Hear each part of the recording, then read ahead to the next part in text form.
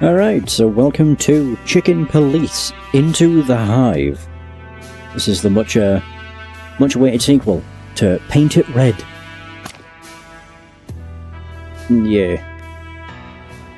The Wild Gentlemen present. This whole madness started with this petty little affair. It's so good. Petty to the one who reads it in the paper. Less petty to the one who's getting shot. Clawville, the city of opportunity, the city of dreams, a bastion of tolerance and equality, a genuine shithole. You know, truth is a weird dame. No matter how loyal you are to her, she'll cheat on you in the end. The question is, are you gonna stay by her side? And if you do, what price are you willing to pay? I needed a drink, I needed a lot of life insurance, I needed a vacation, I needed a home in the country. What I had was a coat, a hat and a gun. I put them on and went out of the room. Raymond Chandler, farewell my lovely. Huh. No, this is a game we've been following for a while. It's hard to explain. It's a point and click, but it's so unique. It's also in colour, I think. I'm pretty sure the first game wasn't. Face down on the ground. Insects may breathe through holes, but this guy had way more than he needed. Probably escaped from the Hive. Was he being chased, or just happened to be in the wrong neighborhood? Who knows? I'm a detective. Those are the questions I should be answering. But I knew there would be no answers in this case. In fact, there would be no case either. Simply because the victim was what he was. Yeah, the voice acting is also top tier. A fly. An insect. Really? Thank goodness you can see in the dark, old owl. Where would we be without you? By the way, what are you doing here? You don't work for us anymore. This is the third time you called me back from my little hole, boys. You must be desperate. May the great wild ones protect us if we've sunk this low. Woohoo. Very funny. So, you want some facts? Sure. Let's get started. His name was Novak, according to his papers, but almost certainly an alias. Pretty likely. Just another fugitive from the Hive, huh? Who knows? All right. I'll snoop around a little. Then we'll talk. I can't wait. And no drinking on duty, okay? On duty? Ha! I'm not a cop nor a doctor anymore. If you need me, make peace with how I work. Oh, feathery heavens, Doc. Relax. I can see you're having a bad night. Bad? Why, is there another kind? Clucking furry hell. I don't need this. So, a few sketchy facts about the victim are never enough. I had to snoop around, see if I could find anything useful. Even if I knew there would be no file on the poor bastard, it just seemed like the right thing to do. A wrecked car. I can talk to Bilbo again. Oh, I can talk. Oh, he's asleep.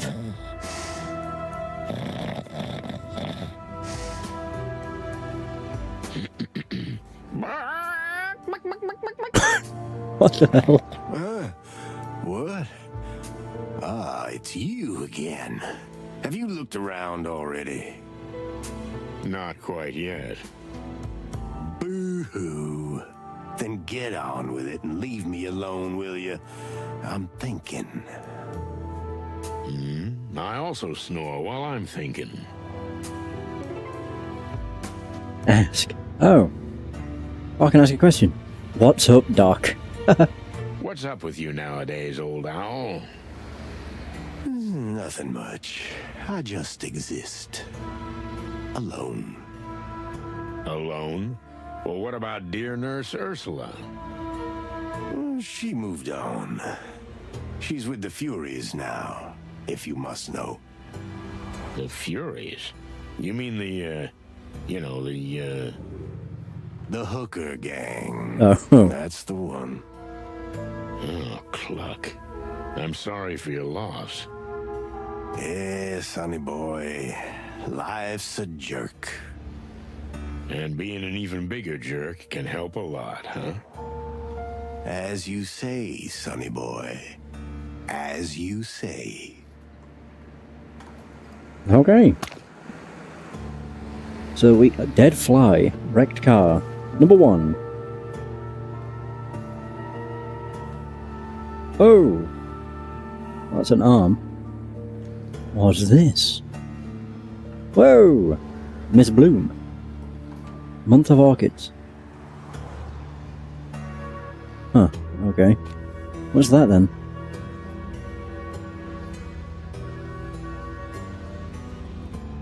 Oh, we learn all about everything. God, I forgot how much information the game kind of like throws at you. So Clawville's an independent city-state, a bustling metropolis, and the seat of the Clawville Colonial Empire. It is a constitutional monarchy with King Hector III, the Fox King, as its ruler. The city has a 1,000-year history and has long been renowned for its principles of acceptance, tolerance, diversity, and peaceful coexistence. Unfortunately, these are now just empty words, and the city is struggling to survive while having to face enemies from within and without. The Chicken Police, the legendary detective duo of Santino Featherland and Marty McChicken, are known as the Chicken Police. The culmination of their nearly 2-decade career together was the takedown of the Whistler Empire 3 years ago. Oh yeah, I think that was Paint It Red, which means this actually takes place kind of canonically when the game released. Yeah, because 3 years ago is when Paint It Red came out. While the name Chicken Police still has a ring to it, the two roosters are tired of playing the leading role. Perhaps it's time to hand their spot over to someone else. The Hive is a fenced-off quarter on the outskirts of Clawville. It was originally an integral part of the city, but after the Segregation Act, the area was fenced off. Today, insects are rarely seen anywhere but the Hive. This place is also known simply as the Ghetto or Roach Town. The Furies are a gang of mainly prostitutes based in the once famous Red Lighthouse, the sweltering Nile, once led by the legendary Madame Zywas, nicknamed the Mother of the City, but she recently disappeared, and now no one knows who is running the criminal organization. The organization is also known by some as the 12 Sisters, allegedly because it originally had 12 founding members. We are now talking about a much larger criminal organization. Oh. The alleged Novak. As far as I can see, he has at least 6 or 7 holes in his body.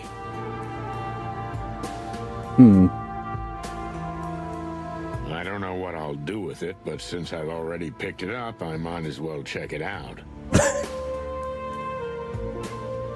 Item received. Oh nice, I have an arm of a fly. Gross. Can I show it to Boobo? Who are you?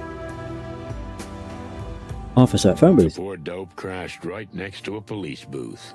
How ironic. Oof. A lonely field patrol. She doesn't seem very concerned about the case. Oh, I can look at Clawville. Another wonderful night in the City of Colors. Unless you're a cop. Or a dead fly, for that matter. I will admit, the game has a completely different vibe now it's got colour. I can't remember for sure. I'm pretty sure Paint It Red was black and white. The only colours that were kind of like highlighted were red. I'm pretty sure. I could be wrong though. Bubo I could just look at him. was a famous coroner, but unfortunately he drank too much, and some organs also mysteriously disappeared during his practice.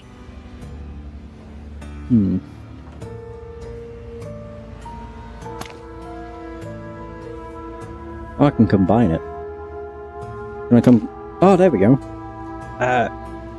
Oh no, I was hoping I could combine it with Ubo. What's that do? I can't actually open the map. Ah, there we go. Use item. Boom. So, what what about the severed legs? Are you bird-brained? Stop waving that thing around. You're a coroner. You're used to this sort of thing, aren't you? Everything has its time and place, boy. Can you tell me anything useful about it or not? The arms were carefully and individually plucked out, Ew. but only after death. Ugh. You think so? I'm sure of it. No sign of a struggle. Even his suit was barely wrinkled. Tearing off an insect's limbs isn't so easy. He would have struggled if he was still alive. You could have been a detective, Doc. Not a good one, but a detective. Thanks. I got enough misery of my own. Well, I guess I won't see you at the station. That's right. You won't. I'm only going there if they take me in handcuffs. I can help with that. Phew, I'm scared. So, that's our cue? Adieu, Mr. Novak. Or whatever your name is. I didn't know you spoke insect. Just a few words. I had a ladybug girlfriend before the Hive closed. I don't want to know about that. Oh, but it's such a juicy story.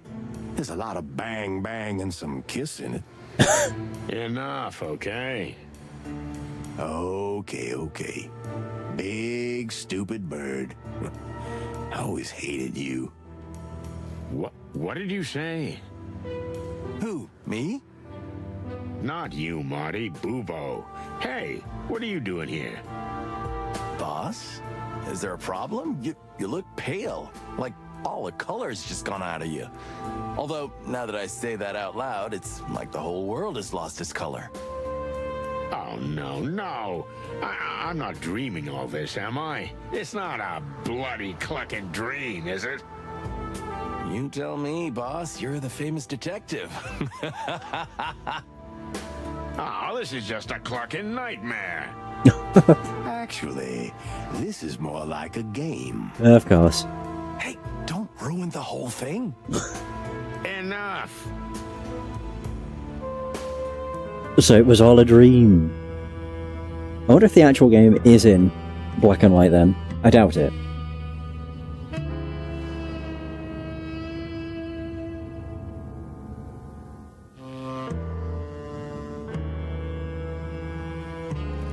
Whoa!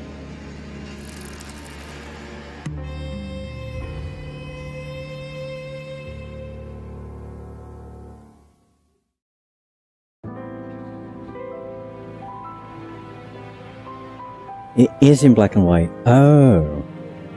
That old case with Oh, Bubo. okay. And then Marty's showing up. What the hell was that supposed to mean? Yeah, relax, old bird. You were dreaming.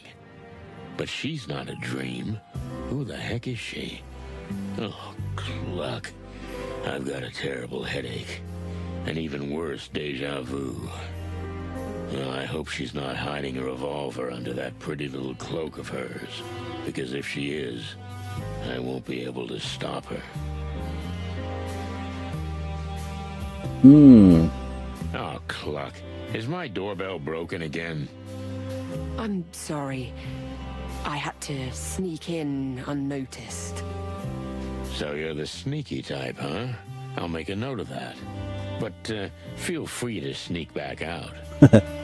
I can't do that. Here we go again. I need to make sure you're gonna help me. Whoa! Lady, listen. I don't even know who you are or what this is about. Promise me. Okay, I promise I'll listen to you. Just calm down. Good. I believe you. Splendid. Now, let's start at the beginning. You know I just installed the new lock on my door. How did you get in? What do you mean, how? The door was wide open. Is that so? Jeez. In that case, of course, make yourself at home. Do you always go through any open door you see? I didn't intend to.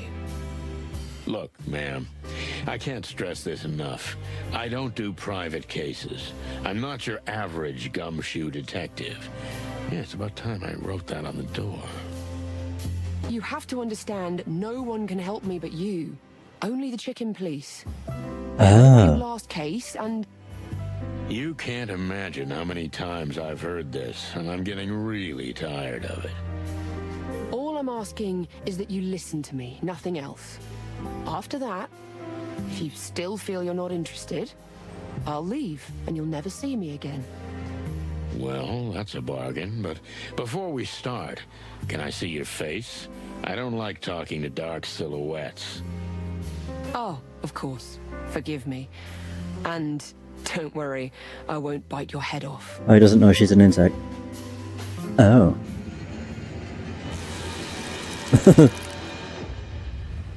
Whoa.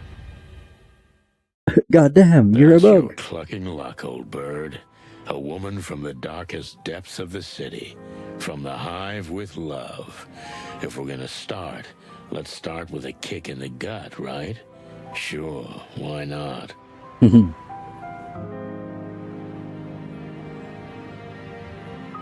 Strange woman. Wait, so is the thing on the... okay. Who is this stranger? Better find out who this invited visitor is. Clue not found. The wilderness. I could retire any day now. It's up to me. Even my boss would be happy. So why am I still here? Good clucking question. Oh, codex entry. Oh, my gun. Oh, nice. Smile. Of course I blinked, like a first-class schmuck. Marty, on the other hand, looks like someone from the front page of the Weekly Copper. Trying to think who those are. She's a receptionist. I think that was our boss. I don't know who that is. Mr. Sinclair. What's up, buddy? Everything all right? Oh, damn. I'm starting to sound like Marty. Hey. Of course, we have my drinks. My ashtray. All the cigarettes in the world.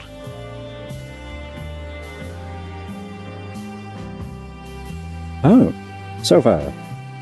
Ooh. Since my bedroom has been a hazardous area for some time, I use this sorry sofa as a bed. How can you even call that a sofa? That would barely seat one person. What's this? Oh, Miss Freebird. A month of freedom. Oh.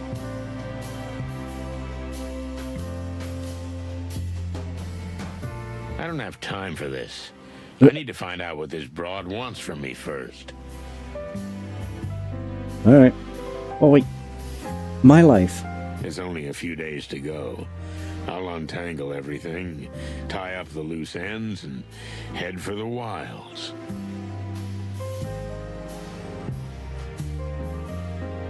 Molly. My ex-wife, Molly. I've packed up all the other pictures already, but this... Well, I'll leave this for the ghosts. They deserve each other. Alright, let's see. I can look at her. This woman, in this neighborhood, she must have made a very long and dangerous journey from the Hive to here. I just realised she'll have multiple limbs. You know it was very dangerous for you to come here. For, you know, someone like you. Because I'm an insect? Yes, I know. So what has brought you all the way from the Hive, Miss, Melandra Mantidea. And yes, I am indeed from the Hive. I see that doesn't surprise you. Let's just say we don't really see your people outside the Hive these days, sweetheart. You have no idea what it's like to live there. I've been to the Hive more than once, although I admit the last time wasn't yesterday. Things are getting worse every day. But that's not why I'm here. I guessed as much. Well, I'm going to get to the point. My husband is missing. Oh, yeah, I know that one. No offense, but have you looked at the local bars and joints? You know, most of the time... No, you don't understand. He's dead. Oh. You mean he's missing and declared dead? No, he was already dead when he disappeared. What? I'm afraid I'm losing the thread, and I haven't even picked it up yet. It must be my age. So, how was this again? You might want to sit down for this.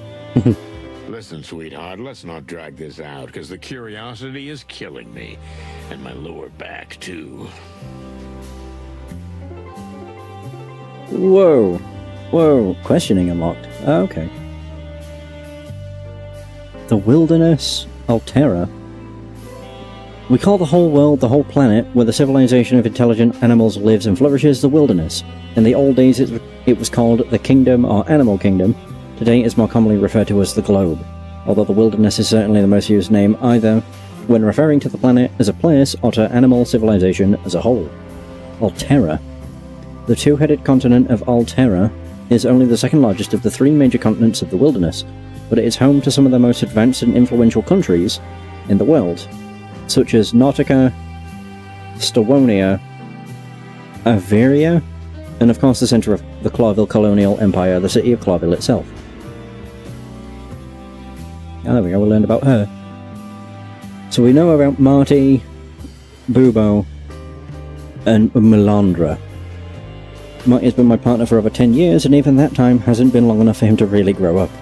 He's a crazy rooster, but without him I probably wouldn't be alive. He saved my feathery ass many times. Yet for a long time he felt like a colossal weight around my neck. But today, to be honest, I'd have a hard time imagining working without him. He's my big white feather-filled conscience. So he used to work for the PD himself as a coroner. Now he only has a private practice, and that is illegal too. He serves up off-duty cops and sometimes even thugs if he's paid well enough, either with money or favours. The old fellow once had a good heart, but time has buried it deep beneath his rickety bones. And Melandra, a mysterious insect lady who paid me a visit to brighten up my boring weekdays. Not that way, but rather with a case too mysterious not to take. One day my good heart will make me bite the dust. Alright, so we can question her. Wait, what? I could talk to her. Why in the middle of the night, sweetheart? Don't you think it's a little, unsafe? Hey, Scotty. Unsafe? Believe me, Mr. Featherland, as it is now, if anyone sees an insect outside the hive in broad daylight... How's it going? Yeah, I guess that's worse. Now you can see how important this is to me. You must be very desperate. Ooh, another codex entry. I'm not doing too bad, thanks. I'm finally feeling better. I lost my voice for like 10 days, and then I went deaf in one of my ears. But that's all cleared up now. Also, don't judge the game too harshly on the visuals. It's incredible, and you should actually play the first game. Paint it red. Oh, I can talk again? So, are you ready? I'd like to dig a little deeper. It's not too painful, most of the time. Go on. That's why I'm here, Mr. Featherland. I hope you feel better soon. So what was that? Oh, I have my gun. And my badge. Oh, I'd be like Phoenix Wright, where I can use that on everything. So what else did I learn about? Just one sparkle. Many believe that all it takes is a small spark to turn the Hive's small riots into a real major uprising. Given the city's current fragile state, this could be disastrous. With the memory of the previous Great Fire still fresh in the minds of Clawville residents, panic is almost palpable in the air. Everyone is waiting to see when that spark will fly. Melandra dared to come here alone, so she's a strong and upright gal. Breaking her certainly won't be easy, but maybe she'll open up to me if I approach her gently. Break or open. Either way could lead to success, as long as I don't fall flat on my face. Oh yeah, I get to choose. Do I be a good cop or a bad cop? Good cop. Let's start at the beginning. With your husband. Milo Masterson. Yeah. Wait a minute. Masterson? You mean you didn't take your husband's name? Don't get me wrong, I loved him very much. But in our family, women don't usually do that. It's our way of keeping more of our independence. I get it. Oh. So Melandra dared to come here alone. Alright, it's already what we said. Break or open? I didn't know how dangerous it was to come over to it anyway. Why would you be that reckless? When exactly did your husband die? A week and a half ago. And when did you discover that his body was missing? 3 days ago. And what's happened since then? I tried to convince myself to come here.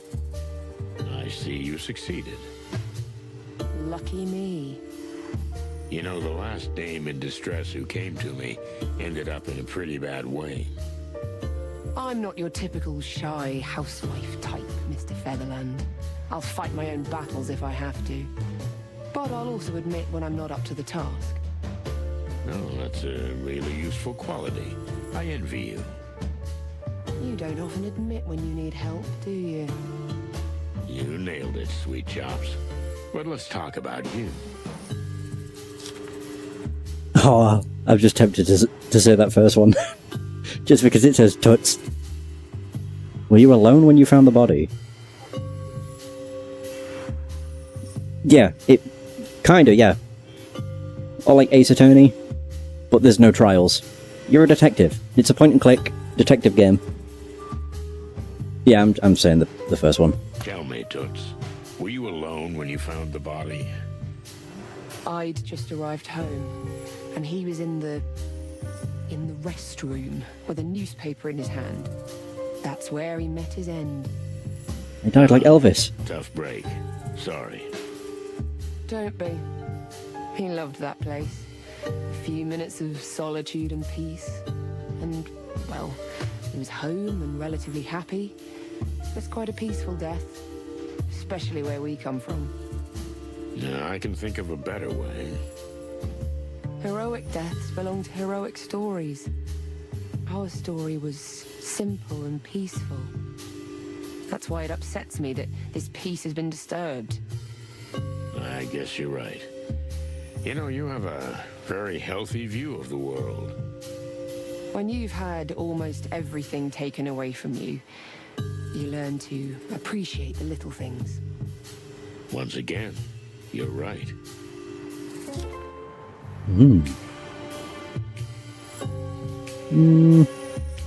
What do you get the feeling your husband was up to some monkey business? You're hiding something? Did your husband have any dubious affairs?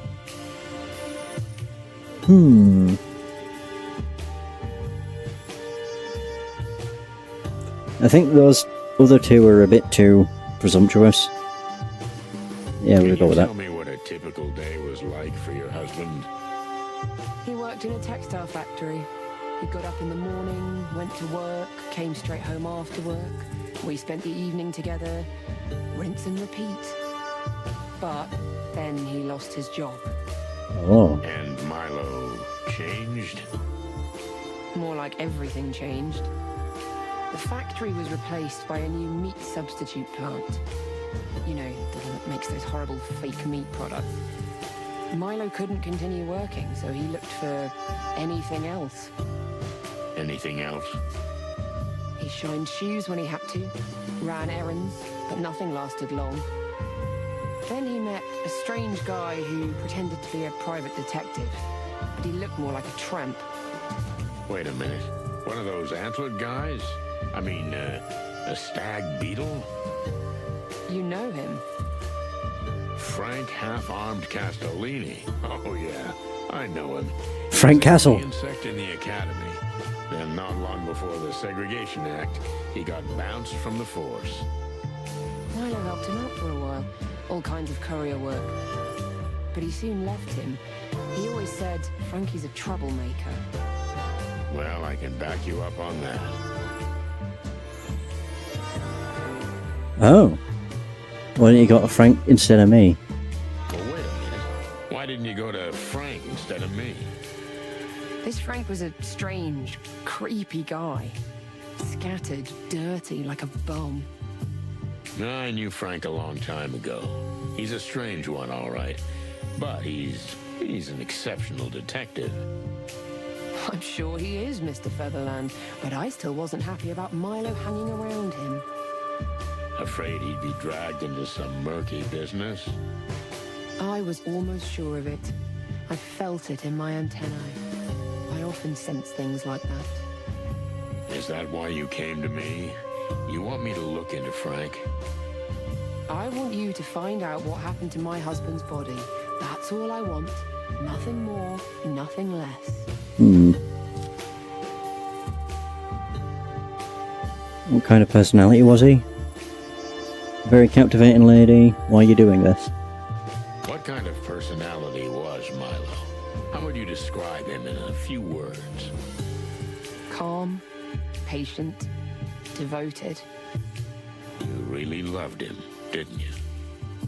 I love him even now, Mr. Featherland. Well, then your husband was a lucky man. Thank you. Wait, spit it out.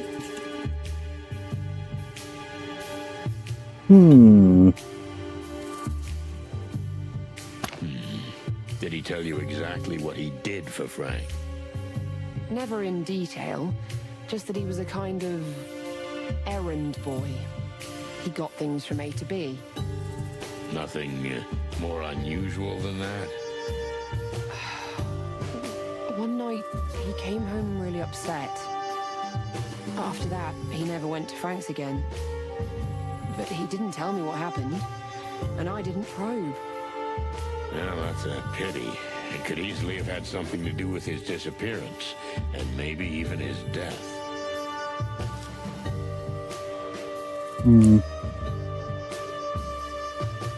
Dun, dun.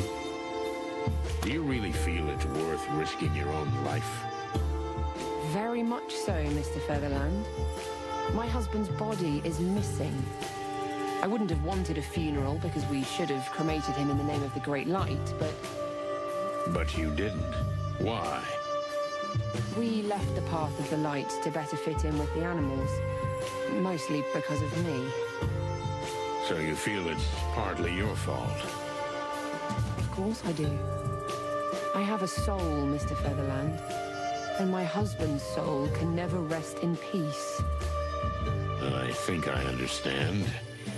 Sort of. Yeah, the music is pretty on the loud side. Okay. Give me one good reason why I should care about this. I should be able to change it. Look, I can't pay you much, but It was never about the money. But I'm still a cop. I don't do... you're saying you don't do private investigations? Not what I heard. Rumor is, when the Wessler Empire... let's not dwell on the past. This is a different kind of case. Because of the Hive, right? So you won't take the case. Well... maybe. So, you've been looking into this all on your own? I had no choice. I searched the cemetery, but I didn't find a soul. There's an old bug working there. His name's Uncle Joe, kind of a local legend. Take it easy. Everybody knows him. He didn't see anything, but he couldn't have seen much because he was drunk as a skunk. I guess the police didn't bother to question him. The police? Please. Have others disappeared from the cemetery, or just your husband? His was actually the third, and then 3 others went missing, as I heard. You say 6 bodies are on the loose? Don't put it that way. But yes, that's what I know. And this, Uncle Joe fella, what else do I need to know about him? When I talked to him, he was scared. I guess he was either beaten or threatened, probably both. Well, thank you for answering my questions, Missy. So, the interview, that was it? You'd better not leave town. Stick around. It's the best thing to do. So be it, Mr. Featherland. You see? That's what I'm talking about. Oh, good cop, neutral, bad cop. Okay. I managed to get wrapping up enough to find out what I wanted to know. Melandra's husband wasn't perfect, but he wasn't a troubled character either. He was probably involved in something shady. Something also related to Frank and the bodies that went missing from the cemetery. Does this mean you'll take the case? Well, if I don't do it, no one will, right? Not likely. First, I need to talk to Marty, my partner. It seems everything they say about you is true. I hope not. But please don't go anywhere until I get back. I'll look into it, but it'd be extremely dangerous for you to be out there. I don't want to be a burden, Mr. Featherland. It would be a much bigger burden if I had to go out and look for you. Maybe... All right. You're right. Good. Make yourself, comfortable. Clucking hell. What am I doing? The Hive. I swore to myself I'd never go back to that place. Well, that's me in a nutshell. I stood there like a crumbling old statue. Meanwhile, my doom crept in through the crack beneath the door, like cigarette smoke. I could smell it. What can I say? Marty's gonna be over the moon. Ever since the chicken police came back into the spotlight, he's been looking for trouble. Well, if there's one place we can get it, that's the Hive. But first, I have to find that oversized feather pillow. Whoa. New clue, new codex entry, new character, new goal. Right, can I change the audio? Oh, there we go, cool. Music. Perfect! That should be fine. New item secret revealed. What the hell? Oh, I got phone numbers. Ooh. Have a look. My notebook with the most important phone numbers in it. Marty's number is 555432. Oh. Okay. God, so I got... Whoa. A lot of stuff. Goddamn. The Great Light. Insects must believe in the Great Light, the redemptive light towards which they will fly at the end of their lives and with which they will eventually be united for eternity. Fall of an Empire. The most recent high-profile case of the Chicken Police ended with the collapse of the Westlet crime empire. While at the time this raised high hopes among the public and brought the detective duo back into the spotlight, it soon became clear that they may have done more harm to the city than good. The gangs that broke away from the empire have been warring for power ever since. While their rivals have also grown stronger, the police are rapidly losing control and the city is slowly drifting towards the edge of collapse. Meat substitute. MEAT is a new meat substitute product that has been on the market for a few years and is becoming increasingly successful thanks to its low price and yet extremely high quality. However, the identity of the company's founder and owner is a mystery and the subject of constant speculation. As is the question of how a meat substitute can have such a good, almost unmistakable meat taste. Oh god. The Clavilian Faith. Clavilian Faith, also known as the Common Religion, is one of the most widespread beliefs of the wilderness, based on a trinity of gods called the Great Wild Ones, or Wild Gods, namely Hariti, the goddess of creation, Tapti, the Lord of Destruction, and Kvatiti, the gender-neutral Spirit of the Void, and Silence. The three of them maintain balance between the never-ending conflict of creation and destruction, forming an eternal, unbreakable order. The Last Light. A radical religious cult composed largely, almost exclusively, of insects that believe in the power of redemptive fire. Clarville's leadership is seriously concerned that they are planning to burn the city to the ground. Certainly sounds like it. Was that her husband? Oh no, that's the stag beetle. Frank Castellini. Lucana Service. Oh, that's their, like... I can't remember what... Is it the Latin name? Something like that. So Frank is an old friend and the best private eye in the Hive, and perhaps the whole town. Now he may have gotten himself in too much trouble for his own good, which, let's face it, sounds exactly like him. Oh, Marty McChicken. Clue not found, and trouble in Roachtown. Oh god. 6 tombs, 3 leads, shady dealings, missing corpse. Sheesh. Right, 555 432. I think. Let's see.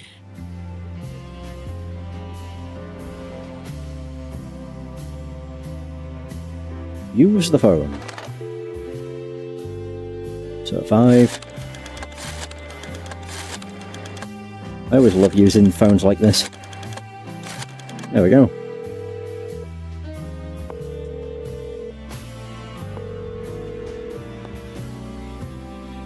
Nothing. Typical. Strange. Marty always answers the phone, no matter how late I call. Maybe he's at the station. Maybe. New secret item revealed. Okay. What is that then? Oh, it's another number. Oh. Okay, police department's 555-111. Okay. Easy. Let's see. Can I talk to her again? Hang on. It's just because she's got an exclamation point above her head. Oh, right, there is more. Are you about to start now? I need to talk to my partner, but essentially, yes. The clock is already ticking. That's reassuring to hear. Oh, there we go. We're good. That's not what I wanted to do. Let's see. Alright, use phone.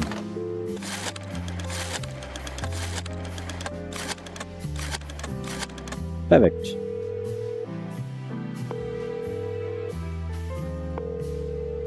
Clarville Police Department, how can I help you? Hey, Mon. Is that you, Sonny? What's up, Chief? Is Marty in there? He's left already. Why? Ah, nothing. I'll go look for him at home, I guess. Okay, Boss Bird.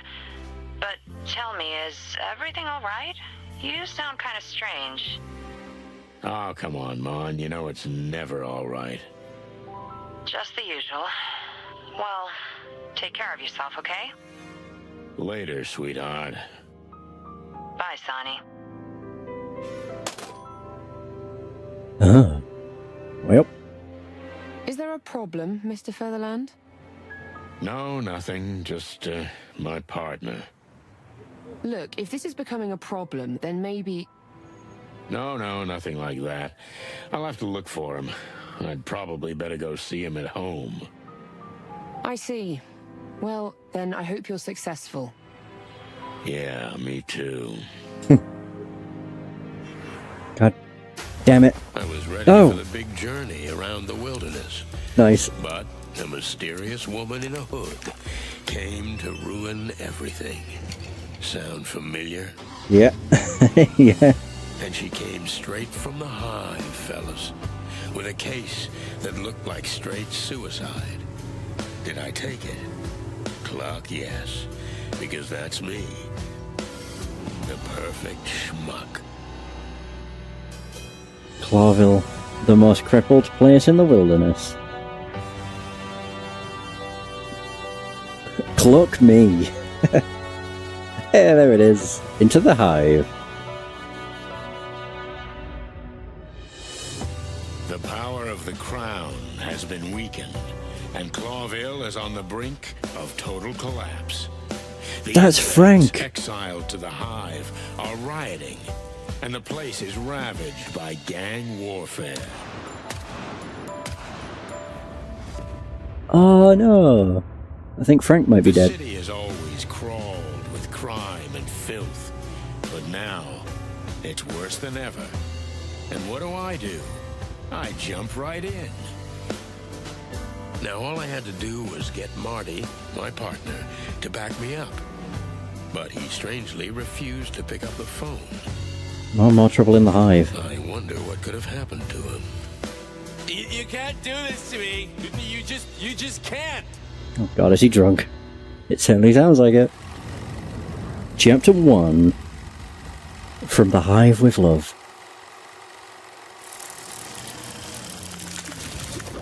Ooh. No.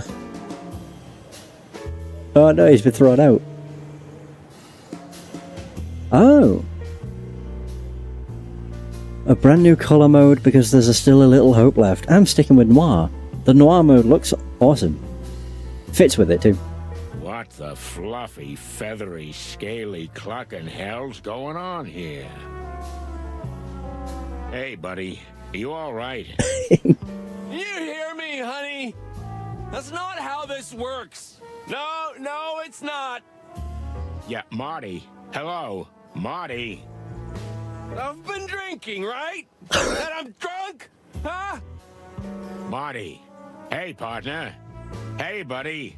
Oh, goddamn featherhead. Tearing me apart, Laura! Lisa. Oh, no chance. I've got to get him out of this state somehow. Oh god. Right, so my new clue is to make him sober up, I guess. What's this?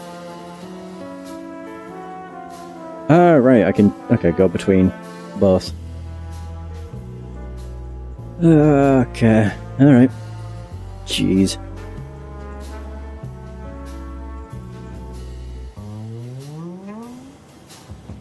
Oh, there we go, the apartment block. I can just see things flying out of the window. Yeah! It's a tidy little neighborhood and a tidy little house with probably tidy little neighbors. Neighbors who don't deserve this shit show. The hell's that? A Vectra ball. Marty's beloved Vectra ball. Pretty cold of Laura to chuck that out, but it might just be useful. Can I use it on him? Use. Marty! Hey, I know you can hear me! Everyone is listening to us, don't you care? Oh god, is he gonna hit him? Alright, we just knocked him out. Ouch! Hey! Finally! Good evening, partner. What the hell, man? Hey, Marty. Everything, okay, buddy? What? Of course it's you. Who else would it be? Are you, by any chance, a little tipsy, Marty? You just don't cluck at me about drinking here, okay? I didn't say anything. Well, don't. Because... Listen, Marty. All this stuff here. Yeah, Laura didn't, she didn't throw you out, did she? What? Me? Ha! I can't be thrown out. I'm Marty Cluckin' McChicken. Did you hear me, honey? I can't be thrown out. Take it easy, Marty. Actually, I threw her out. Yeah. Yeah, sure. Let's get your stuff and get out of here, okay? Okay, Boss Bird, but promise us we're gonna do something stupid. Huh, that I'm sure of. Wait a minute. Just one tiny minute. Yeah, Marty, no. Laura! Come on! Laura! Oh god. Oh, for cluck's sake. Look, I got something in the car that'll help you. Laura! He's not gonna talk to me until I get him out of this state. My god. I can back out. Oh. No man, that's where I want to be. Crap. Oh, I didn't realize where my car was. There it is. It is. My beloved flask. Contains a killer cocktail handed down to me by good old Dr. Bubo. Cures anything. There we go. We got it! Does it actually say what's inside it? The flask and what's in it has saved my life countless times. It contains a strange potion, the recipe for which was handed down to me by old Bubo. I'll take it to the grave with me, that's for sure. Oh, nice. SF. Alright. Here you go, Marty. What the? You want to kill me? Take a few deep breaths and everything will be fine.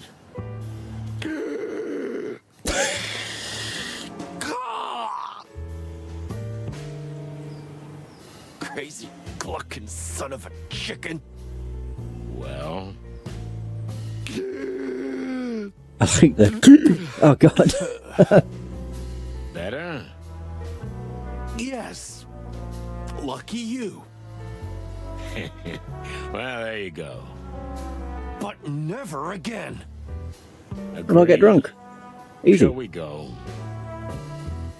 Yeah, I guess. He's just gonna leave his If you stuff there. puke in my car, I'll pluck you and cook you alive. Yeah, let's just get out of here. That's my boy. That's my boy. There we go. New location, map updated. Oh, we can now go to the police department. Alright, let's go. Oh, it's the right bumper. Okay. Marty's Nest, police department, home. Let's go.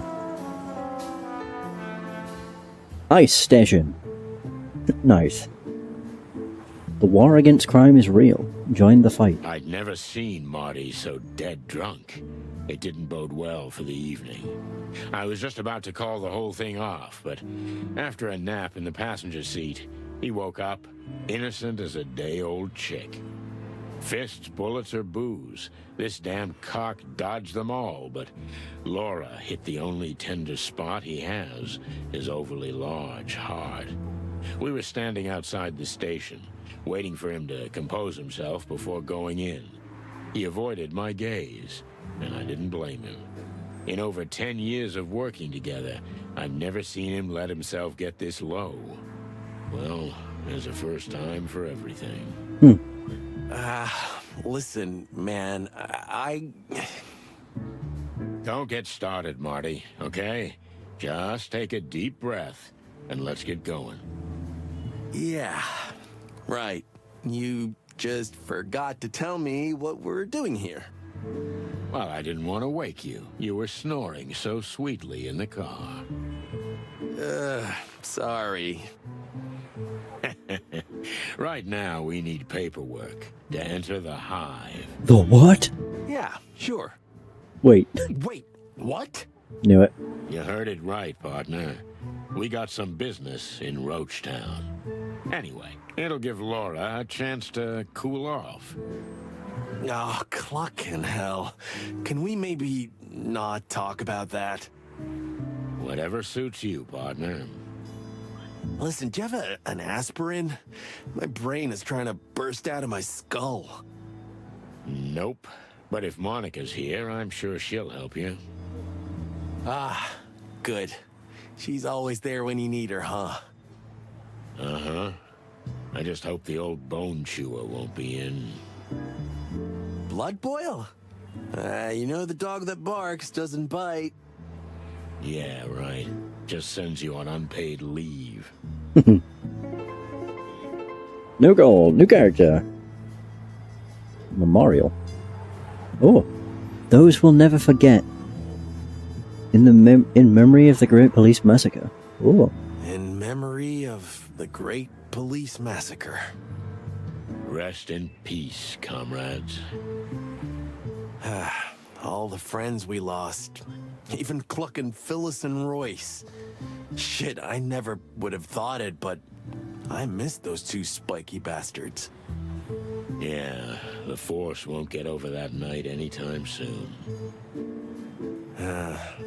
Clawville is really on the brink, right, buddy? Yeah. And don't call me buddy. Oh, yeah. Sorry, Boss Bird. Another codex entry. Gonna be a lot of those. Monica Rosen. The real Mother Goose of the Force, receptionist, nurse, and friend in one fragile tiny body. With all the good and bad of those roles. I can't count the number of times she has done us an unrepayable favour, putting around Beak on the line. Oh dear Monica, where would we be today without you? Oh, the police massacre. Phyllis, Royce, Jardine, and many others, 12 members of the Clarkville police force were killed in the botched raid when they were caught up in a gang war between the Scaly Backs and the Golden Fang clan. The city has not seen a brutal shooting like this since, although many fear that if the rampaging gangs and clans are not contained, the incident will be repeated. Ooh. Let's go in. Oh. This doesn't look much different. Well, well. If it isn't the chicken police in the flesh. The hens that lay the golden eggs, huh? Moses, Plato. Evening, gentlemen. Now get lost. Marty's having a rough night. Everything all right, Marty, my boy? You look like you've been swimming in the Times. Or are you just juiced up? Aw, are you mewling at me, tiny tiger? I'm sorry, it's hard to hear you from up here. Tiny what? What did you say? Please don't do this, Plato. We're so much better than that. For cluck's sake. Not only crappy detectives, but the chicken shits too. Wow. I can't believe I'm saying this, but yeah, Moses is right. Okay. Whatever. Moses, Plato, the later the better. Indeed. Goddamn. Who the hell is this? Hobo figure. Who's that guy? What's he doing here? He seems lost. Well, ask him. No clucking way. Just look at him. Well, maybe he's looking for you. An old friend of yours. A classmate from the Moron Academy. Ha ha ha. Your sense of humor is getting old and rickety, just like you. Because I'm spending more and more time with you, buddy. Oh, she isn't here. Well. Can I even look at anything? No. Okay, cool. Oh, what's this? Vending He's been machine. dead for years. Besides, Marty was the only one who drank that garbage. Moses appears to have more to say. Oh. Sorry to bother you guys, but have you seen Monica? Uh-huh.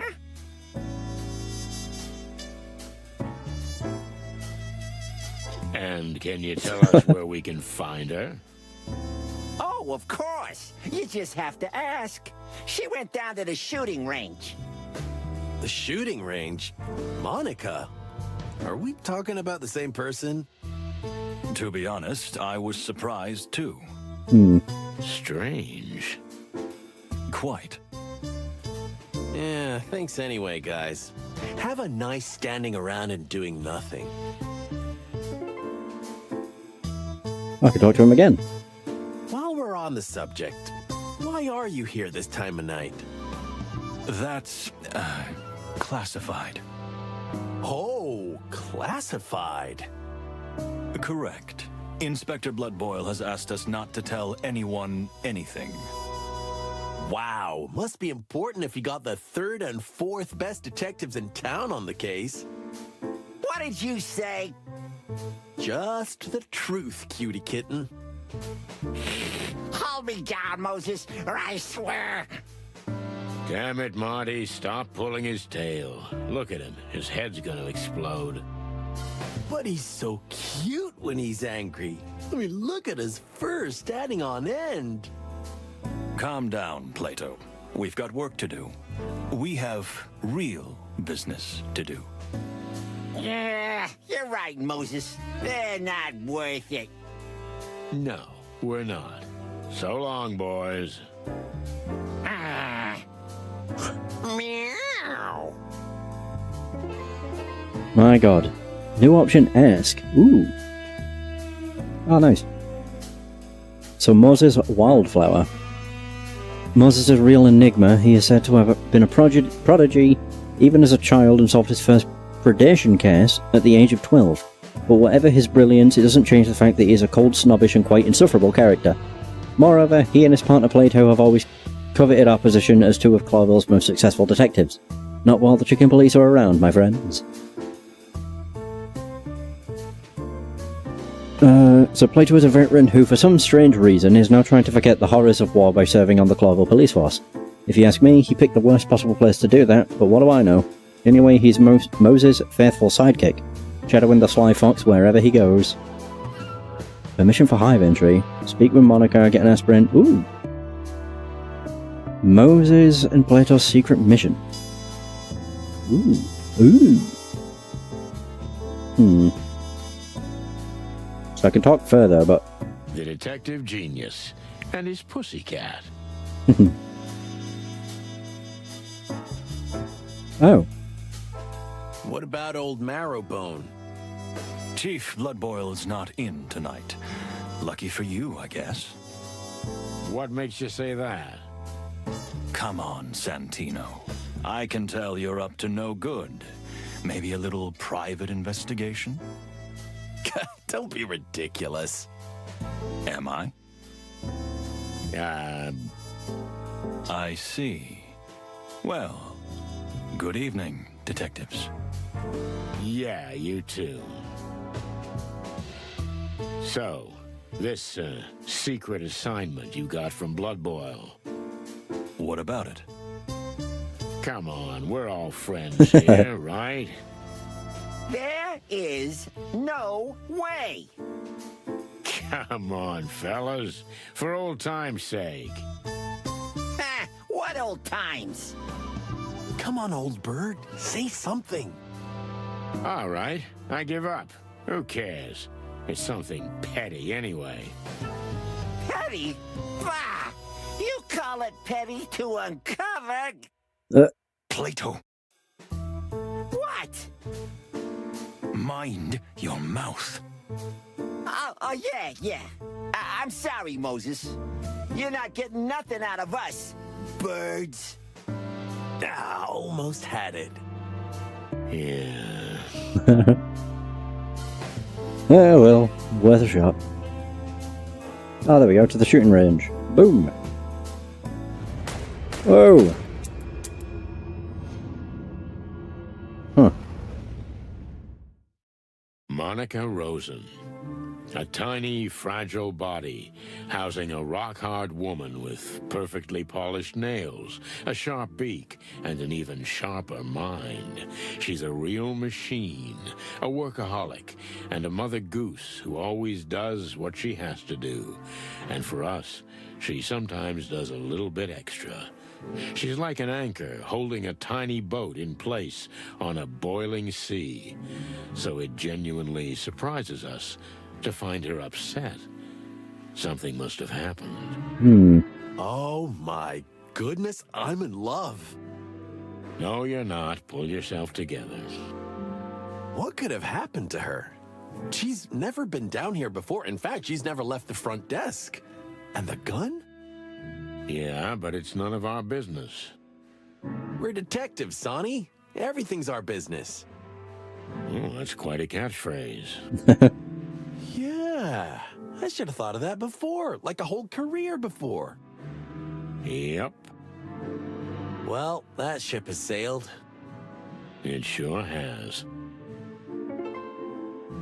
New goal. Oh, what's up with Monica? We'll find out what it was. Okay. Monica! Hey, Mon. What's up? It's a little, unusual finding you here. What? Me? Oh, no, it's nothing. I just came down to chill out a little. And it's already better. Okay. To chill out a little. Exactly. Yeah. Chill out, you know. Well, if anyone, I can understand. I spent half my life down here, but I've never seen you here, Mon. Especially... With a huge clucking gun in your hand.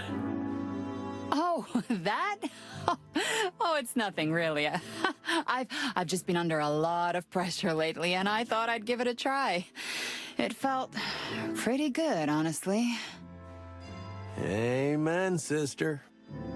By the way, you're looking a little ragged, Marty. Did something happen?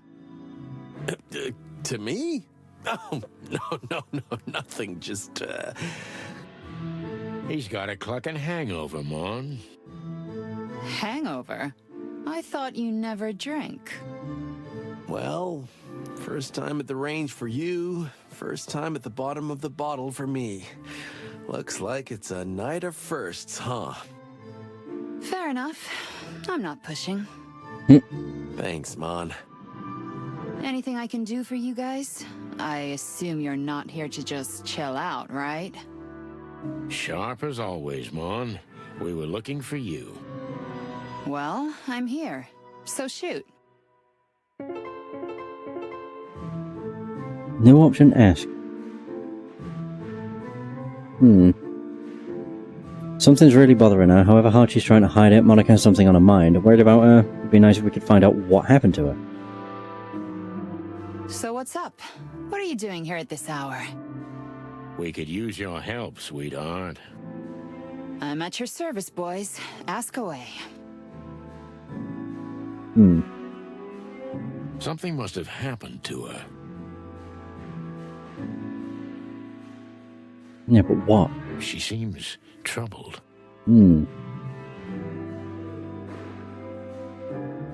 Alright. Around the world. Hey, Mon. Listen to this. Sonny is going on a trip around the globe. Oh, really? That's nice. Huh? He never told you? But I thought you two were pretty close. Yeah, me too. But whatever. He's not gonna go anyway. Hey, wait. What? Yeah, that's what I told him. He's just beacon, but he's staying anyway. He and Clawville are in a long and bad marriage. Exactly. Hey.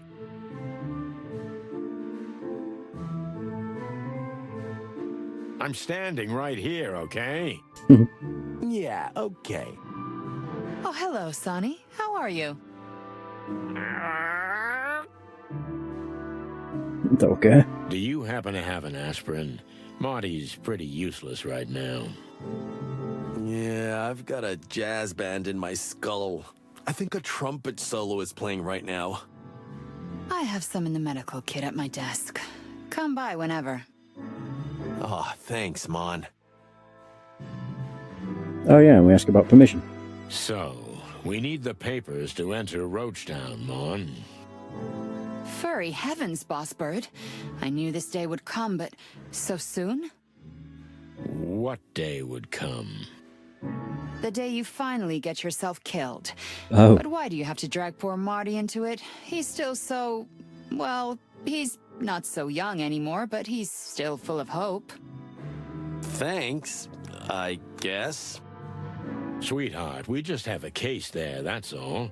We can't do it from the outside. Why don't you ask that bug friend of yours, Frank?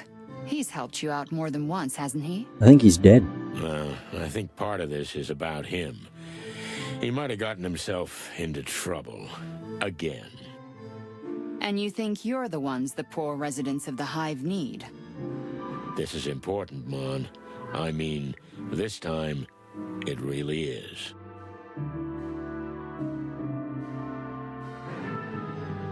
Mon? Wild heavens. Okay. But you owe me one. Again. You're an angel. Oh yeah, I am. I'll add it to the list. How does it work? I'll give you the permit at the front desk, but you'll need another detective to sign it as a witness, because you can't count on the boss's support. No problem. I got Marty. No, you're partners, so I need someone from the station who's not Marty, but equal in rank to you. Moses. Oh, okay. Maybe Boscarelli, the shaggy bone chewer. He had a tough case in the Calavera Hills, some serious cat fight. You know he's got cat allergies, so he's on forced rest. Moses. Well then, There is no one left but... Moses. and Plato. You're like 2 eggs, boys, you know that? But yeah, you're right. They're the only ones you can count on right now. Oof. Ah, chicken shit. Thanks anyway, sweetheart. Yeah, no worries. Shooting range. Oh, I can shoot. Each body part is worth a different score. Watch out for civilians. If your opponent reaches you, the game's over. Oh.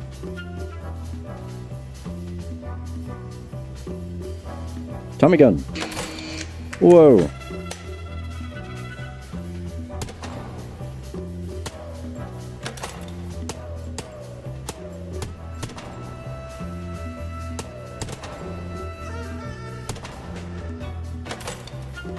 Ba, ba.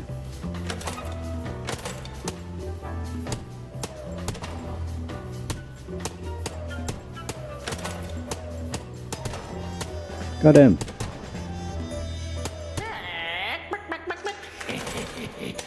What the hell was that?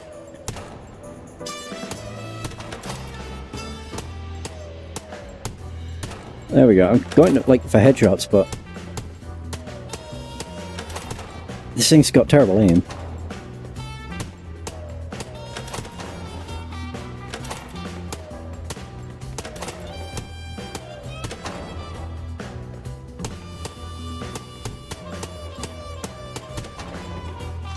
Reload again. Round 2.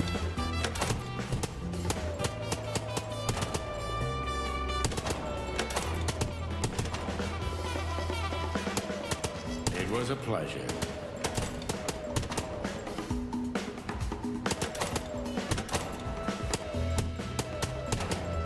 Oof. Quick.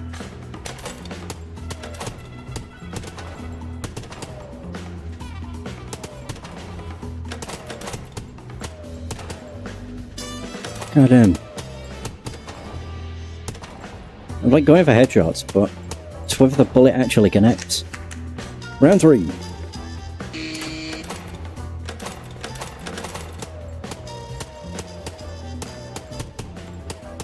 You can do it.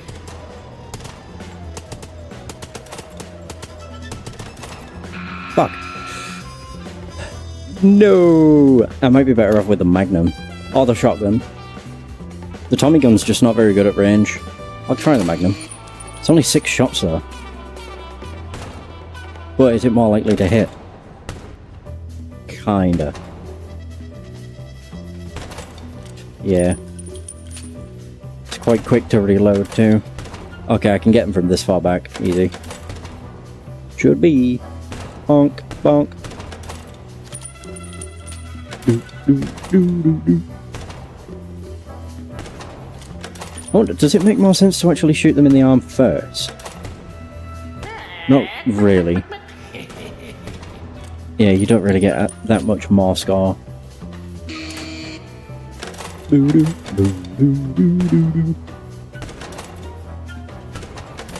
can't tell if that's a civilian. I'm assuming so, because they're not holding a gun. Yeah, cool. You can do it. Oh shoot, I have to reload. Crap. Woo!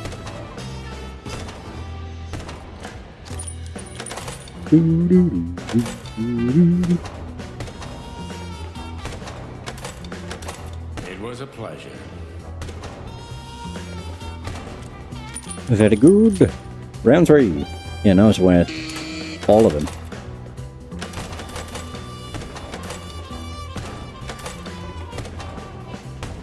Crap.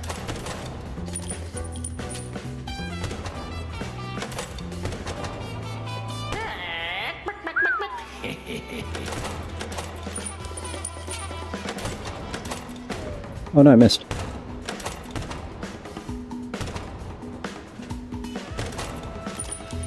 Quickly! Round 4. God, this just means they get quicker, which I'm not a big fan of.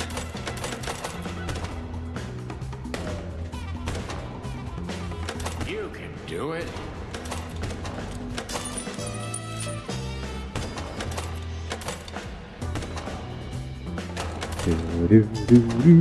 Almost.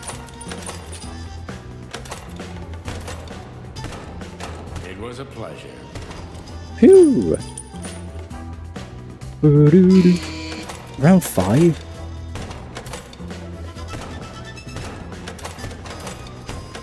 Shoot!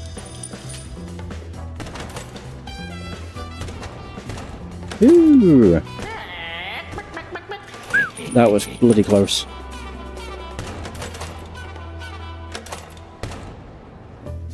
I was holding a baby.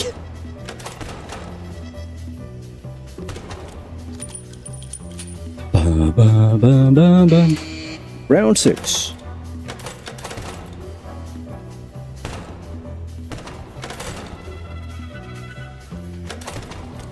Crap. You can do it. Woo!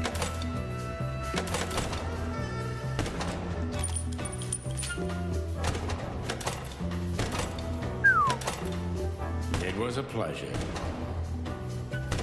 Okay. Got him. Doo-doo-doo.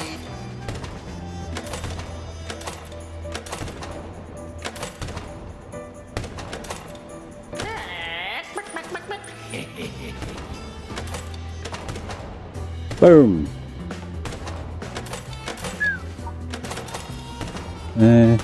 Crap, I missed.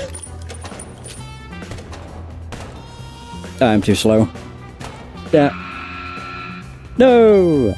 Damn, accuracy, 96%. Not bad. Yeah, that's fine. Whatever. Cool. That was fun. Woo!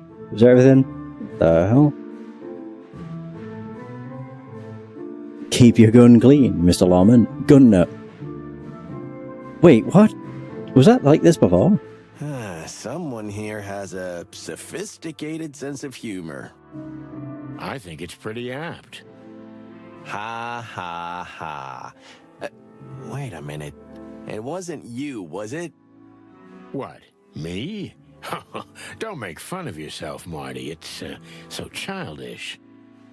Yeah, I'm watching you, old bird. Yeah, leave me alone. I'm watching you. Oh god. Like a hawk. Cool. I guess we'll go and talk to Mon. New Ask topic. New Ask topic.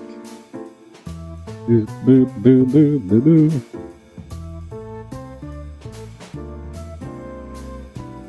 Oh, I can talk again. Well, have you talked to Moses about the license? Nope. No, not yet. We didn't have the Balls. I was gonna say time. Sure. We had neither time nor balls, Mon. I see you're tired. Are you sure you're gonna throw yourselves into the night in that state? What? We're at the top, honey. From there, you can fall the hardest. Alright, we'll go and talk to bloody Moses. Hi, fellas. Hey, fellas. Glad you're still here. Well, well. I never heard that from you before, Santino. Make a note, because it won't happen again. What can we do for you, chickens? Oh, it's, just a little favor. Oh, there we go. What do you want? Well, let's see. Ah, there we go. Permission, the Hive. Gangs of the Hive. Ooh. We have a small favor to ask. Huh, that's what I call a surprising turn of events. You're telling us. I'm not gonna mince words. We need your signatures for a permit. Ah, so you are going to the Hive. I thought so. You thought so. Listen, a friend of ours is in trouble. What kind of trouble? The life-threatening kind. That could be said of almost anyone in the Hive. Moses, please. We're both on the same team, right? Fine.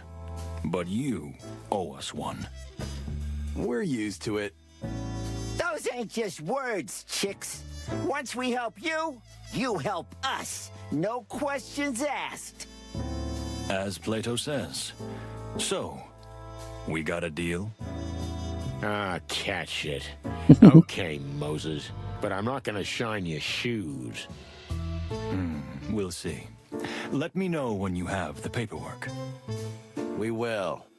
Well, that was easy. Too easy. We'll regret this, believe me. I'm sure we will. They're gonna ask for something humiliating, right? Well, those two are competitive. They're not unprofessional, but they could put us in danger. Beyond what we already face? Exactly.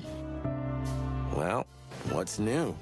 Our lives are a constant, needless, risk-taking roller coaster for which we get nothing but a series of scars and nightmares. Right. The Hive. Hey, fellas. I heard you guys had some business in the Hive recently. There was a little incident, yes, but nothing too serious. Unfortunately, We went to ease some of the tension there, but it didn't work out that way. What do you mean?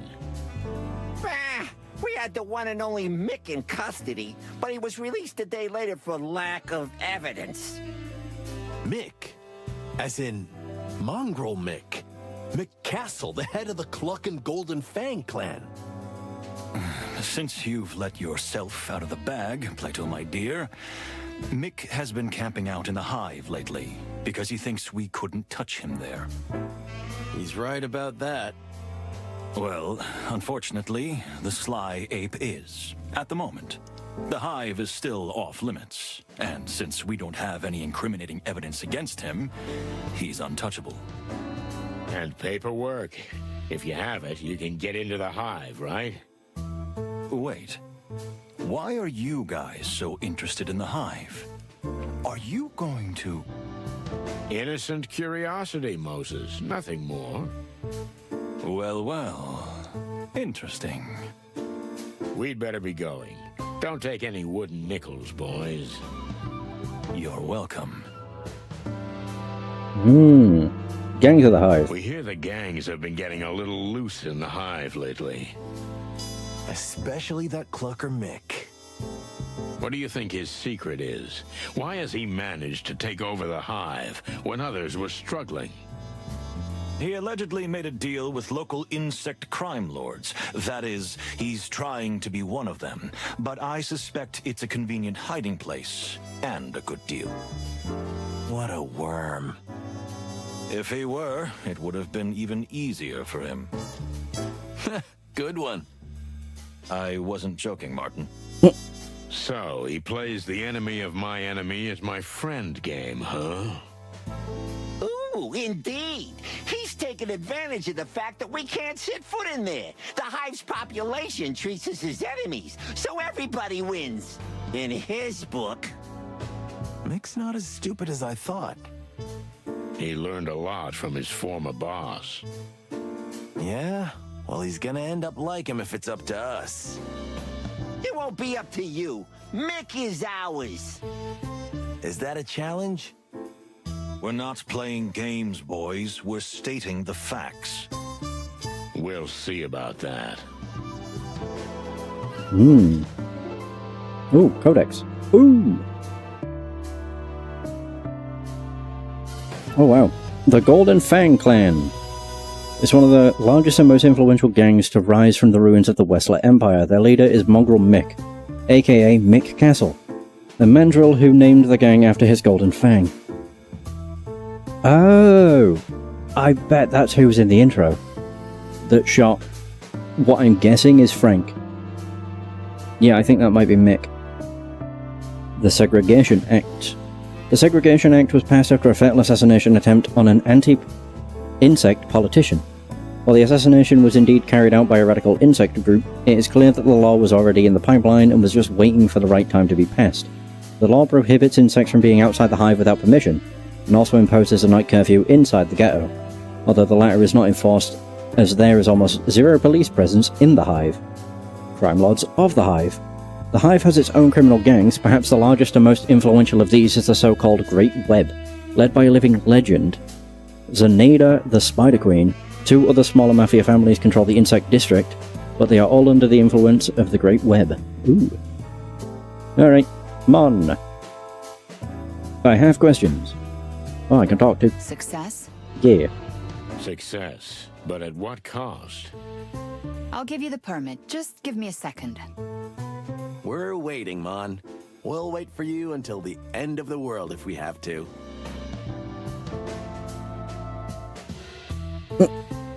What? How can I help you guys? We're fine for now. Thanks, Mon. Danky, danky.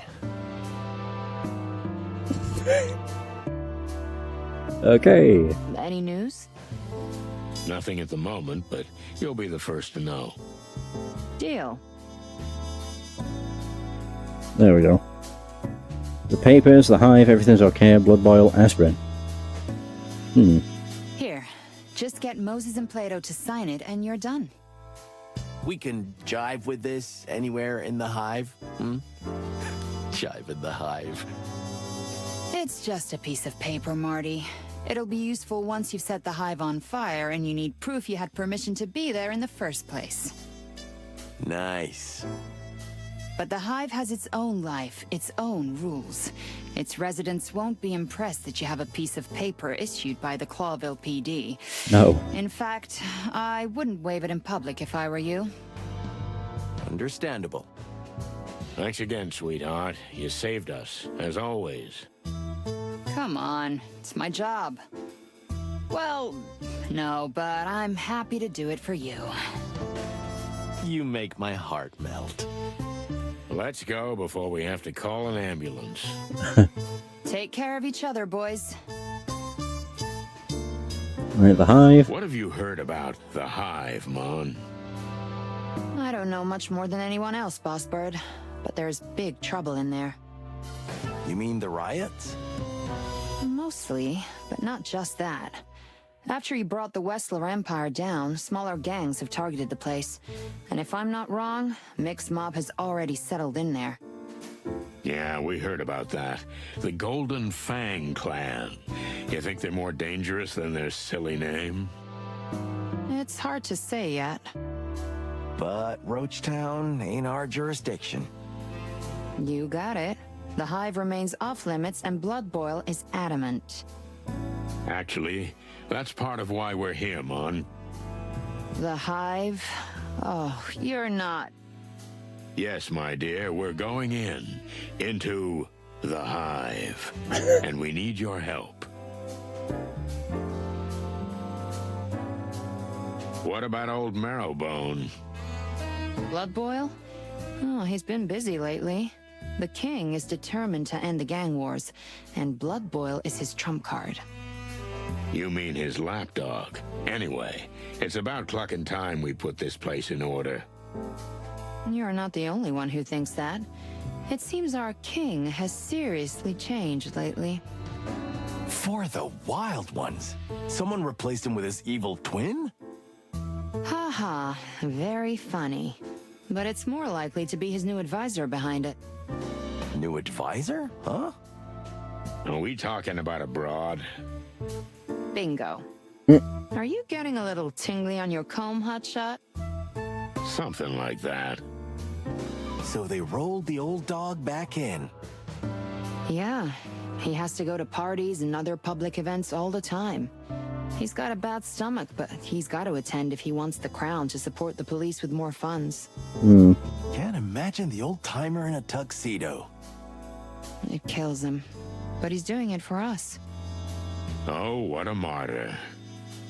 Don't be so mean, Sonny. But that's my trademark. My head's still splitting. Just take this. Thanks, Mon. You'll be all right in a minute, you big chicken. Yeah, I hope so. Because right now, I've got a feeling this is gonna be my last night. Hey, no cryptic prophecies, Marty. You're proved right too many times. Yeah, okay. There we go. So, everything all right with you, sweetheart? It's unusual to see you here. Sonny, guys, it's okay.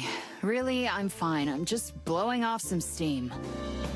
With a bunch of bullets. As you say, Marty. Well, okay, Mon. Alright. Oh, I got more codec things. Nice. The King of Clawville is King Hector III, who is colloquially known as the Fox King, a reference to his species, but more to the fact that the people of Clawville know their monarch as a rather shady, opportunistic, and sly figure. In any case, the king has proved rather weak when it comes to fighting organised crime, and at the moment his main concern is making peace with Stowonia. Well, Clawville needs a strong leader, more than it has ever needed since its creation. Good luck, guys. Whatever it is you're doing. We do what we do best. May the big wild ones protect us. And she just sounds fed up. Alright, fellas. Boom. Here you go, fellas. One scribble from you is enough, Moses, but you can sign it too, Plato. I'll pass. Let's see. Done. It was a pleasure. See ya, boys. Sonny, Huh? Yeah? we'll be keeping an eye on you. And don't forget, you're in our debt. Yeah, okay. Anything else? Nothing. Right now. Well, bye, fellas. Okay, so what exactly are we talking about? I get that we're snooping around the Hive, but what about Frank? And where does Mick come into it? Just relax. We'll go up to my place and I'll show you. That's what she said. Stop clucking around. This is big. You're about to see how big. That's what she said. Ah, moron. Okay, but all joking aside, I'm getting tired of being the last to know what case we're working on. Well, someone's got to be last, right? Don't be a jerk, Sonny. All right. But you know, an hour ago, you weren't in any state for details. I know, but are you gonna keep bringing that up? I hope that was a rhetorical question. Kinda. Okay. Speaking of things left unsaid, what's the Oh. deal with Laura? She dumped you because you got drunk? You got drunk because she dumped you? You know what, Sonny? You're totally right. Let's just keep our little secrets to ourselves. Suits me. Sometimes I feel like I have a boil in my brain named Sonny, bursting with macho pride, smothered emotions, and dangerous secrets. Because you read too much chicken shit. Yeah, right. I want to find out though. Oh my god. Goddamn. Bunch of new locations. Oh, I can go back to Sonny's. Zip's Cafe, Frank's place, the Hive's graveyard. Ooh. Marty's nest. Wait. Does that mean it's locked? Oh, it is. Oh. Alright. Going home. Oh, wow. What are all these boxes? I told you, didn't I? I'm leaving this dump and going on a round-the-world trip. Of course, you said 1,000,000 times, but you just never started on it. Well, this time I did. About a week ago, I think. You've come this far in a week? Man, I can see you're really determined. Good work takes time, okay? I've got a lot of stuff to pack. Who knows when I'll be back? Maybe never. Until then, Lewis is renting the place out. Oh yeah, what's the deal with the good old carrot shredder? Well, he's doing pretty well since he breathed life back into the hotel. He started renting out apartments to some pretty shady characters, but still, it's a start. Shady characters? Like you? Maybe even worse. Oh my. So it's not just him and me living here anymore. That's great. You can finally socialize a bit, which you love so much. Ha ha, very funny. I guess that's one of the reasons I had to leave. Can't stand change, huh? No wonder, at your age. Ha ha again. Anyway, now that Laura's kicked you out, I'm sure Lewis will be happy to give you a room. Or a closet. Just don't be too close to me. Oh, sour rusty cock. I didn't even hear that. Yeah, because your hearing is already gone, old parrot. What? Oh, Marty. Okay, I'm done. But didn't you say there was someone here you could introduce me to? Have they left? Oh, Cluck, I almost forgot.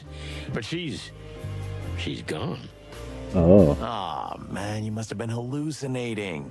Must be one of those old Oh, age God. things. Shut the clock up. Oh, so she isn't even here. New character. Oh, Lewis. Yeah, Lewis C. Hayworth. He's an old friend, the owner of the Atlas Hotel, and therefore essentially my landlord. He comes from an old prominent Clawville family, but after his parents lost their vast fortune, the young rabbit had to get back on his own feet. He's been up and down somewhere in between now, but he'll do anything to get back into the top circles. Oh yeah, so we have Sonny's flat. My flat, which is also kind of my office. It's actually just a suite at the Atlas Hotel in our rundown part of town. Courtesy of my friend Lewis, I was about to stay only for a week, but that was years ago. Marty's Nest, a quiet and tidy little apartment on Harlow Street, one of the city's most livable neighbourhoods. My partner, Marty, and his wife Laura live there. Clawville Police Department, a bunch of scum fighting against the even larger scum. Yeah, that's a pretty accurate description. Welcome to the Clawville Central Police Department. Hive's graveyard, the largest and oldest cemetery in the Hive. This is where the bodies disappeared, but I don't think they walked away on their own 2 or 4 feet. Frank's place. Frank, the best and probably only private eye in the Hive, lives here. Zip's Cafe. Oh, I remember that place. It was once called Hot Dog, but recently they only rebranded the place as Zip's Cafe. It's a cafe run by a raccoon called Zip, so it makes sense. The place is right on the border of the city and the Hive, so it's kind of a last resort, or more like limbo between 2 different kinds of hell. Oh. What else can I do? Can I do out here? I can talk. So, another doomed damsel in distress. Just the usual, huh? Mm-hmm. This is different, Marty. Because... When she came to see me, I was dreaming about an old case. Remember the fly named Novak? Yeah, it was a hell of a case. We almost ended up in the river. Twice. That's the one. So, I was dreaming about that particular case, and then this woman came along, straight out of the Hive. It felt like it just couldn't be a coincidence. You mean, the Hive is calling us? As the flame calls the moth. Ooh, that's poetic. And awesome. Thank you. Listen, Marty. I've got something I've been trying to tell you all night. Well, go ahead, boss. You can always be honest with me. You look like shit. Thanks, man. Jerk. What was that? I said jerk. Oh, yeah. I got that right. So are you going to tell me what happened with Laura, or what? Let's leave it. It's too fresh. Okay. I get it, pal. That's all we can talk about. Let's see. Is there anything on here? Oh, that's the phone. That's not what I wanted. My bad. Hey, wait a minute. What's this? You kept it after all? Oh, that's so cute. There's nothing cute about it. I just forgot to throw it out. We both know you're lying, and that just makes it all the cuter. Please don't use that word. It makes my feathers stand on end. My beak is sealed, comrade. This fragile secret stays between us. Chicken sigh. I haven't smoked since a certain cat lady stopped by and gave me a box of matches. Oh. Strange story, but this pile's still here, like a monument. A monument to a smokier but happier life. Yeah, the certain cat lady from Paint It Red. I can't remember what her name was. That's what led to all the crime empire and everything. You know, if you really go, which I don't think you will, but if you do, I can recommend some places. Really? What would you recommend? Well, there's the Mahoma Islands, inhabited by cannibal tribes made up entirely of women. They'll seduce you and eat you. Oh, that's fantastic, Marty. I've already crossed one destination off my list. Anything else? Oh, you should really go to the Kaitanian Taoto Islands. Oof. Also dominated by women, they wear exotic clothing, and oh, there's a special female guard force who take you and... Wait, I'm starting to see a pattern here. Maybe Torogo. Classic destination full of wild animals and even wilder women. You're shitting me, right? This woman thing. You're doing it on purpose. What? Me? Nah, I'm not. Oh, yes you are. And cluck you for that.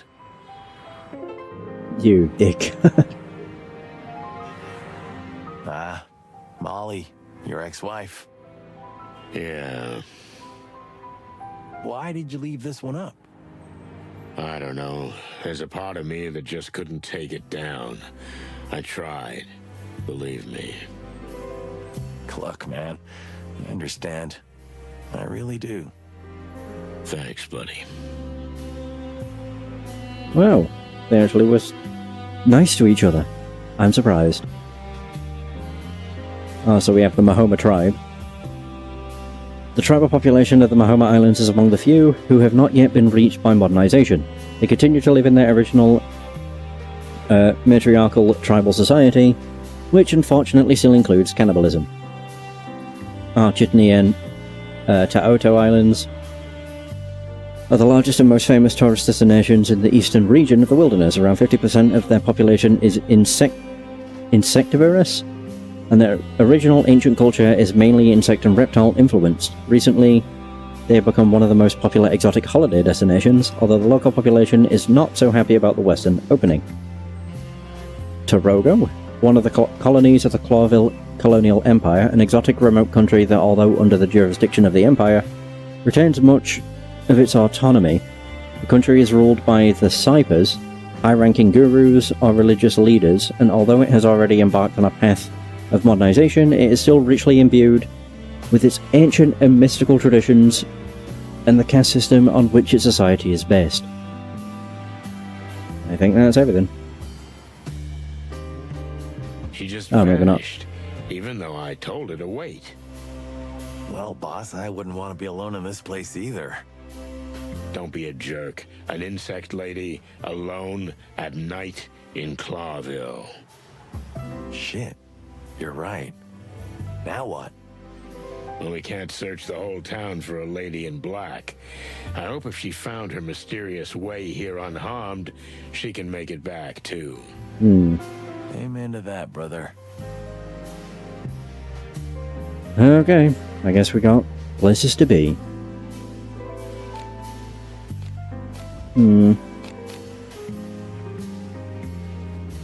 Oh, the Hive keep out. Zip's Cafe. Ooh. What the hell is that on the left? Here we are. Formerly known as Hop Dog, now called Zip's Cafe. Everything changes, huh? Zip, an ex-con raccoon, runs the place. It's become something of a hangout for us. The last garrison between Clawville and the Hive, and maybe the last refuge of sanity. But more importantly, your last chance to get a good cup of joe. It's been a long time since we spoke to Zip. We haven't even visited the place since its reopening. Here's our chance to see what's changed. Zip will know what's going on around here. Time to say hello to the old trash panda.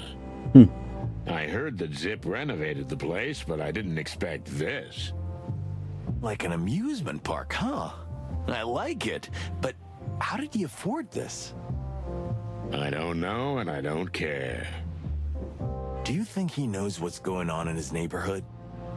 This is the only place that serves animals and insects alike, Marty. The few bugs that still dare to leave the hive will surely swarm here.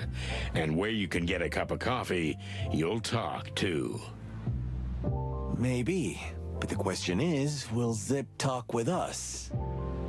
With us? Why not? We're loved by everyone. Of course.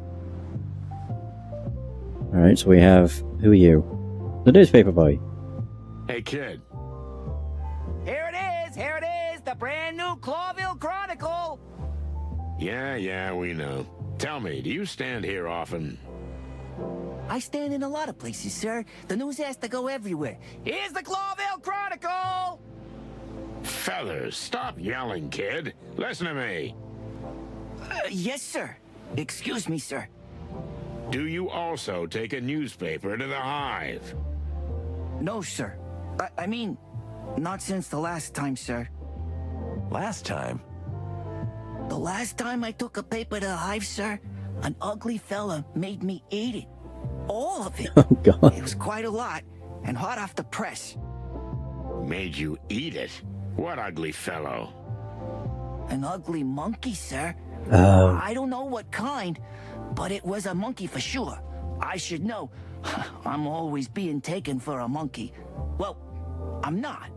Anyway, Okay, yeah. he was well-dressed, and one of his teeth was gold. Is it Mike or Mick? Golden Tooth, that's Mick. Mick, there we go. I don't know, sir. He didn't say his name. He just told me to eat that filth. Luckily, I only had 5 papers on me, but he and his bodyguards watched me eat all of them. They were fresh, sir.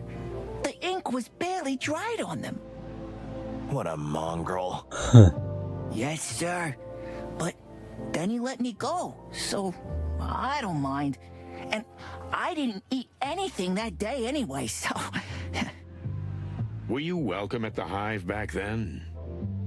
Oh, very much, sir. The insect folk were always kind to me. They were glad to finally hear from the outside world, you know. The Chronicle was the only Clawville paper that reached them. Thanks to Pip. Pip? That would be me, sir. Messy Pip, at your service. I see. And tell me, Messy Pip, who do you work for? The master of all papers, sir. Mr. Mullen, of course. You mean Hercule Mullen? The one and only, sir. Huh, an old acquaintance. Tell me, where can we find him? He's inside having a cup of coffee and talking to Uncle Zip. Uncle Zip, huh? That's new. Okay, thanks, kid. Don't take any wooden nickels. Yes, sir. I hope not to, sir. Mysterious disappearances in the hive! Are the police totally helpless?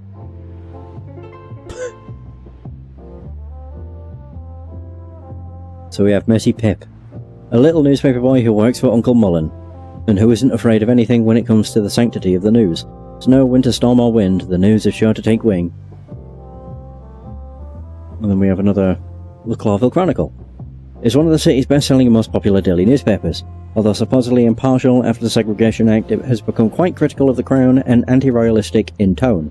Nevertheless, it does try to be objective, although it is nowadays becoming more and more like a tabloid. Ooh. Ooh. Wait, what? Oh, I can look at the entrance. Oh. I thought it would just let me go in. Tell me, are you cold? Cold, sir? You look a little underdressed for this time of year. I'm not cold, sir. All that shouting keeps me warm enough. Well, I guess. And Mr. Mullen always brings me a hot chocolate from the cafe. Oh, that's Nice of him. Indeed it is, sir. Here's the latest chronicle. Don't leave it out. Hey, Pip, you got any news? Does the king have a new mistress? The crown denies it. Furry hell, Marty. Don't encourage him. He'll blow my head off. Oh,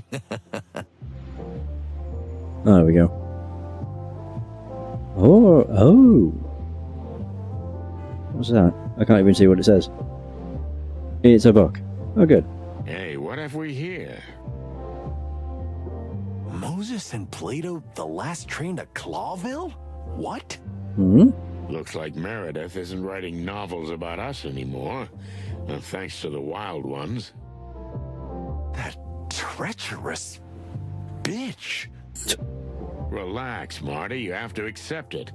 We're no longer the top dogs in town. Don't you ever say that, you hear me? Hey, just relax, big boy. I can't believe she betrayed us like that. Do you think this is based loosely on reality? Like the volumes she's written about us? Well, yeah. I heard there was trouble on the Clawville Express with the Stavonian ambassador. We'll have to ask Moses and his cat about this. Whatever. Stop whining about a stupid book. Besides, we've been the subject of 10 volumes, right? But still... You'll survive, trust me. Oh, there we go, another codex entry. Oh, the last train to Clawville. A case that is almost legendary, although no one knows exactly how it happened. Meredith H. Marble has even written a novel about it, although the truth of the story is widely disputed. In any case, this highly mysterious case has made Moses of Plato almost as famous as the Chicken Police. Stavonia is the realm of eternal snow, one of the largest and most important superpowers in the wilderness. A country populated almost exclusively by predators, mostly big cats, and famous for its heavy-handed military regime. A proud nation, centuries at war with the Clawville Colonial Empire, and currently engaged in a long series of peace negotiations with their rival. Can I look at that then? I can. Woo! I can look at it. First book of a brand new series, a Chicken Police story. Moses and Plato, the last train to Clawville. A book written about Moses and Plato, specifically about their latest case, heavily fictionalized, I suppose. It is written by none other than Meredith H. Marble, author... Oh! Goddamn. Author of the 11 Chicken Police novels. You've unlocked a secret clue. A peace ambassador is killed, and it falls to two detectives to find the killer before the train reaches Clawville. The stakes are nothing less than avoiding the eruption of global war, an adventurous tale of murder, lust, love, and revenge set across the wilderness. The first volume of the Moses and Plato cycle. Oh. Ooh. Oh damn. How could she? Alright, let's go in, I guess. Come to Zip's Cafe. Well, well, well. The bite of death has appeared. Good to see you too, Trash Panda. Barkeep, your best coffee over here right away. Oh, hey. You're here too. Hooray. You see, nothing changes. Only you're looking more and more like shit. I missed you too, Fuzzball. It's so nice to see old friends reunited, ain't it, boys? Hey, Mullen, how's it going? Still alive. No more, no less. Sometimes that's all you need. And what brings you to, oh, wait, let me guess. A coffee menu with double information and a good dose of personal opinion, eh? Spot on. Just a fact steak. Rare, no seasoning, maybe a little salt. Well, you guys really don't change. Maybe it's the fact that the world happens to be collapsing around us. Well, at least we'll be here to see the end, eh? A restaurant at the end of the universe. You boys really deserve each other. It's so uplifting to be around you. Sorry, old man, you're absolutely right. So, 2 coffees, Zip, black and bitter. Like your life, huh, sonny boy? It's beyond repair. Ain't that the truth? Wow. Oh, there we go, we learned about them too. So Zip H. Murphy. A former criminal who, after giving up his sinful ways, worked first as a police informant and eventually opened a quiet little restaurant on the border of the city in the Hive. The place, now called Zip's Cafe, is famous for its fantastic coffee and for serving both animals and insects alike. Uncle Mullen is like the physical embodiment of the city, or rather, the city's better, now lost self. I've known him since I was a chick, and he's always been like family. He knows all about things going on in the city and always has a kind word for me. What the hell is that? New Unity Church. Oh. So, what's this new church thing? You live in a cave or what, Sonny? Kinda. It's the New Unity Church, a fairly new organization led by a holy woman. Holy woman, huh? I know. There are plenty of crazy cults these days, but these ones seem to be different, for real. They collect a lot of money for the poor, free food, shelter for the homeless and the like. I still don't like. Maybe you should go to their mass sometimes, old cock. It would certainly do your manners good. I second that.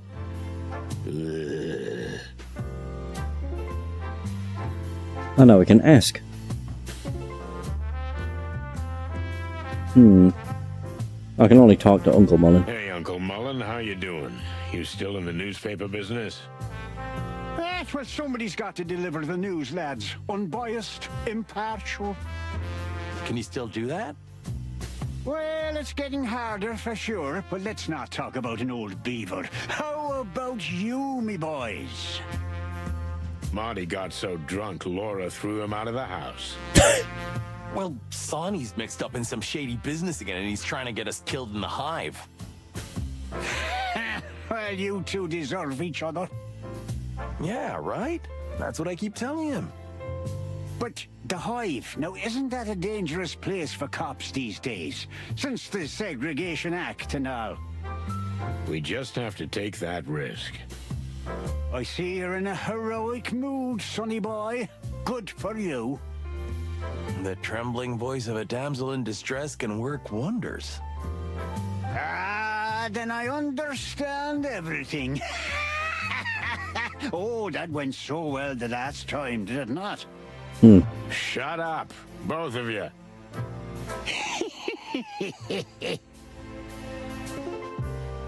Oh, I can now ask him.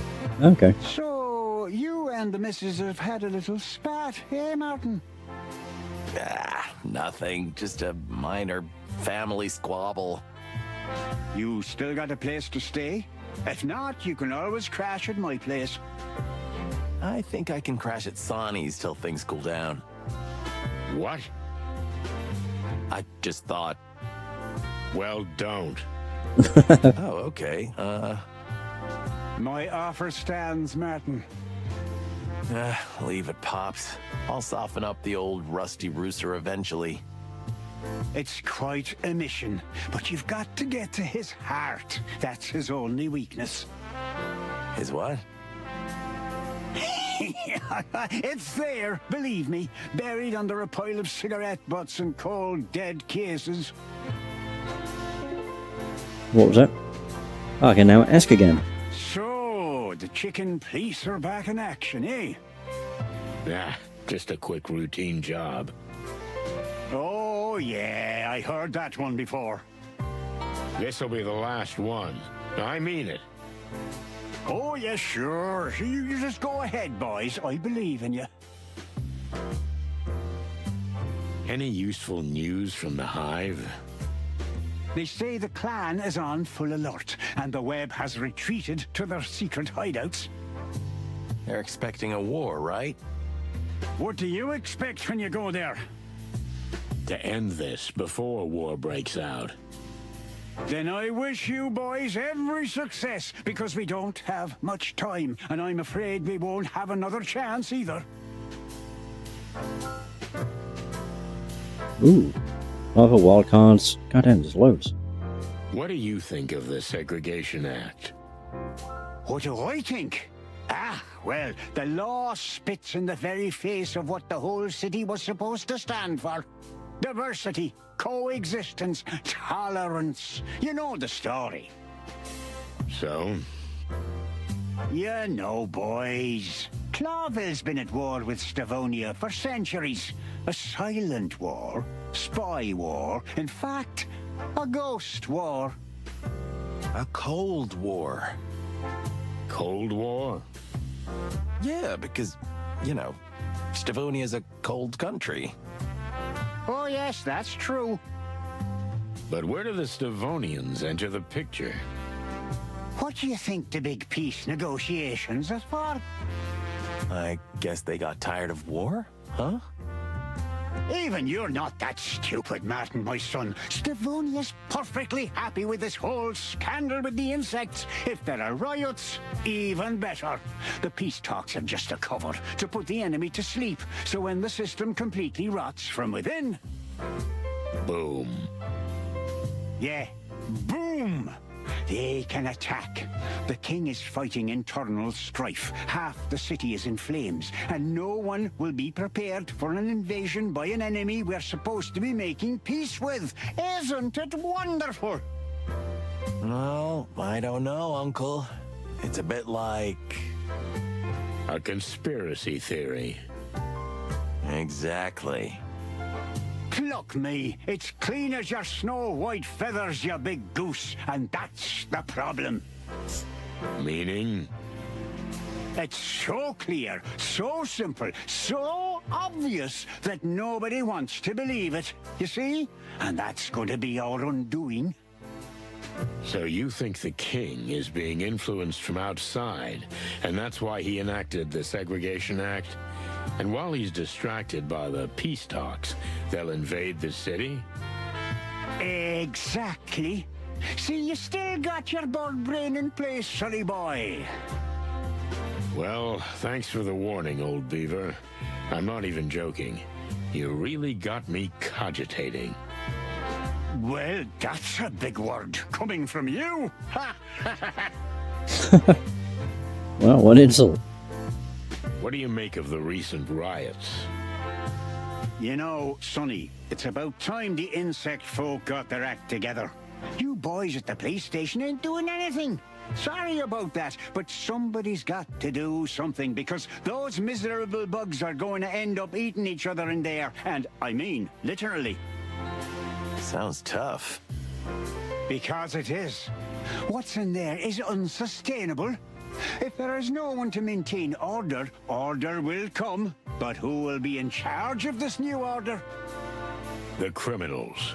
The gangs. As you say. And the insects will drown in misery, being exploited, no one hearing their cries for help. So, yes, there was a great need for riots, and in my bones, I feel like the worst is yet to come. One big all-out uprising.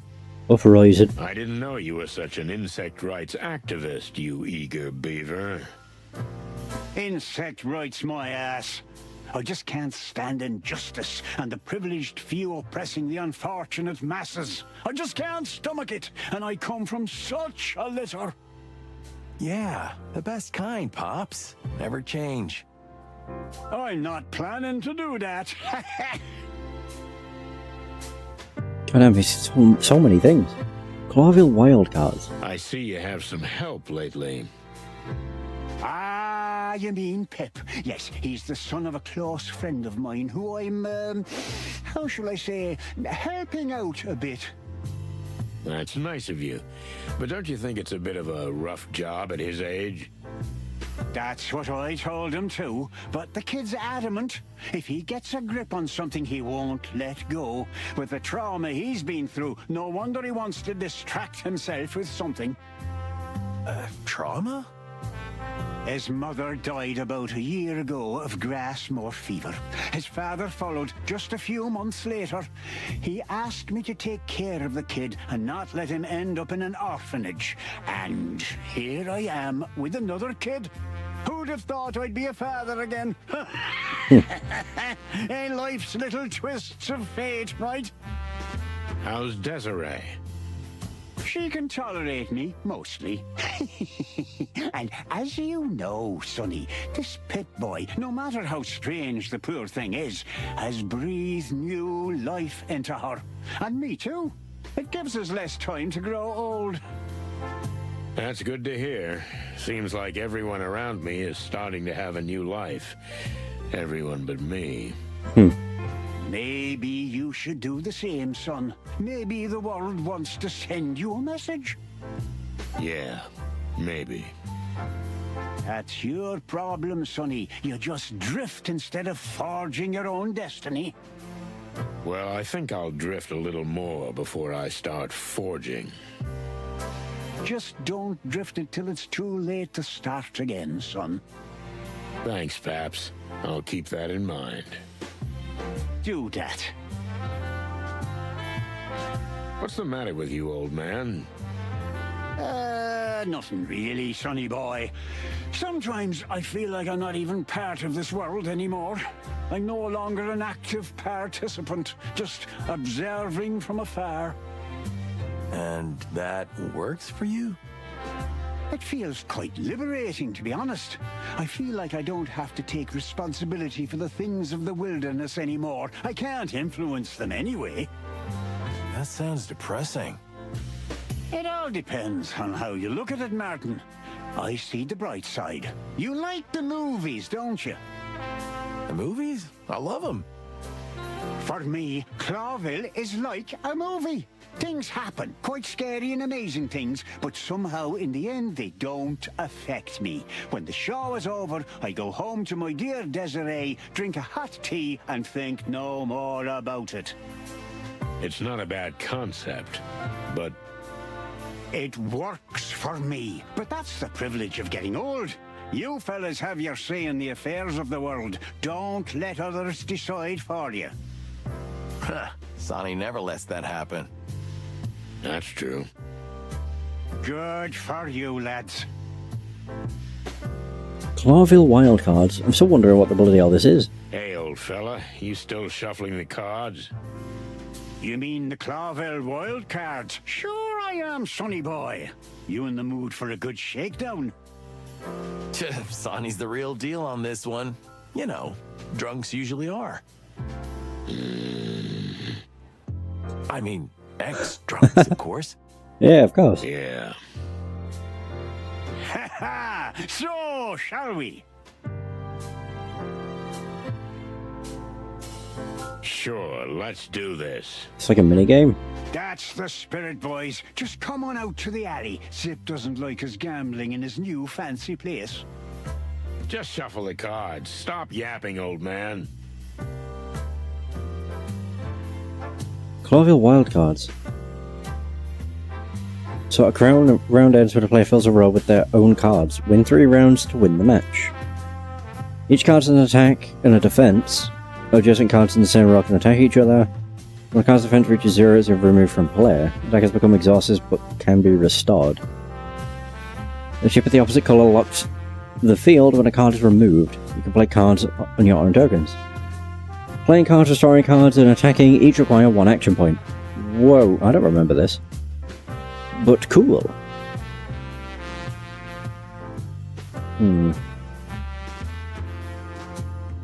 Burn it. Welcome to Clawville Wildcards Rules Guide. Players take turns with one another using their action points. Playing cards and attacking each requires 1 action point.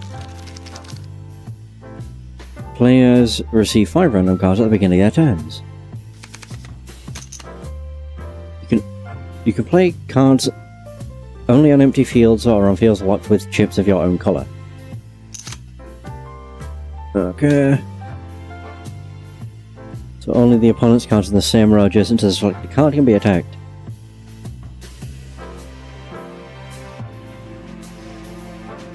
So attack is bottom left.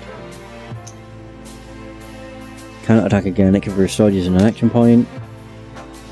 Fills a row. Okay, wow.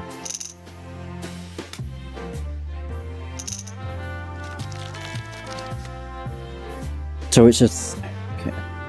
4 and a 4.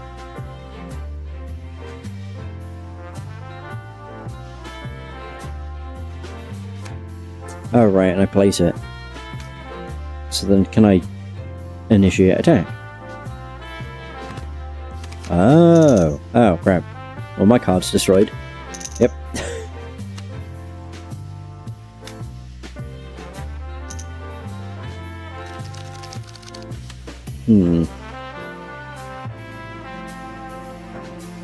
So I've got 3, 3, 4.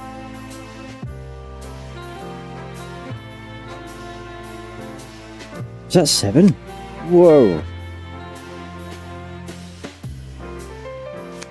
This is a risky, but possibly worth it. I can do that. Okay. Boom. Oh, now that's been destroyed. I have a 4. That should work. Oh, balls. That's exhausted, though.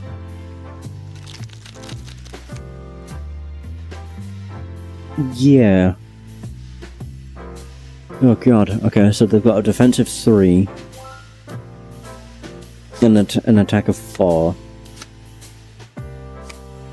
Could go with that.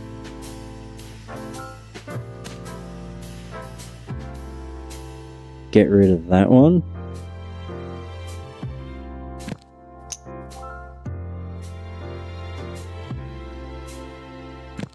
Boom. All of mine are exhausted.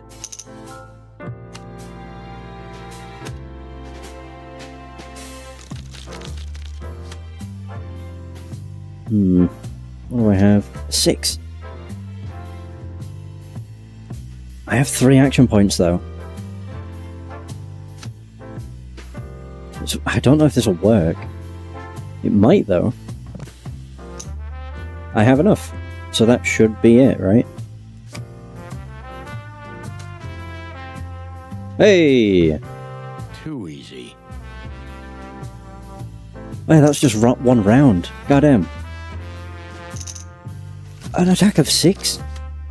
Oh. Oh, I have the same card. Yeah. Boom.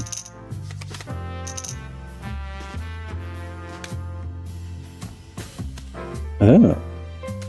Whoa. Okay. Only has a defense of 1. So I don't even need a high attack card. I could probably get rid of it with that. That's his card. Oh. Oh no.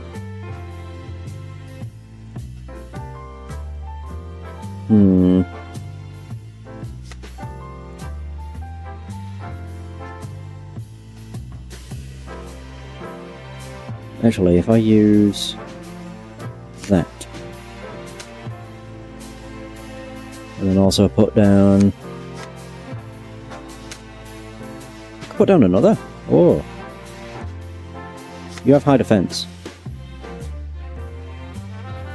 Yeah, I don't know if I'd want to do that though. I think I'd rather do that.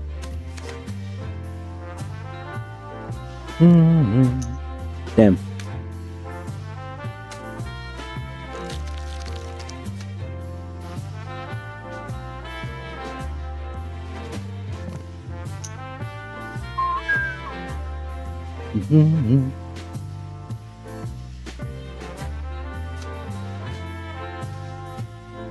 Again, I don't want to get rid of that one though, because it's such a low defense, low attack. Oh, that's exhausted though. Oh, the highest I have is a 3. Alright. Yep.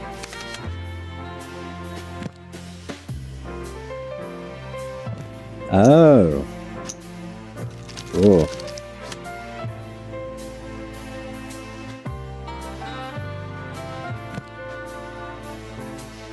Ah, balls. I think, yeah, they've won. No! Yeah. A shame. So I don't have enough to put them down. Yeah, there it is. Damn. Can we try again?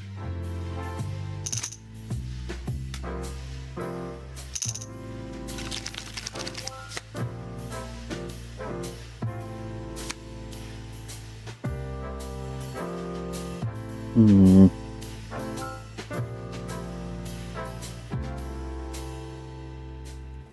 Attack of 3. That'll do.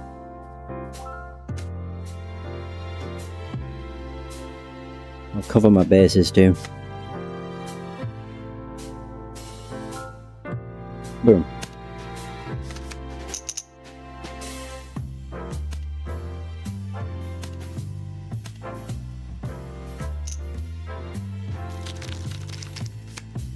Hmm. 7. Oh, I can't put that down. Come on. Damn, having 7 attack would have been nice there. Yeah.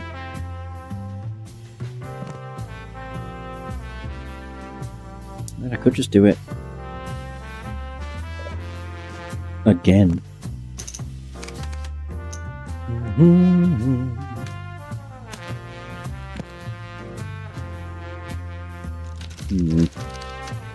Oh yeah, it's random every turn. Crap.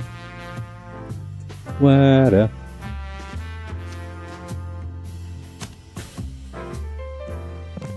There we go.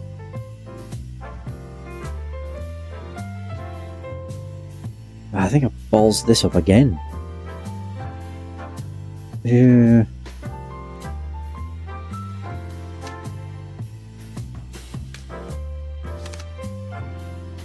So restore that, and then attack, and then card down. Damn.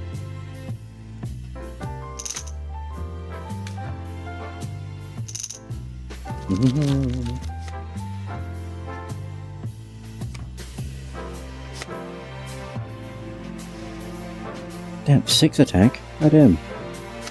I do have 2. I'd rather just put something down to get rid of it. Yeah.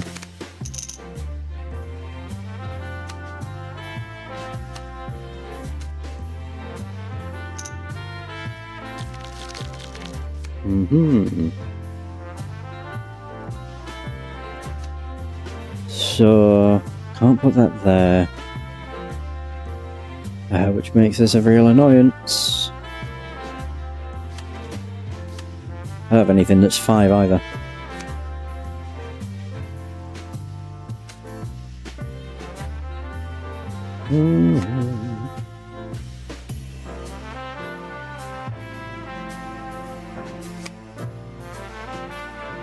Yeah.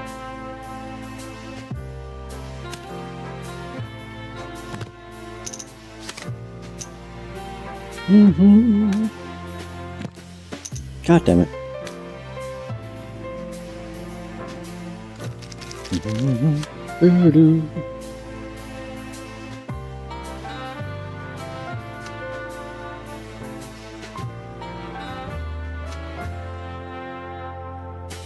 Just thinking how I can do this. Get rid of that, then put down another. Although, because there's one there, might actually be best to do that, just so they can't block it in. You bitch. Yeah, we're doing the same thing, kinda. Shoot.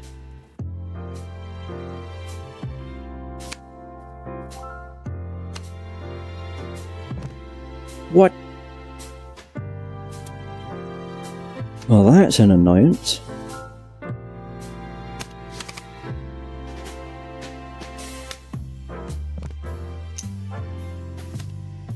God damn. Ah, shit. I'm better than that. But only a little. I'll cluck you, man. Still fun, though. Interesting game. Right, let's actually talk to Zip. I just left him in the dark. How's it going round here, Zip? Yeah, nothing much. Times are tough, you know. Folks try not to eat each other, just the usual. And the Hive? We have some business there. Suicidal tendencies, huh? I always took you for the type. I'm surprised you've lasted this long.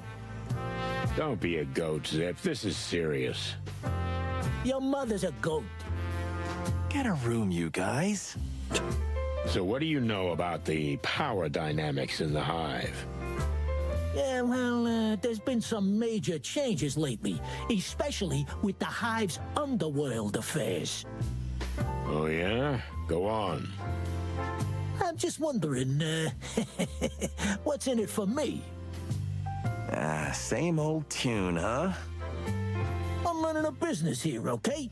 And in a miserable place like this, a simple favor is worth more than a bar of gold. And you already know what you want, don't you?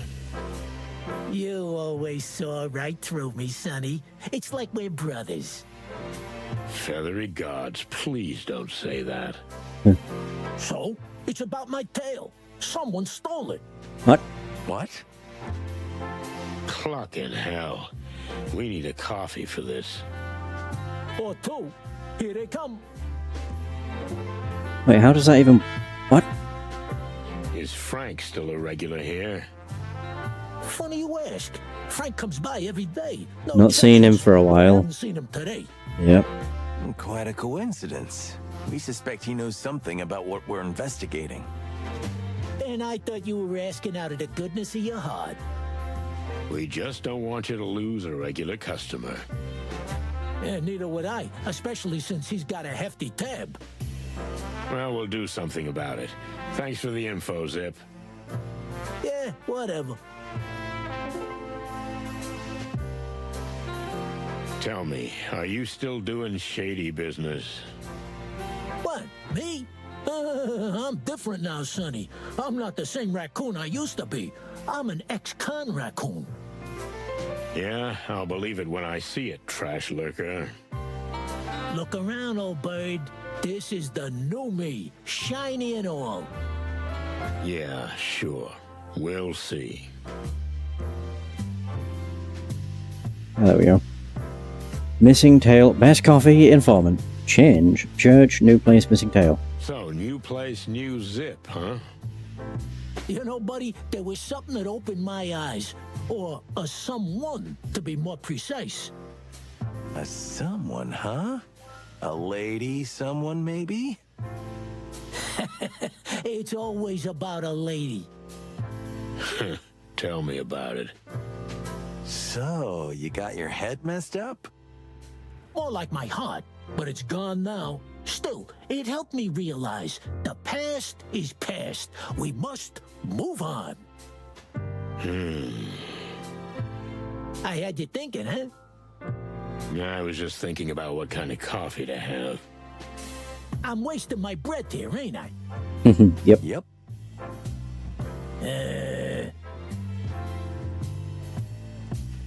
Did you become a member of this cult? I wouldn't say that. I'm nobody's sheep, you know. But I see what they do in the Hive, and honestly, I like it. And what do you see?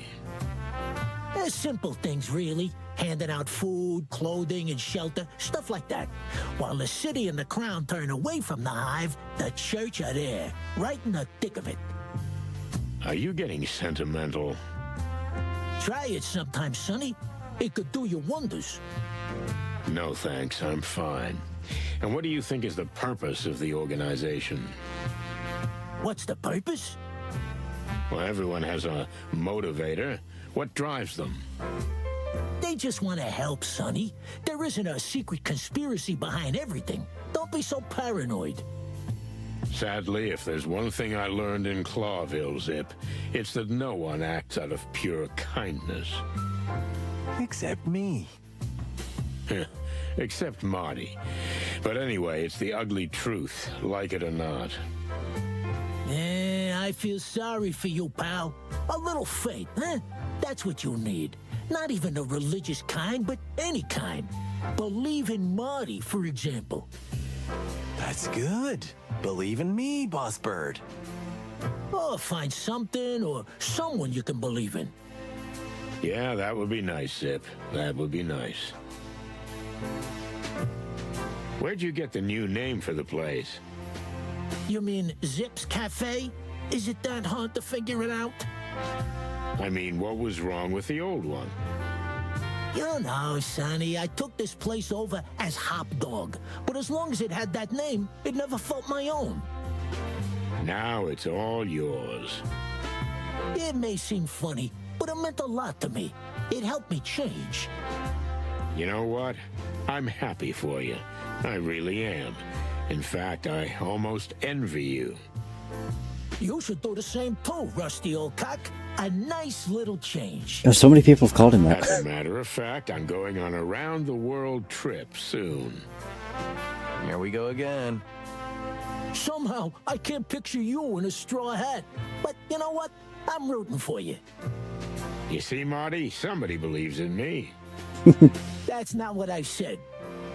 And the slogan, we serve everyone. What exactly do you mean? I mean, really, we serve anyone.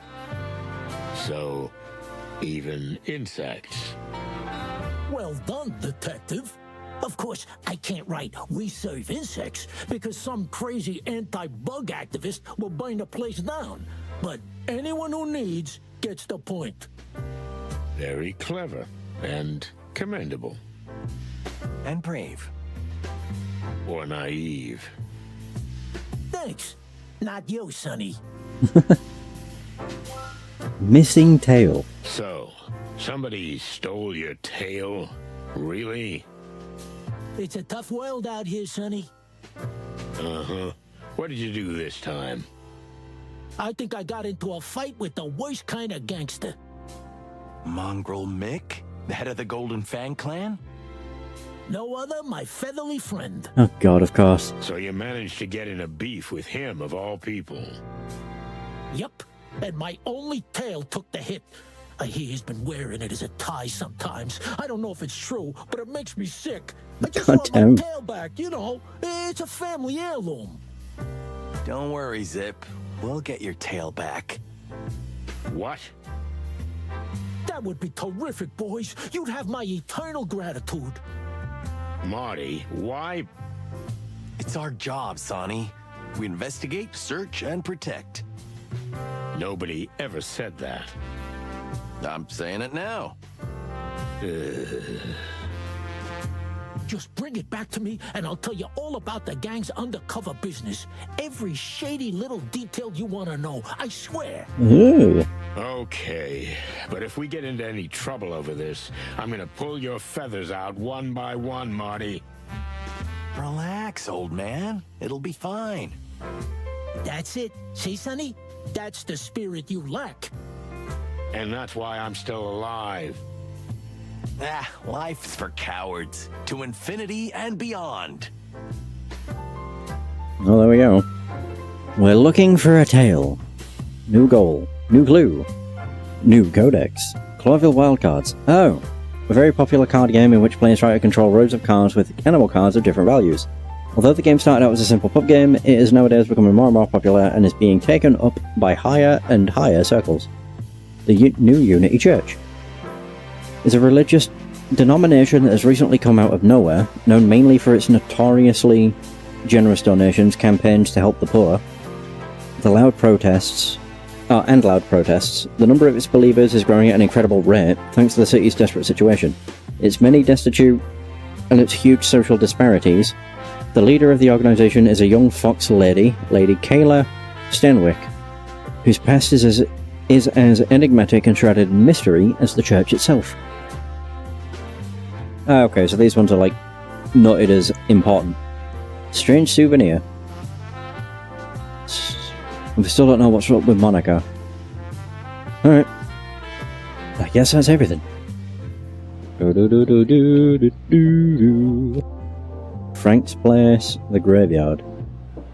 Graveyard. I don't think Frank will be there.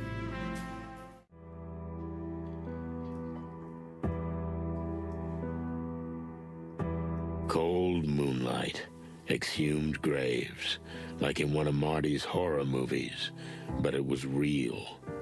And you could see that whoever was behind the missing bodies would stop at nothing, not even the wrath of the dead. I had chills down my spine, and I saw Marty choke on his words too. And let's face it, that rarely happens. The only thing that looked worse than the cemetery was that old bug we suspected was Uncle Joe. Oh, I don't like that. Sir, are you okay? Do I look like I'm okay, lad? But wait, the hell? What kind of creatures are you? What kind of creatures are you? Excuse me, sir. You're Uncle Joe, I presume. We're from the Clawville Police Department. Can you tell us what happened to you? I can, but why should I? Because we're asking nicely? What? The police didn't give a shite about us. Now suddenly they want help. Just bugger off, will you?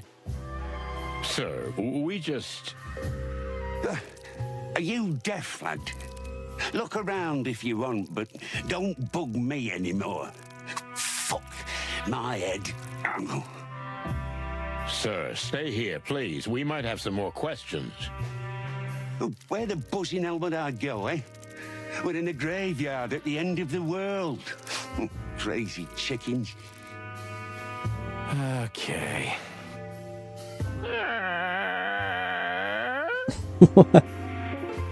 Wow, how threatening. Joe Bonzi Bolsikev. A graveyard beetle who is both gravedigger and caretaker in the only cemetery of the Hive where insects are buried according to the Clawville belief. He's a strange character, probably a heavy drinker, but he seems trustworthy. Doesn't really like animals, which is understandable. Yeah, I guess it is. Hell's over here. Gravesite. Oh. Is that correct? Digged up grave. Wouldn't it be dug up? Yeah, dug up grave.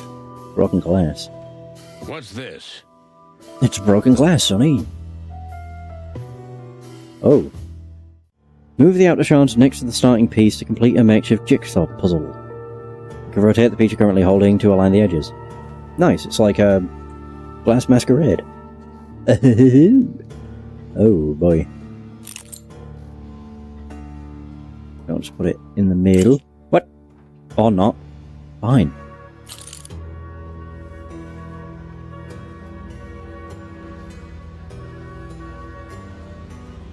That doesn't line up.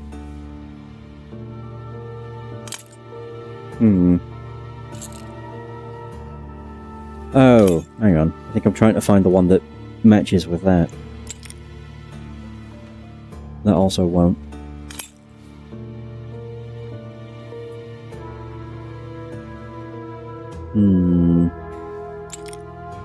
Maybe that? Nope. Crap. There we go. Right down. Hooray! 1 liter. Oh, that might be it. The next one. No. Shoot. Probably that, though. I don't think it's that either. Shoot.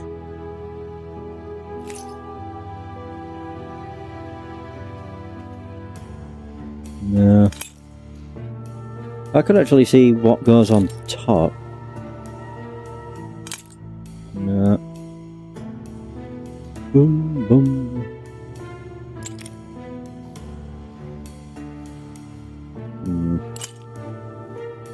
Yeah, I'm just looking at the pieces, none of them seem to fit. Ah! Okay, I thought for sure that was gonna be it. I've tried that already.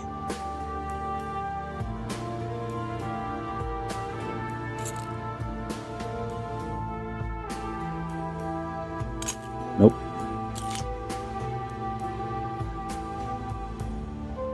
I do think that goes on the left.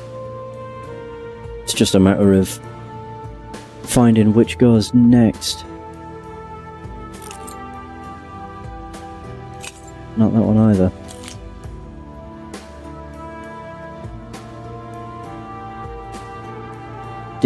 Oh, is that one? Oh my god. Kidding me? Yeah, it's because I was trying to put it in the wrong spot.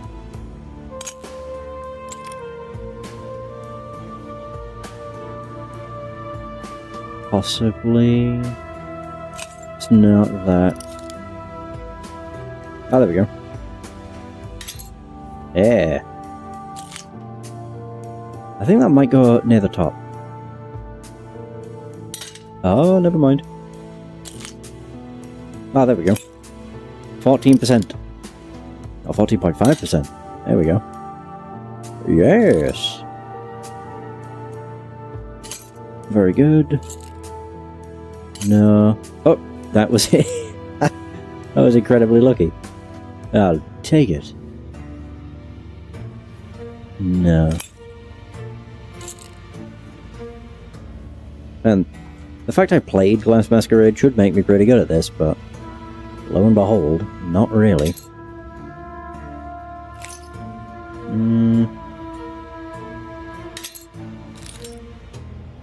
Dazzle?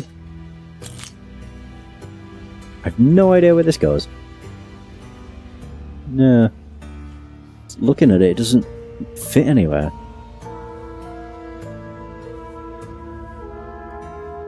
Not particularly.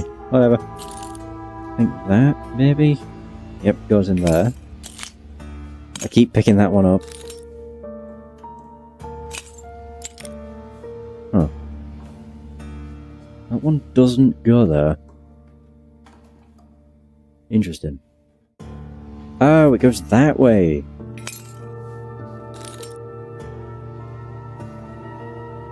Oh, that's right on the edge. Okay, I see where it goes now.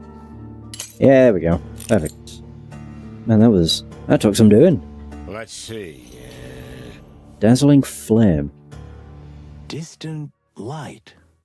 What does that mean? A brand? A place? Let's ask the old man and see. Excellent idea. Item received. And a dug up grave. This is fresh. The ground is still wet. For the wild ones, creepy to think that this happened so recently. Yeah, the old man might have something useful to tell us about it. Okay. Okay, the only thing we have is the glass. Nothing else, I don't think. Where is he, anyway? Can go to the porch. Oh, he's there. Oh, I see. Boo-doo-doo-doo. And now we can talk to him. Uncle Joe. We should show him something. Okay, I guess. Piece of a bottle. Oh. It's a piece of glass with the name of a place called Distant Light on it. We found this piece of glass here. Can you tell us anything about it? The last time I saw it, it was part of a huge bottle I got it on the head with. So they hit you with a bottle which shattered. You must be some kind of super cop to put that picture together. You know, bugs' heads are pretty hard. Mine especially. Oh, yeah, we put it together. Literally. What do you want me to say? I got slammed, and when I woke up, 2 more graves had been robbed. That's the story. The attackers were from the Hive? You mean they were insects? Yeah. And do you know who they were? No. Oh, of course. While they were beating my head, we had quite a nice chat. I even invited them in for tea. Okay, I see. Well, is that all you can tell us? Oh, you're the detectives, aren't you? Do I have to do everything for you? Good point. Shut up, Marty. I like the sarcastic characters. Maybe a few well-thought-out questions might help us here. Missing bodies. Oh, the distant light. On the bottle it said, distant light. What does that mean? Oh, Oh, good heavens, Lord of eternal light, help me. A little more specific? You know what? Forget the whole thing. This little injury is nothing. And the dead, well, they're dead anyway, aren't they? They don't care. Why bother? Excuse me? Look, forget it. Go back to town. Tomorrow is a new day and everything will go on, am I right? You lost me, pal. Just leave me alone, okay? Just relax, my friend, relax. Tell me, what's the distant light? And why does it bother you so much? No, just please leave me. Go back to where you came from. Look, we need your help. Someone's in a lot of trouble, and we fear the entire hive may be in danger. What do you know of danger, huh? The distant light. There. That's where you'll find the danger you seek. So it is a place. Not a place, the place. The Hive's darkest lair where evil lies. A place where a reputable bug like me would never set foot. Yes, we can see that you're a decent bug. That's why we need your help. What do we need to know about this place? I'm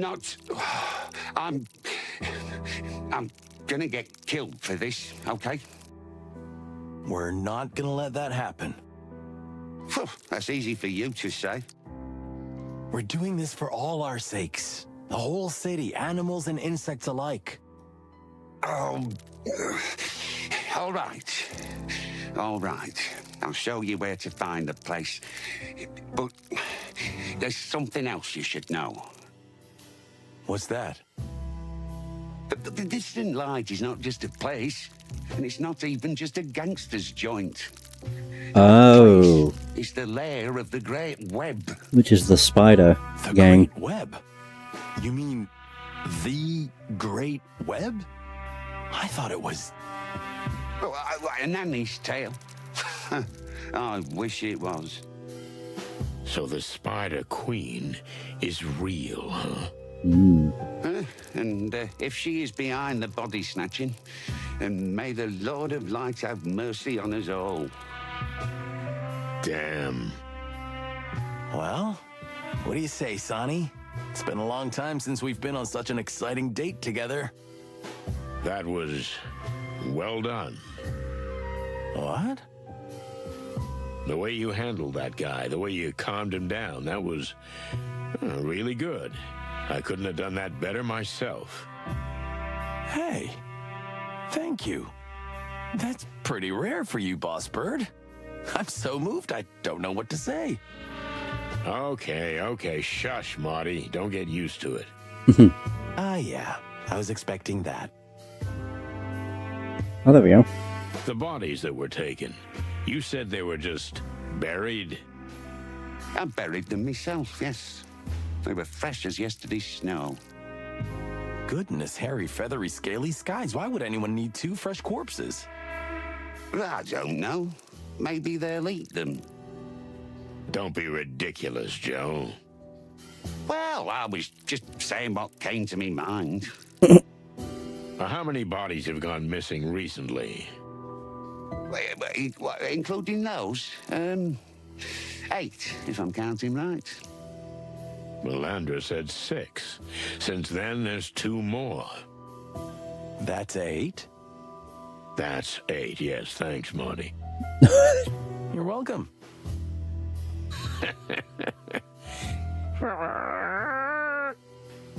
Thanks to you too, Uncle Joe. You're welcome, lads. All right. Speaking of Her Majesty...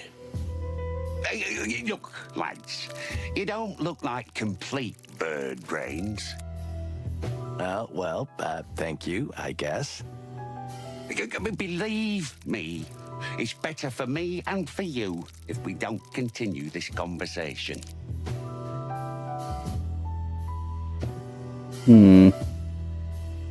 Look, I understand you're scared, but fear has no place here. You need to help us. Need? I need to help. You animals are just rushing in here and we need to jump when you whistle, right? Well, you locked us up behind these walls. So, bugger off. Oh, hey! You misunderstand us, pal. I mean, you have to help us because it's for the good of the city. What's more, it's for the good of the Hive and all the insects. We're investigating missing insects for the love of the wild ones. Okay. Well, chickens. There's a little rhyme or reason to that. Finally. Thank you. But if you want to poke around the Queen, you can already rent yourselves a grave here. I can show you a nice plot if you like. Look, old man, we've dealt with all sorts of shady lowlifes before. What makes this person so special? Oh, she's not a person, son. She is the web itself. She feels every little move in the Hive from her throne. Wow, this is getting more interesting. I like her. Marty, please. Well, there we go. New location. Oh, he's just going to tell us about the distant light. Oh, the Great Web. The Great Web has its roots in Clawville's early days. Long before the segregation act and the enclosure of the Hive, today, however, the gang is known as the organization that manages and oversees nearly all shady affairs of the Hive. The gang initially dealt in the distribution of illicit nectar-based alcoholic beverages, but slowly their activities took on a darker and more dangerous form. At present, to the best of our knowledge, their activities include extortion, political and police corruption, protection rackets, kidnapping, organ trade and economic manipulation. Legend has it that the leader of the gang is the Spider Queen, a woman codenamed Zenaida, but whether she is a real person or a fiction and a symbol of sorts is not known. Let's go, I guess. Okay, just one more thing, lads. Yeah? Cremation or burial? I'm sorry, what? If they kill you here in the Hive, what would you like? Cremation or burial? Well, Marty's bulletproof, and I'll probably just turn to dust on the spot, but thanks for thinking of us, Joe. Means a lot. Oh, come on, you big eggs. It's no big deal.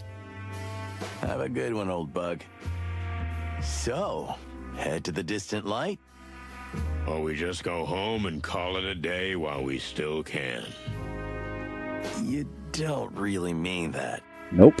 No, not really. Well, then why are we still running our beaks? We need to go. You got that right, partner. Let's go. To... Oh, there it is. The distant light. Oh, there we go. I think this is chapter 2, I would guess. Oh! Canned meat. Ew. Oh, wait.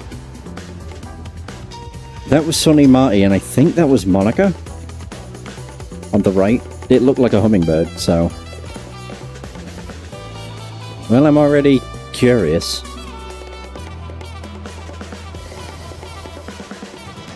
Yeah, because it's all going to end with... Well, I'm assuming it's going to end with Mick. I am curious whether... What on earth? No, I'm curious whether the character from the first game is going to have an appearance or not. I can't imagine she would. I also don't remember if she survived. I'm pretty sure she did.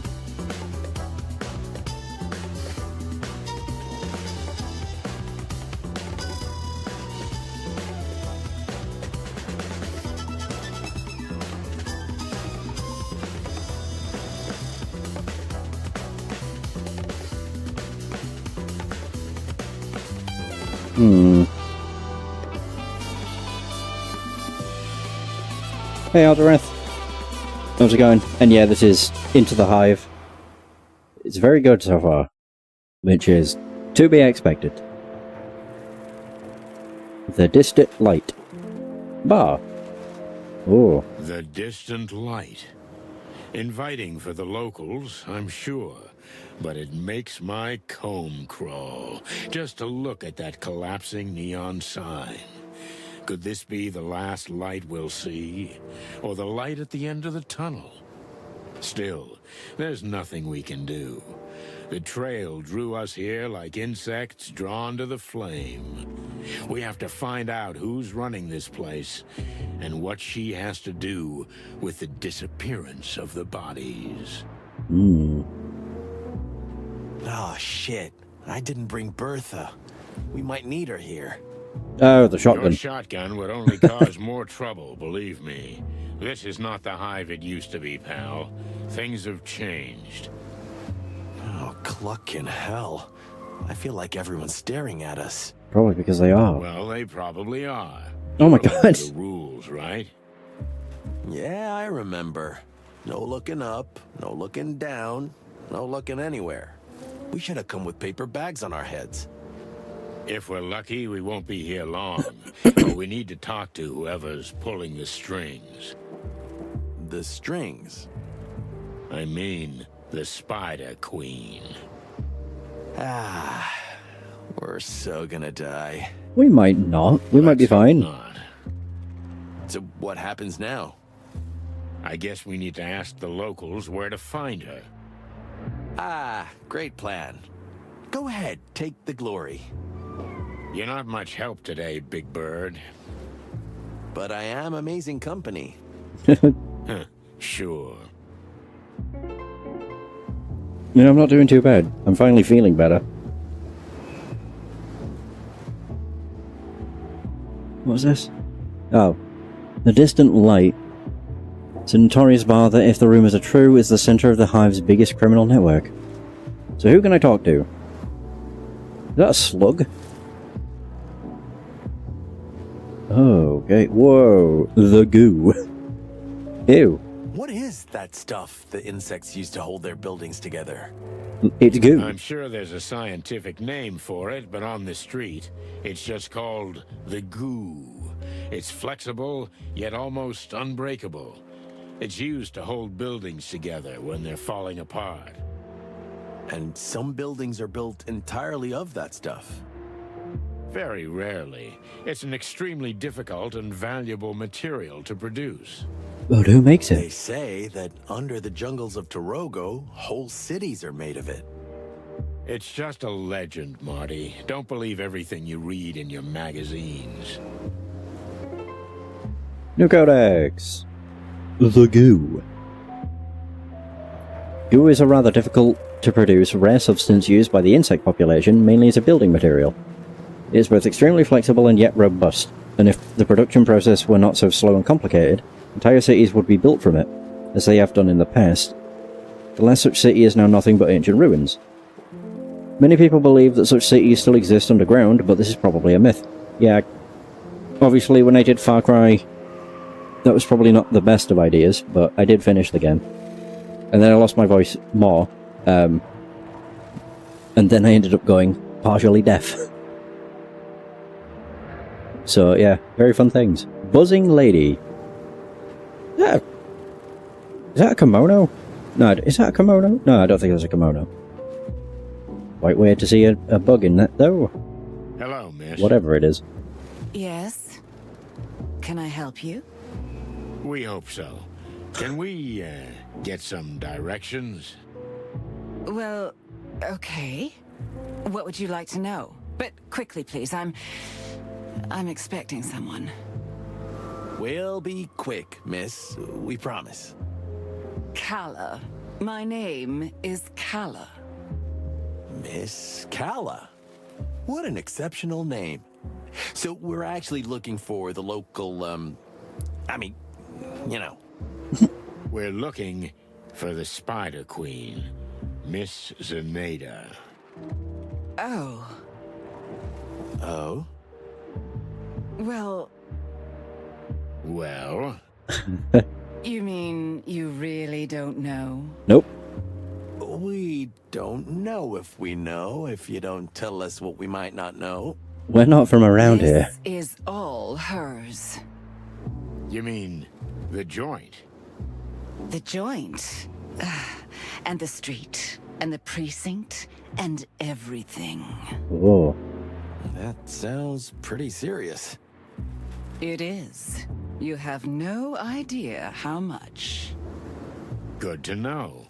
So, can you tell us where we can find her? You don't find her. You can find out everything in here, in the distant light. That's all I can say. Although if I were you, I would avoid the place. In fact, the entire Hive for that matter. Please don't bother me any further. Farewell, gentlemen. I'm sorry, did we say something wrong?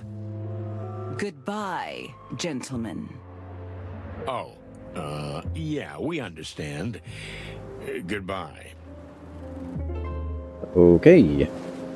Carla. A strange and rather preserved insect lady with an exotic presence. Wonder exactly what she's trying to disguise, because the way she talks to us, I'm sure she has something to hide. Dorman. Hey, big guy. Oh, here's a slug. Gross. Yeah? Tell me, what's your name? Hank. Hank Hardshell. Are you an athlete, Hank? What? Well, that's a vector ball bat in your hand. Oh, that? What about it? If you're not playing Vectra Ball, you shouldn't be waving that around. We need to confiscate it. As my learned colleague says.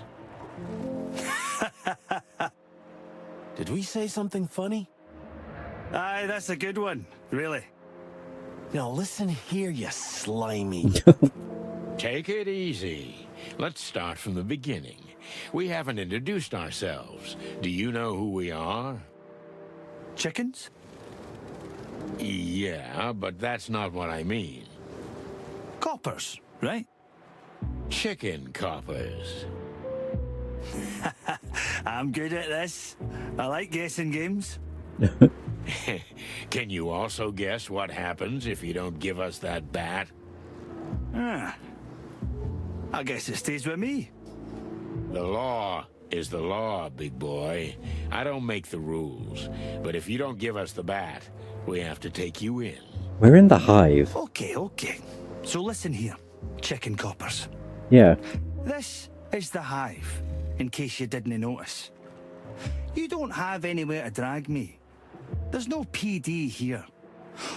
Or are we going to drive all the way to the centre of town so you can stick me in a cell and hunch over paperwork till dawn for a wee bat? I didn't think so. What? How dare you? Okay, big boy. Fair enough. Take this as a warning. Oh, oops. I just shit my pants, cluckers. Watch it. My god. Holy crap. Wait, I can ask her about what? Okay. I just shit my pants. A cheeky slug bouncer who probably works for the Spider Queen herself. He hangs around with a huge bat and won't part with it easily. He doesn't look like much of a mastermind, but it's good to keep an eye on him anyway. And he's Scottish. Huh? Oh, you two again. Listen, pal, tell me, you some kind of doorman? What do I look like? A slug. A snail. Oh. What else? A doorman? Of course, yeah. Yeah, they look the same. Hey, I know what you're doing. The guessing game. That was a good one. Wasn't it? I'm glad we could create such happy moments together. Can we go in then? No. Oh. That ended abruptly. Anything else? No, nothing. We're, just leaving. Access. Okay, so what do we have to do to get in? Just ask me nicely and hand me your weapons. That's all. What? Over my dead feathery body, pal. Well, I can help you with that. We're police officers. We can't hand over our weapons to you. It's the other way around. Aye. And I'm a doorman. I can't let anybody in with a gun. Boom. We're at stalemate. What's next? You gonna let him talk to us like that? What do you suggest, Marty? Oh, you don't want to know. We'll be back soon, pal. Good for me, I guess. Okay, well, I can ask you about something. Oh. Yes? Anything else? That's all for now. Thank you. Oh. Okay. About Hank. There we go. Look, we really don't want to bother you. So why are you bothering me? That slimy mountain of a guy at the door with the big bat in his hand. Oh, him? Mm-hmm, yes, so what about him? Well, it's a bit difficult talking to him. It's like trying to have a conversation with a bowl of jelly. But you two seem to know each other. Him and me? What makes you think that? Well, it's just an assumption. You know, we're detectives. Ah, yes. That makes sense. I guess. So, do you know him? Well, it's an exaggeration to say I know him, but, well, he's Hank. Yeah, Hank. He's a very handsome fella for a pretty lady like you. Pretty lady? Did he say that? Oh, yeah, he did. That huge masculine body seems to hide a sensitive heart, and above all, a shy boy. Really? Oh, hush my heart. So, we thought we'd help him out a little, to make the first move. Can you? Would you like to talk to him in private? Is it that obvious? We're just humble detectives, ma'am. Well, if you could put in a word for me. We could try. Thank you. Thank you, detectives. Oh, it's nothing, miss. Our pleasure. That was easy. Okay, so now we talk to him. About Carla. Hey, mushface. You again? What now? We were just talking to Miss Calla when... Miss Calla? Huh? Yeah, the young lady. Oh. We couldn't help but notice that you're eyeing each other. Ooh, me? Don't make me laugh, chickens. Ah, don't be shy, buddy. She's quite a lovely lady. Aye, she is. I mean, I suppose she is. We've never spoken. What? Why, that's terrible. It really is. Something must be done about it. By all means. You think so? Of course. The air is throbbing with chemistry. Chemistry. Don't overdo it. Listen, Hank, old bud. You need to strike while the iron's hot. Who knows if you'll get another chance? Well, I don't know. Maybe. Maybe you're right. Of course we are. Okay. I'll try to speak to her. Whew. You can do it, Hanky boy. You can do it. That's the spirit. Get on it, you stud. I like it when things go well. You mean when we manipulate invertebrates? I just like to look at the bright side of things. Well, be happy in your little world of pink. Ha! At least mine has colors. Yeah, mine doesn't. Nice and black and white.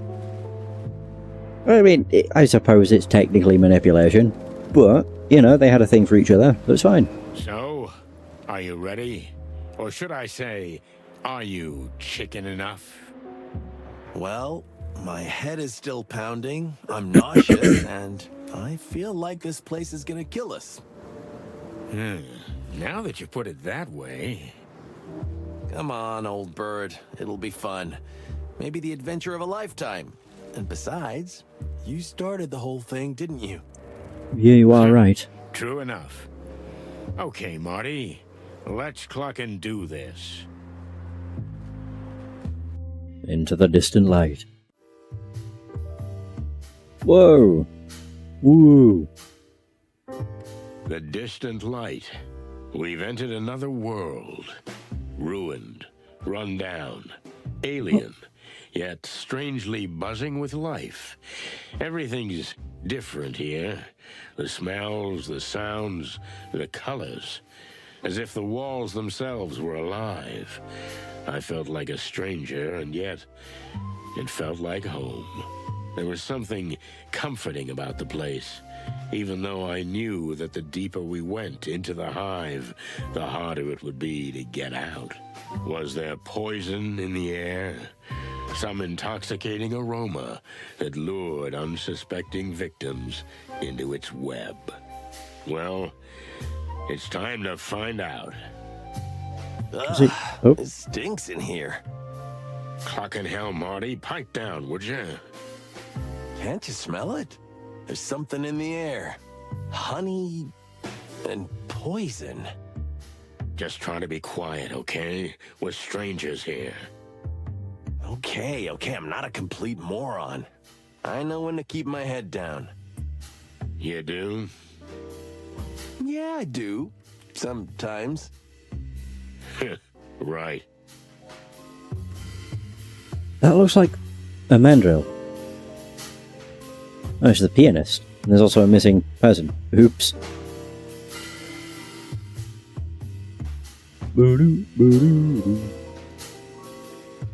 I can look at the drunkard. Careful, Sonny, or you'll end up just like him.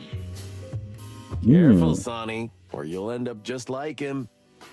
Hey, get out of my head. It's too late. I've seen everything. My condolences.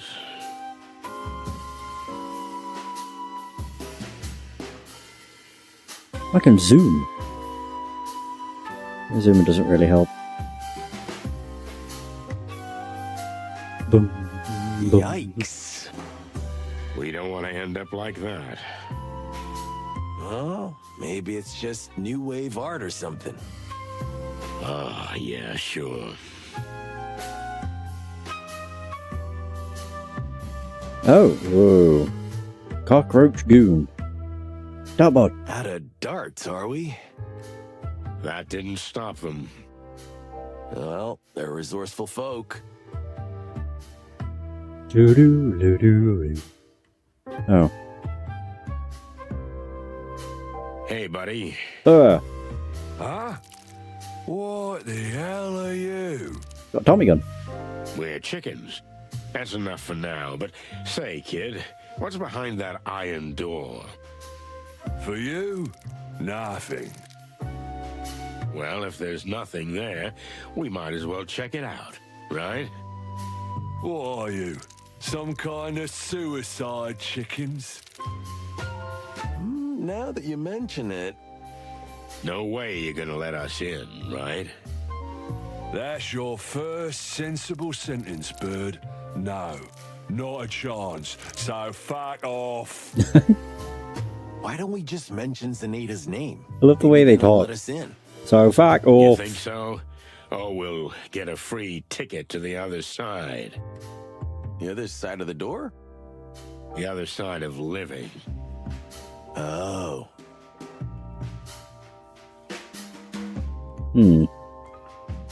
Ba-dum-bum. Oh. What was this? Whoa. Miss Honey. The month of honey. Do-do-do-do. Is that a spider? Ooh. Maybe? He'll be our man. Bartenders always know what's what. I think it is a spider. I can't wait for you to be wrong. What? What? A clean glass of tap water, my good man. I see I'm dealing with real gentlemen here. There are two things I can't offer you, I'm afraid. One is clean, the other is water. Water. And what would you recommend on this fine evening, Mr. Ender. Bart Ender. Well, we have mead, and whiskey. But I wouldn't recommend that, so mostly mead. Well, that's quite a selection. What'll it be, Marty? On second thought, I'll give this one a miss.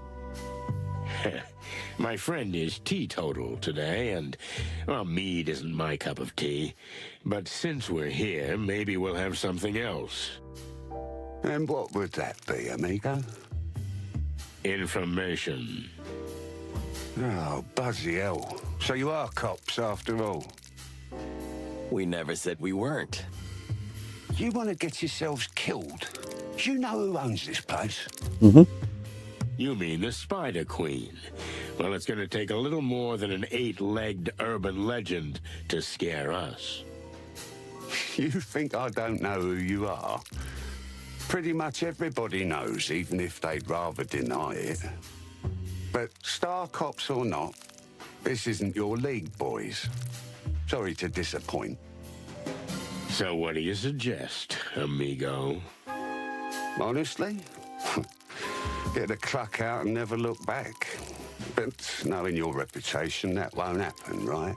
Mm-hmm. We're the kind who need to be thrown out. It happens almost every day. I thought as much. So, for the fun of it, maybe I can help you out. But no promises. Then I'll take that as a promise. Well, you're that ever-sour, obnoxious, loud-mouthed, insufferable, but still weirdly charming kind of character, huh? Exactly. All right. Ask me anything you want, but make it quick. There we go. Nice. Bart Ender. A jumping spider. Barman spider of the distant light who tries to pretend that he never cares about anything and couldn't hurt a fly. But I'm sure he knows and observes much more than he's willing to tell us, at least until we soften him up a little. No more questions, for now. Come on. What are you waiting for? Ask away. Yeah, all right. Here we go. Lack of hands. I like it they give him a mustache. I don't want to be indiscreet, but doesn't a spider have 8 limbs? Because if I'm counting right, you have 4 arms and 2 legs. Yeah, that's 6. Your maths is exceptional, detective. Did you, fight in the war? No, but that's what I usually say when I'm asked. Then what happened? If you really want to know, I sold them. Oh. But I've still got 2 little stumps in the middle of my back. Ouch. I was broke, you know. There were some crooks from Clawville who paid top dollar for insect limbs. That's just the way it is these days. You sold them to be eaten? Yeah, exactly. Thanks for saying it out loud. That makes it so much easier for me. Ooh. Ugh, Cluck, sorry. I'm used to it. Any more anatomy questions, boys? No, thank you. I'm fine. Neato. I think I got another codex thing. What about that nice little cockroach at the door? One of the Queen's guards. Quite intransigent fella. When I open the place, he's usually there. When I close, he's still there. It's like he never eats or sleeps. Could he be a robot? Oh, what now? I read it in Tomorrow's World science fiction magazine. You know, a machine being that lives forever. Please stop filling your already tiny brain with so much chicken shit, Marty.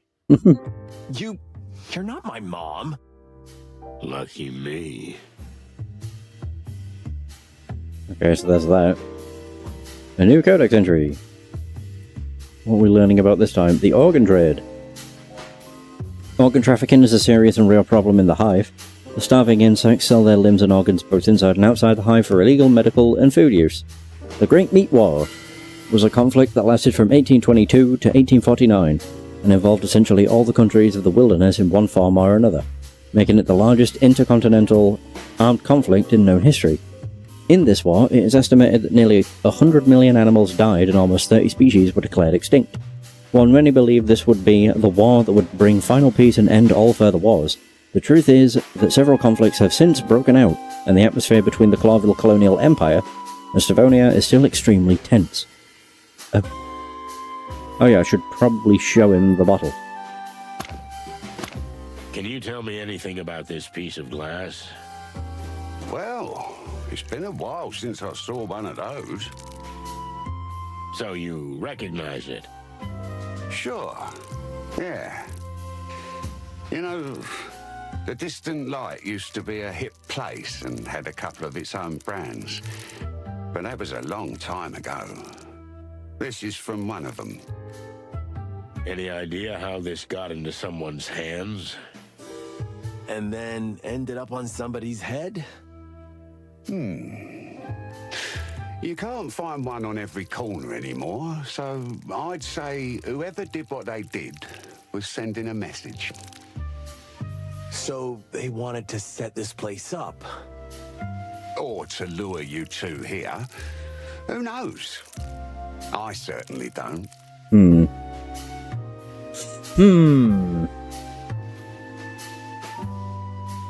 Well, there's still more I can do with this guy.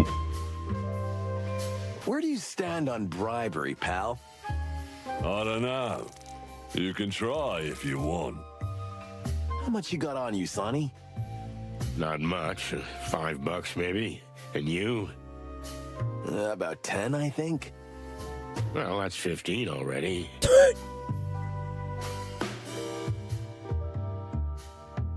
Now, get the fuck out of here while I'm talking nice. Okay. Metal door. Do you think they keep the expensive porcelain behind that? Maybe they're hiding priceless archaeological artifacts. Or having illegal cockfights through there? Or a secret den with naughty ladies. You wish, huh? Feathers! I'm a married man. Are you? Well, at least I was yesterday. I hope I still am. If not, I'll marry you. Aw, thanks, Boss Bird. Okay. This door looks suspicious to you, Marty. A steel door reinforced with huge metal rivets with an armed insect goon standing in front of it? Nah, I don't see anything special about it. Yeah, me neither. We have to get through there somehow.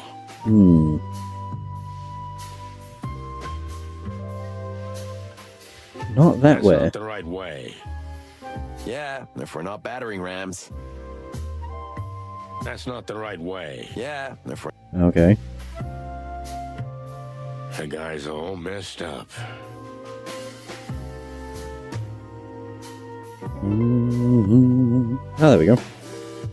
We can ask about the metal door. How do we get down to the Queen?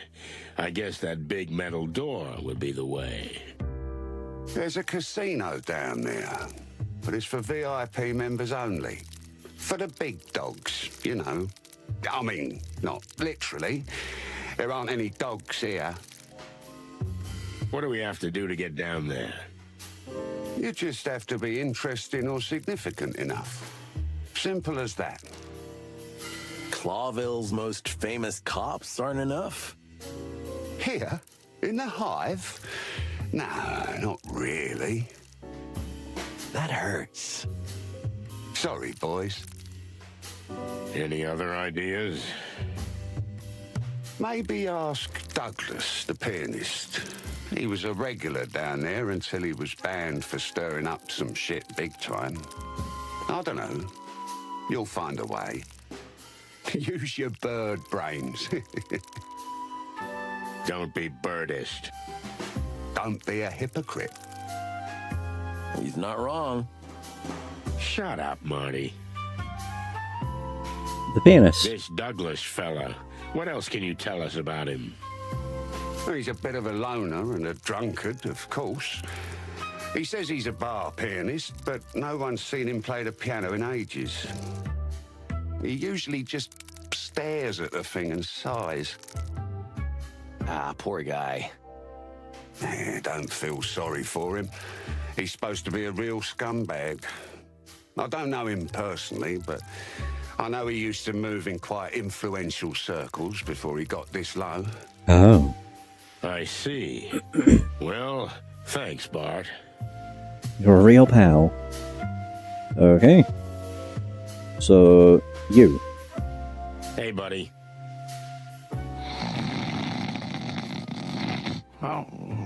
What the hell even are you? Hello?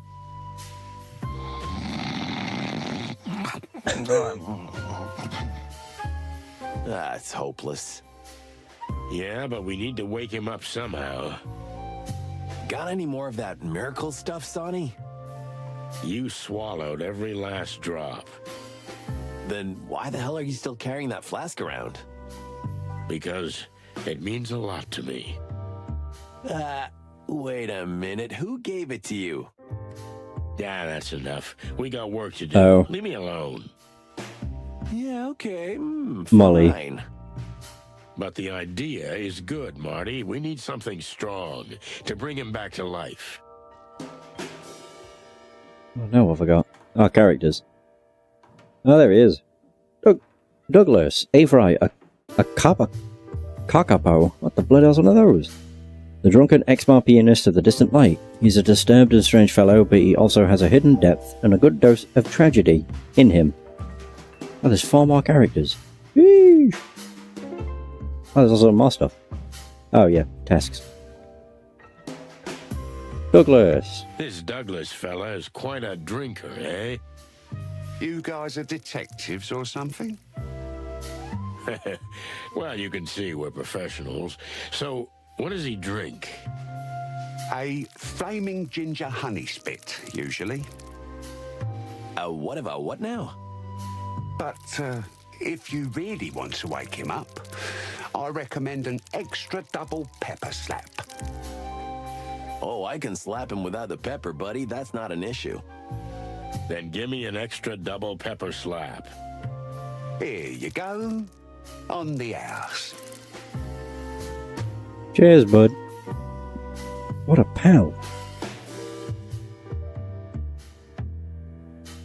Strong drink. It just looks like a pint. Ooh. The smell alone is awful. If that doesn't sober the pianist, nothing will.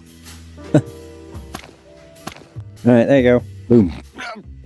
What? I'm awake. What's that smell? That smell? Is that a... An extra pepper double slap, I think.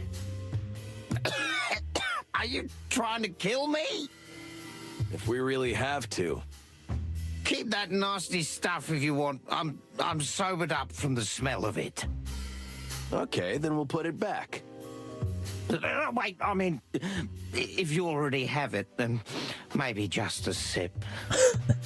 Sure. Go ahead. Indulge.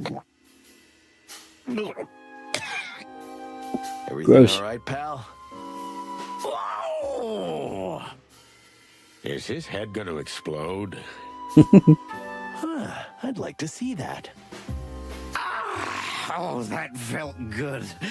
So, what the flappy hell do you want from me? And who are you anyway? You're not even insects. Eagle eyes. You know you're not an insect either, right? Of course, but that's different. I live here. I was born here. I'm an honorary insect. Or, at least, I was one. Okay, Mr. Honorary Insect.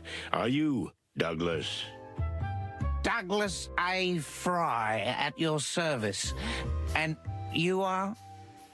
Just 2 simple, innocent birds who want a word with the Queen. Oh, I see. Well, goodbye then. You're not going anywhere. Come on. You seem like a perfectly nice, normal guy. Would you mind helping 2 other birds in trouble? You know what? I like you, big white guy, but not you. Hey, thanks. You hear that, Sonny? He likes me and not you. I'll bring flowers to your wedding. I knew my good heart would take me to my grave. Okay, so, what exactly do you want? Oh, there we go. Now we can talk to him. Yay! He's still, like, not looking too good. I knew my good heart would take me to my grave. Okay, so, what exactly do you want? Oh, you just repeat it. Okay. Distant Light, the Queen VIP. What the hell? Tell us about this place. Ah, the Distant Light. This used to be the fanciest joint in the whole Hive. Expensive drinks, gorgeous women, live music every night. But then something happened. You happened. All of freaking Clawville, the Segregation Act, the King's brainwashing, walls around the Hive. I could go on. Hey, keep it down, buddy. Everything's ruined. The shops are closed, misery everywhere. The police are nowhere to be found, riots, crime. But do I have to explain this to you, of all people? Sorry to hear that. Chicken shit. If we weren't sorry, we wouldn't be here investigating on behalf of an insect. An insect, huh? Maybe someone killed a fancy warm blood and you blame it on an insect, eh? No, an insect is missing, and we're gonna find out what happened to him. Would that make you the good guys? Well, I wouldn't say that, but we're trying. Well, good luck with that, lads. You know the Hive likes to keep its secrets. So how do we get down to the Queen? I don't know why you want to die so badly, but it's your problem.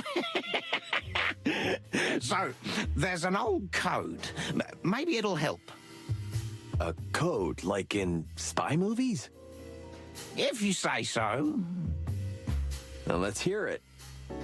Hey, not so fast, lads. You want something? You gotta earn it. Oh, for cluck's sake. If you can beat me at my favorite drinking game, I'll tell you. Sonny, over to you. Huh? What's that supposed to mean? What? You know, partner, it's funny coming from you after tonight's events.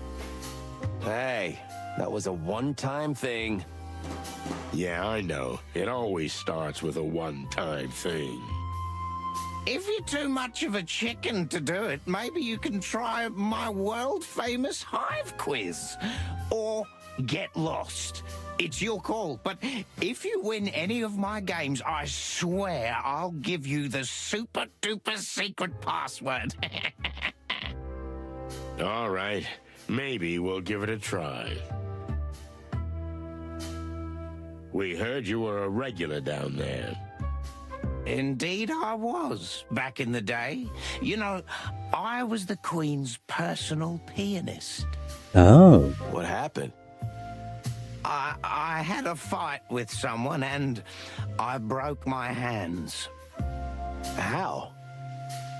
Well, I hit a guy in the head and, you know, these insect guys are hard as a rock. I see. Well, sorry to hear that. And then? The Queen threw me out. Since then, I can't go down anymore. I'm done. All my prestige is gone. And is there anything we can do for you? Can you get me a new hand? I mean, we can try. Oh, don't bother. I'm getting used to it. I just miss the music. Soon I'll drink myself to death. We'll see what we can do, buddy, but in the meantime... Sure, ask away, do your thing. I don't care anymore. There we go. So, what's it gonna be, lads? Drinking game. Now you're talking. So, are you ready? Yeah. Dexterity and guts. That's the secret of this game. All right, let's do this. Get Douglas drunk by playing a drinking game. Oh god, each time you hit the bottle by bouncing a peanut off a glass, the glass will be filled with the rancid booze. Make sure to take the glass before the bottle, or it'll be you who gets to drink everything. Aim carefully. If you miss, it'll be Douglas's turn to flick a peanut. The one who fills the last glass makes the other drink it all. Oh. Oh, good. Whoa, what? Do I have to hit a glass? Like that? What?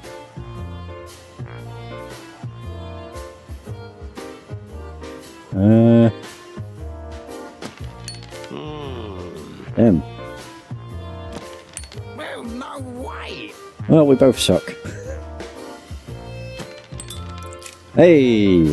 There we go.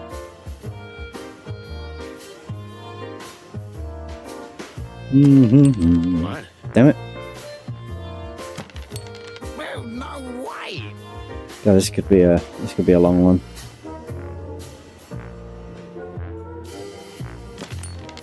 God damn. I suppose I can hit. Yeah. Well, no way. Actually, what happens if I hit this first? It does have to be the other way around. Damn. Well, no I drank them. Oh. Oh dear. Hooray! It's the two that are closest to me that I'm not entirely sure.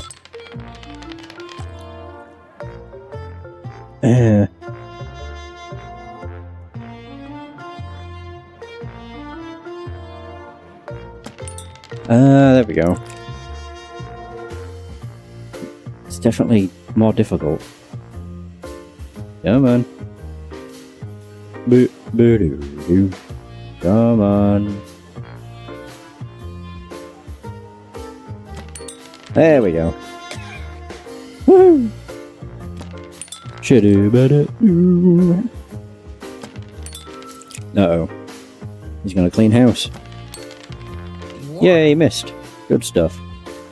Boo-boo. Ba-da-doo. Oh. What?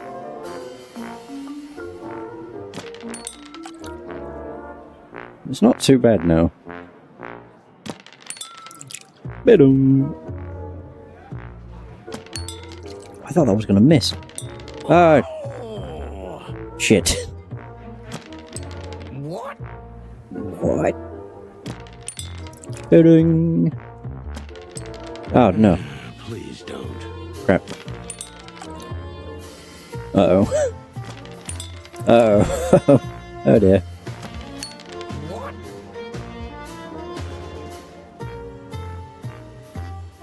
Oh. Please don't. Crap. Chicken shit. I like that. Oh, god damn it. Shooting too quick. Oh. I might be screwed.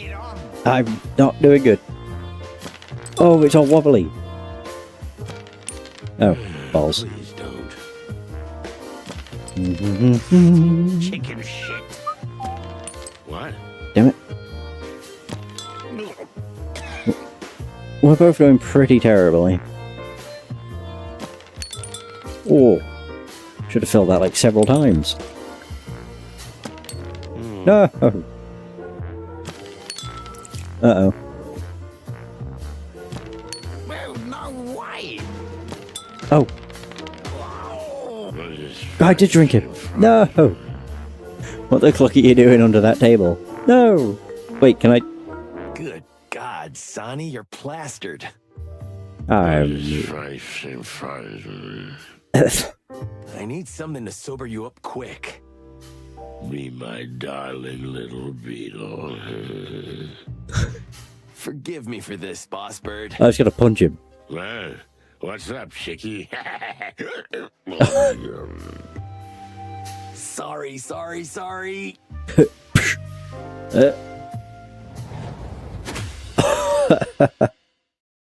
Ouch! Shit, boss, What the fluffy, feathery hell? Did a road roller went through my head? I had to sober you up somehow. Why are your hands like that? What? This? Nothing, it's, Cluck, my head. I'm gonna die. Maybe we should try to find another way to get down there, huh? The quiz. Yeah, baby. Oh, clucky furry hell. That was worth it, just for the dialogue. So, what's it gonna be, lads? Will be the quiz. So, what is this Hive quiz? I knew you guys were tough cocks.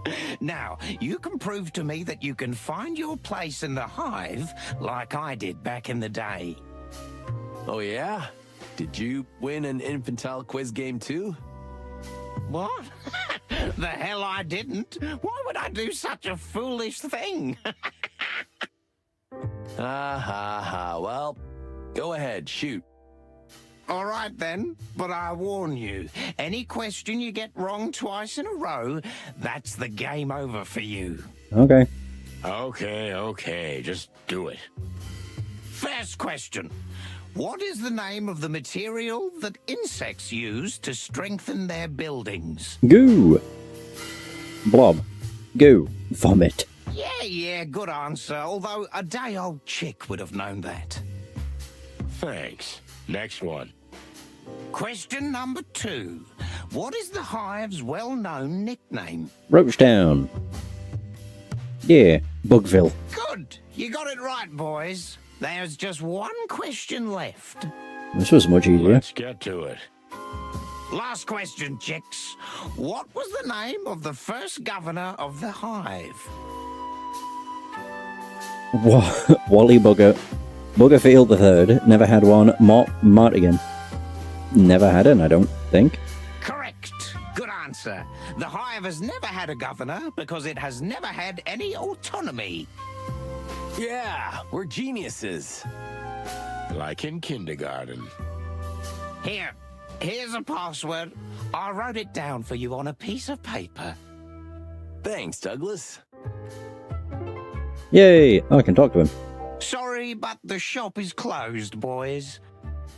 Okay. Let's go, Marty.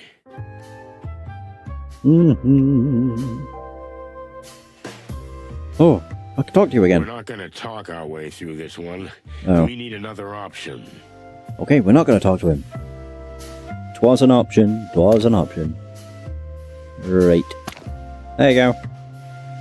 The bronze beetle... What? Hold up. Ooh. The bronze beetle bakes a brownie before breakfast. What the... Heh. Okay. Different. There you go. What's up, meat sacks? Meat sacks? That's not nice. Your master's expecting us. Well, what? I don't have a master. We don't need the tango, okay? We know all the dance moves, and we know the password, too. Yeah, the bronze beetle bakes a brownie before breakfast. What now? What now? Just because you pulled a silly rhyme out of some drunken schmuck, I'm supposed to let you in? Ha! Give me a break. But that's the way it goes, right? In movies and books and... Just get the fuck out of here while I click it nicely, okay? Listen, pal, if you don't want any trouble, you'll let us in. It's that simple. Am I supposed to be scared now? Ha! I eat little shits like you for breakfast. You eat shit for breakfast? What? Okay, come on. Let's do this. I'm gonna kill you, meat sack. Enough. Ooh, That? Was... the Queen. The Queen. Costa, send them down. Yes, Your Highness. Ooh. Okay, you got lucky, boys. Go down while I'm in a good mood. Thanks, Bug Boy. Hey, we don't use the B word around here. Am I clear? Okay. Let's go, Marty.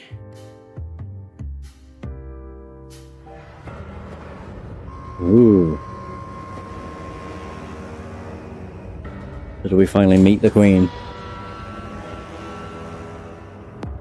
Oh!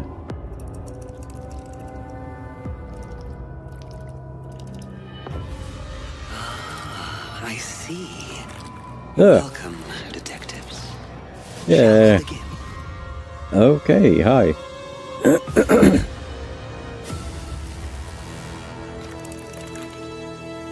Well, she is a spider. It does make sense. Howdy.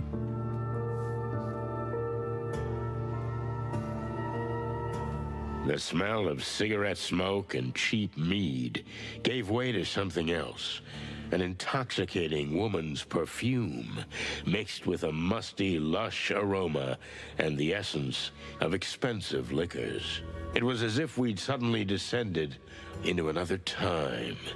We were standing in front of a throne, occupied by a real queen, as if she'd just stepped off the canvas of an old painting. I felt dizzy. I've been in some tough situations in my life, but this time, I shuddered. Would we ever get out of here with our feathers intact? Welcome to our humble abode, detectives. Humble? I have a different definition of humble. Mr. Featherland, we used to live in a huge castle outside the Hive. Compared to that, this hovel is an insult. Well, an underpaid cop like me would kill for an insult like this. Come on, Mr. McChicken. Don't be so modest. You've got a quaint little apartment in Hollow Street with a lovely wife. You should be proud. Wait, what? But how do you know that? Oh, no need to be frightened, gentlemen. But they call us the Great Web for a reason. We can feel even the smallest vibration of the city from our throne. Our silk threads are everywhere. Now we can sleep peacefully. It's the plain truth. And you, dear detectives, are in the truth business, are you not? According to the book. And to what do we owe the pleasure of your visit, gentle birds? We're looking for an insect that died, then disappeared. Ah, I see. Well, make yourselves comfortable. Look around. Snoop. I can sense your hearts beat a little fast. Calm down first, and then we can talk. You can sense our... but... We'll do just that. Thank you. Whoa. Minibar. Right, so there's the characters. Oh, there we go, Castor, a rather crude cockroach goon working for the Great Web, and, of course, Queen Zenaida. Queen Zenaida is the head of the famous and notorious Great Web crime syndicate, and a living legend in her own right. Rumours abound that she knows everything about everyone in the city, and that nothing escapes her watchful eyes. But one thing is for sure, despite the Hive's sad state, she is still a serious force in the city's power plays. Still 2 more characters. Lost Melodies. Douglas's hand is broken and his career is too. Can we do anything about it? Oh. Bum bum. Minibar. Maybe after talking to Her Majesty, we'll be needing a couple of stiff shots.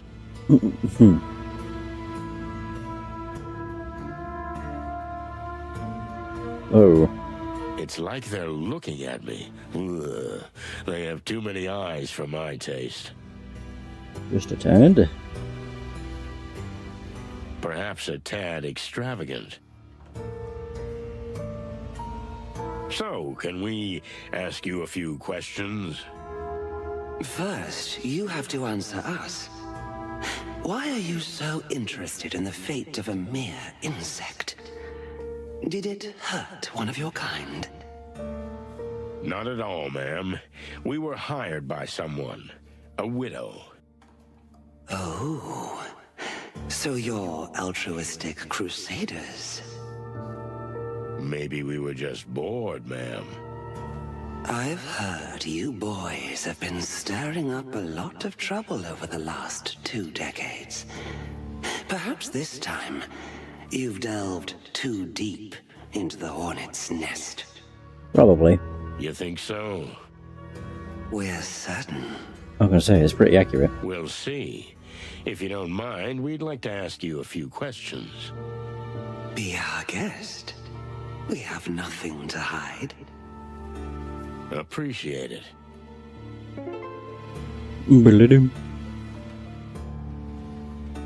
Ah, new option. We can now ask. Douglas, the Hive, the Throne. Yeah, sure, Douglas. Tell me, do you remember a pianist called Douglas? He's right above us, even as we speak. He's either drinking his tears or some hard booze. Was he really your personal pianist? Something like that. We loved him and the way he played, full of heart. But we couldn't tolerate his erratic behavior any longer. Who was the guy he got into a fight with? A fiancé of mine at the time. He's dead now. Douglas. That silly little thing. He was always madly in love with us. He put that in his songs. And that's why we loved him. But he was jealous. Jealousy is a terrible demon. It is, Detective. It is. There's no hope of letting him back in? You pity him, right? I can understand that. It happened to us, too. We let him back, but he can't play or stay sober. If we could help you with those 2 things, would you take him back? Perhaps. But why would you do that? What did he promise you? Nothing in the world. We're just trying to be good birds, that's all. So the tales are true after all. Well, we're talking to a living legend too, so tales can be true. It's a deal, then. If you can find a cure for his hand and his heart, we'll welcome his return. Thank you, Your Majesty. What can you tell us about the current state of the Hive? Did you come here with paper bags on your heads? Have you not seen with your eyes? Well, we'd like to hear it in your words. As you wish. Since the Segregation Act, our people are suffering more than ever. We are eating ourselves alive. You may think we're being figurative, but we couldn't be more literal. We're running out of flesh, of life, of soul. But before that happens, our patience will run out. The Segregation Act wasn't good for business either, right? Correct. We don't want to be seen as the selfless grande dame, or everyone's fairy godmother. No. We were running a thriving business. You mean a thriving criminal business? Call it what you like. It was blooming, but the blossom eventually withered. Now we are suffering like everyone else. The Hive is an oil barrel, detectives, and Clawville a crazy old fool with a match in his hand. Is the barrel gonna explode? And with it, the old fool. Well, thanks for your honest opinion. Not mere opinion. Fact. This is our future, gentlemen. Throne. That's quite a throne you've got there. Why, thank you. It was our late grandmother's 200 years ago. Goddamn. Whoa, wait, then how old are you? Rude to ask, Do you Marty. think it's appropriate to ask such a question of a lady? For cluck's sake, Marty. Oh, yeah, sorry. But it is a really beautiful chair. Throne. You're funny. We like you.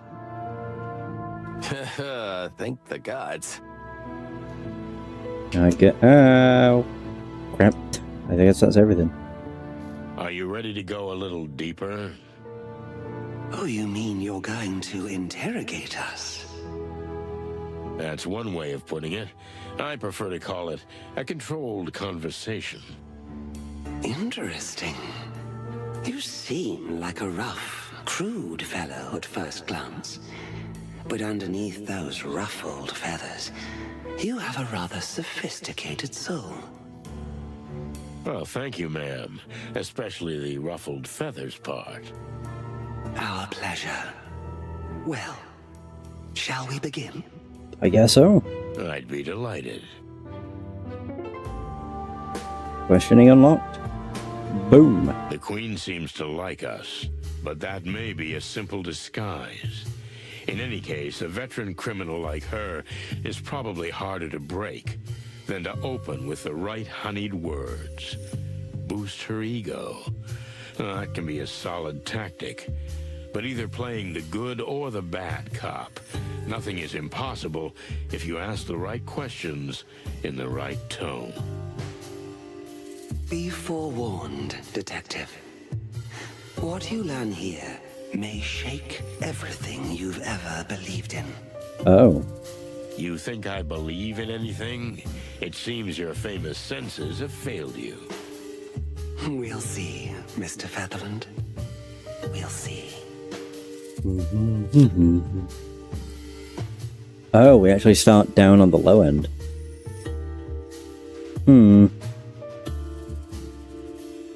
Please tell us about yourself, Your Majesty.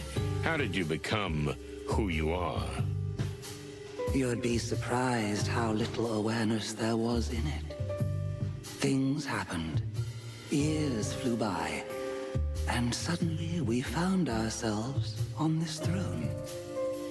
Lucky coincidences?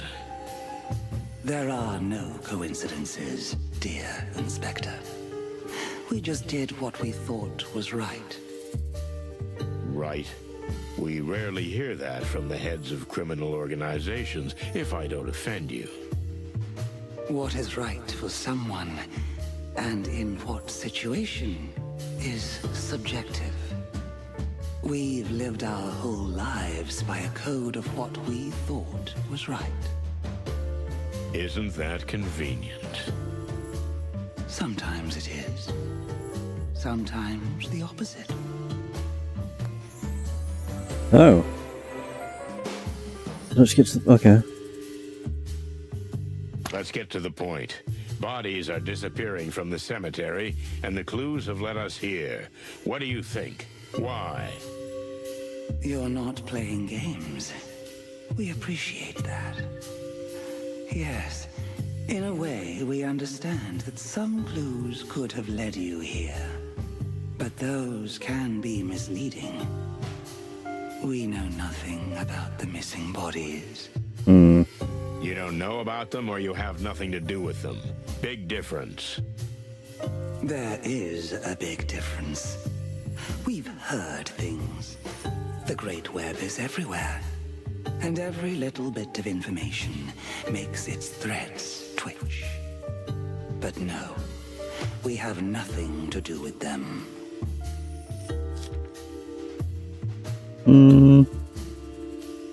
A cemetery caretaker named Joe was knocked down. He barely made it out alive. You know anything about that? Oh, we know the graveyard beetle. The old stubborn fool. But he's a good insect nonetheless. We won't hurt him if he doesn't cross us. Has he ever done anything like that? Not that we know of.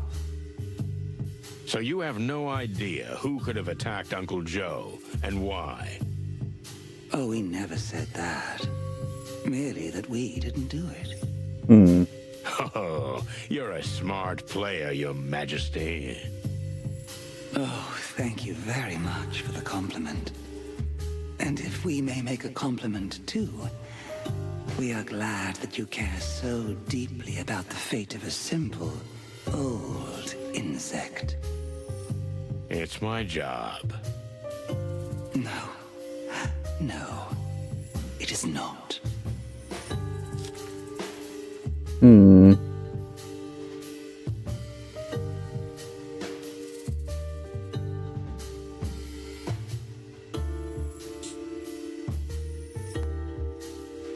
Let's say I believe you. Do you think the glass was not just a weapon, but also a message? An interesting theory, and there may be some truth in it. As the place is well known and has been ours for decades, yes, we can see why you might think that. So you agree that the clues lead logically here? If it is a message, we did not send it. It would be foolish to leave a clue like that, unless it leads to a trap. Am I right? Well, forgive the assumption, but for a spider queen sitting in the middle of the Great Web, setting a trap seems quite apt. If so, you would be in big trouble. And is that the case? No, not yet. I like you. You're sharp and respectful, most of the time. At least, for a chicken. You're great at insulting and complimenting at the same time. Thank you.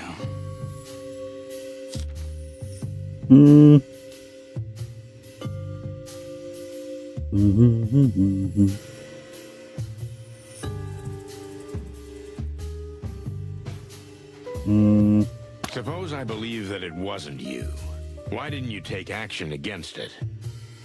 You still think we're the feared and dreaded vigilantes of the Hive. Unfortunately, those days are over, Inspector. The Great Web is now more of an information center than a real, viable enterprise. But information is power, ain't it? Indeed, it is. But much more so for a place that is not cut off from every other part of the world. We've been enclosed, Mr. Featherland.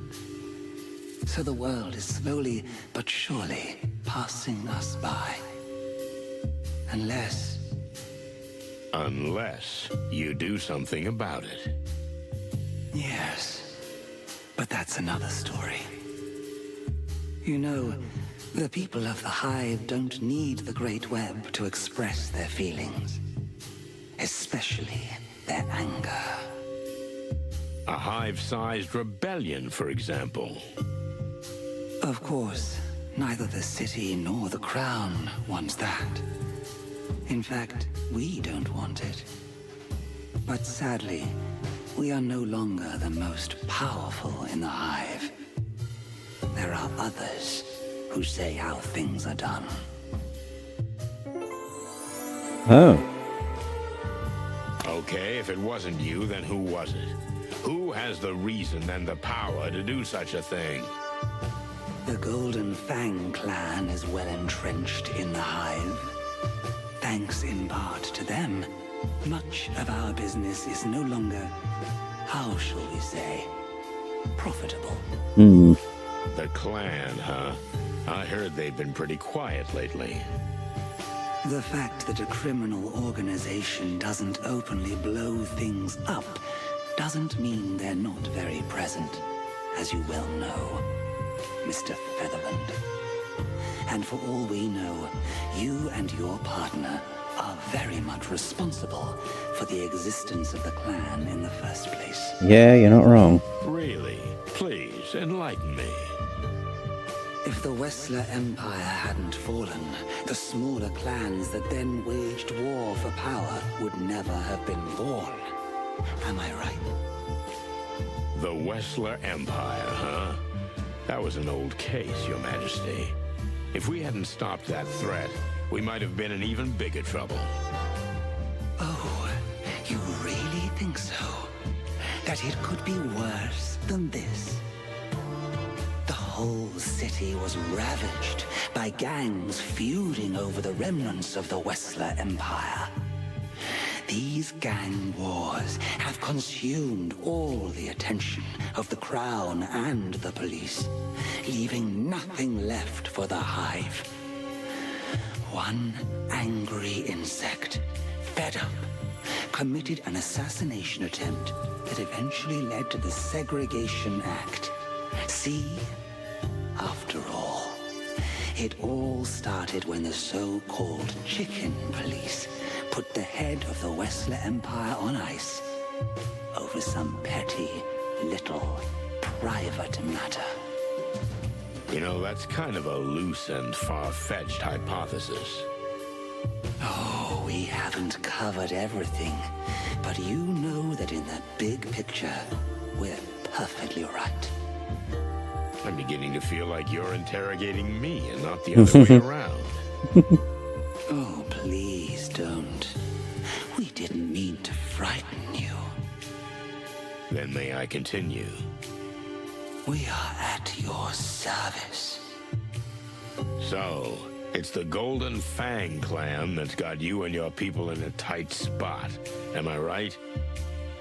We're not saying they're responsible for the disappearances. But if it wasn't us, they seem the most likely choice. I have to agree. Are you willing to talk about them? To a certain extent, yes. As long as it doesn't harm our interests.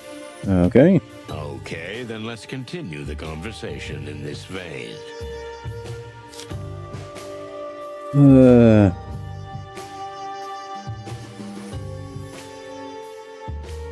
Why would the clan need a fresh corpse? What can they do with it? Did you say fresh? How fresh? Like a couple hours. Well, the last one was from yesterday. Why?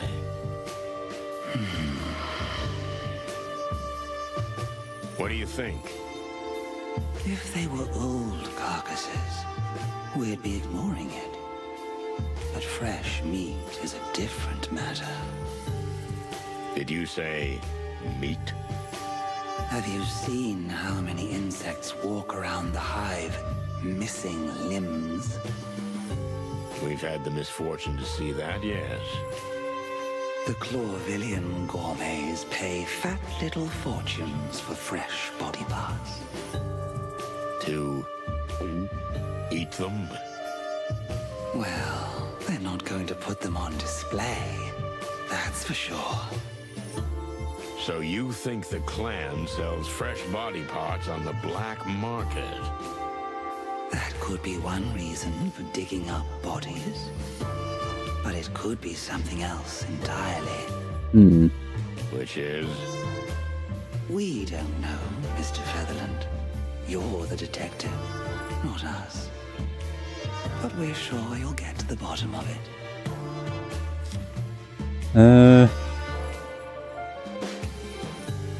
You really do see everything. What do you think the clan is playing for? And where do they get their resources?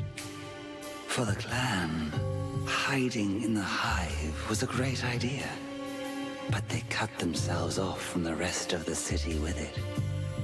So they must have connections or help from beyond the walls.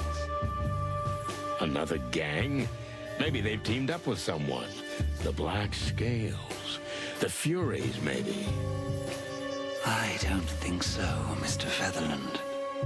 All the criminal organizations in Clawville are different, but they all have one thing in common. They all want absolute power. That's why they don't really ally themselves with others. What are you implying? Who can support them from beyond the walls? Whose interest do you think it would be to aid and abet the clan and get them here? Whose interest is it for the Hive to slowly bleed itself dry? For someone who has a problem with the very existence of it. The crown? You mean... Yes. Exactly, Mr. Featherland. Sweet, furry, feathered heavens.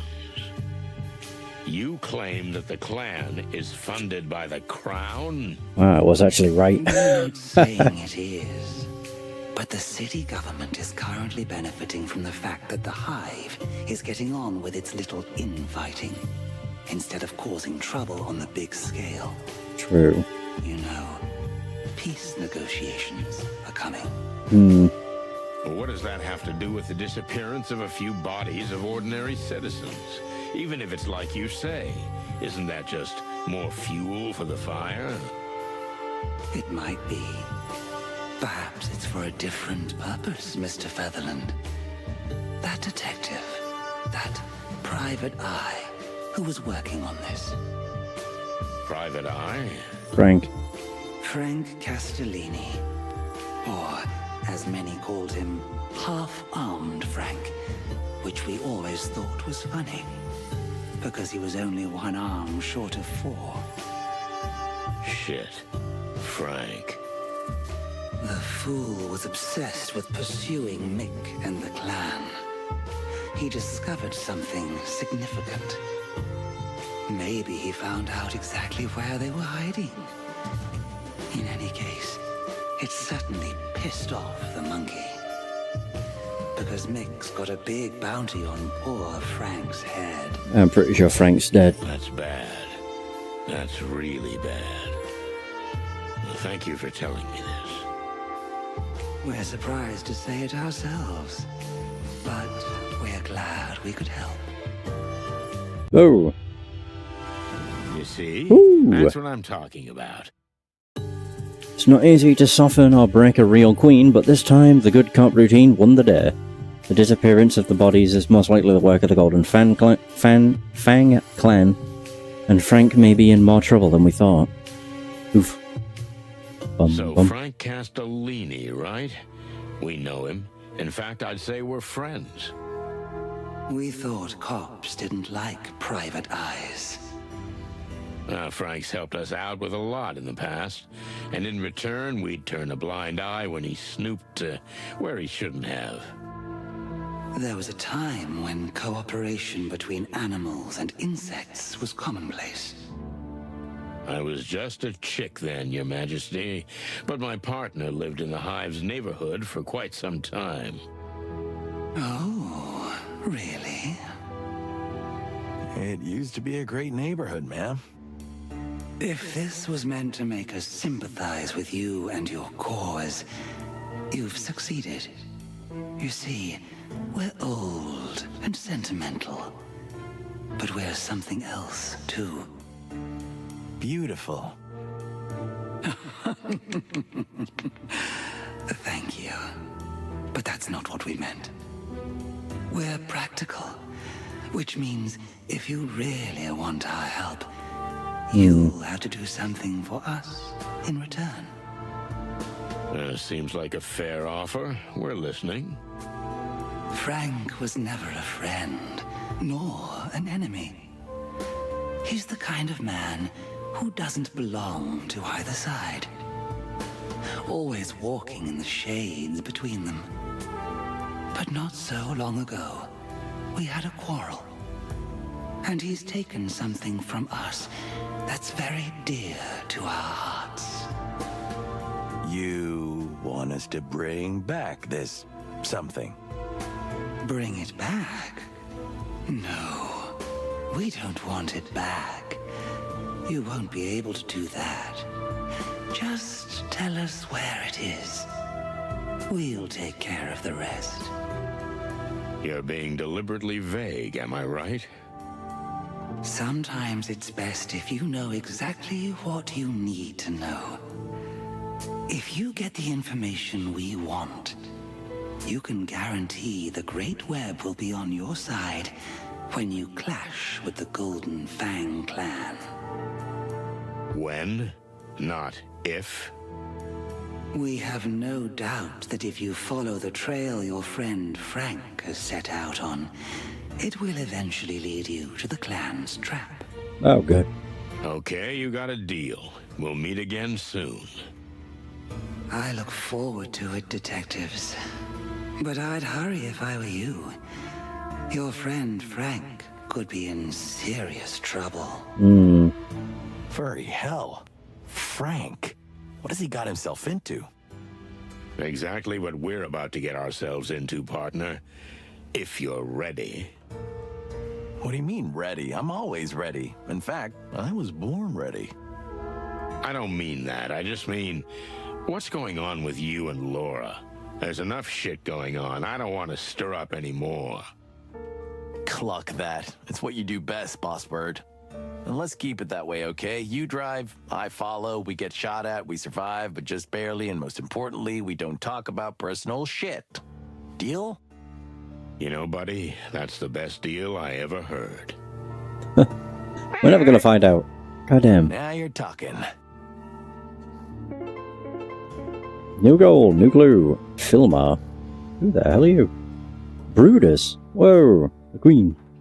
You know, it's ironic that you're here snooping around, investigating the clan. Because...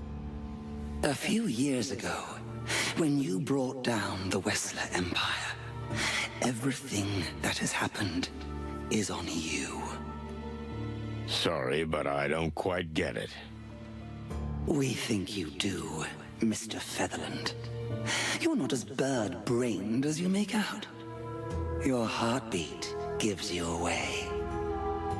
Look, Your Majesty, I have nothing to be ashamed of. We did what we had to do.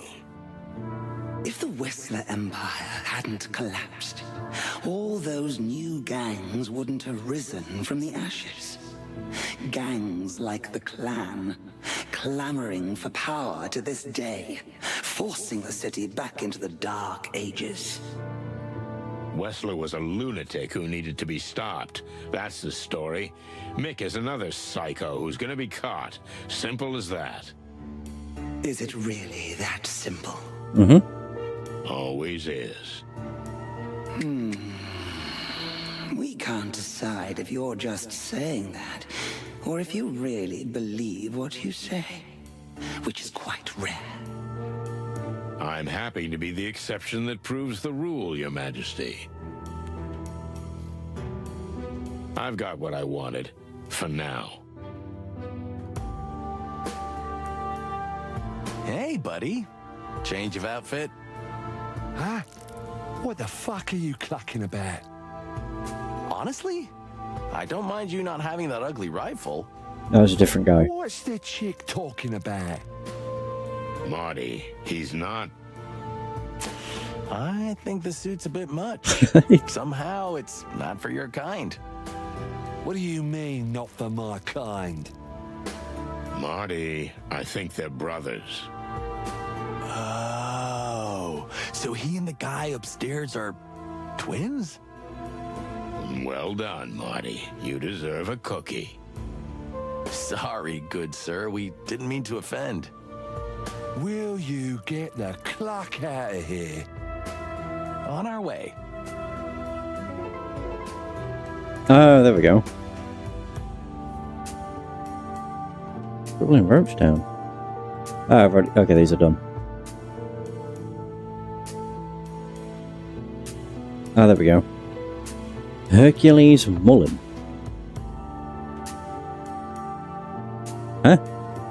Castor. Oh, never mind. Oh, it's not updated. No, sadly not. I'll have to wait until the next one gets updated. Alright. So, you are two brothers, right? Huh? What? Nah. Well, then? We are not two brothers. There are 72 of us. That's quite a family. Your mom must have been a real angel. What? And tell me, big boy, do you all work in this line of work? What line of work? Well, you know, how can I say this? He means, are you all criminals? Do you really want to get beaten up that badly? What the hell are you, suicide chickens? Your brother said the same. Funny, your brother asked the same thing. Just get the clock out of here. Pleasure talking to you. God, I've still got more to say. Huh? Anything else? Oh no, nothing. We're going. Okay, there we go. We have Filmar. Who do my eyes see? The one and only Filmar Lowe, private Hawkeye and professional boozer. What's this old featherhead doing here? Looks like we're not the only lost fowl in the hive. Not counting that weirdo pianist, of course. Did we say hi? Sure we do. I need to know what he's up to. He might even be in similar shoes to ours. You think so? That would be almost like a crossover episode. A what? Yeah, never mind. There we go.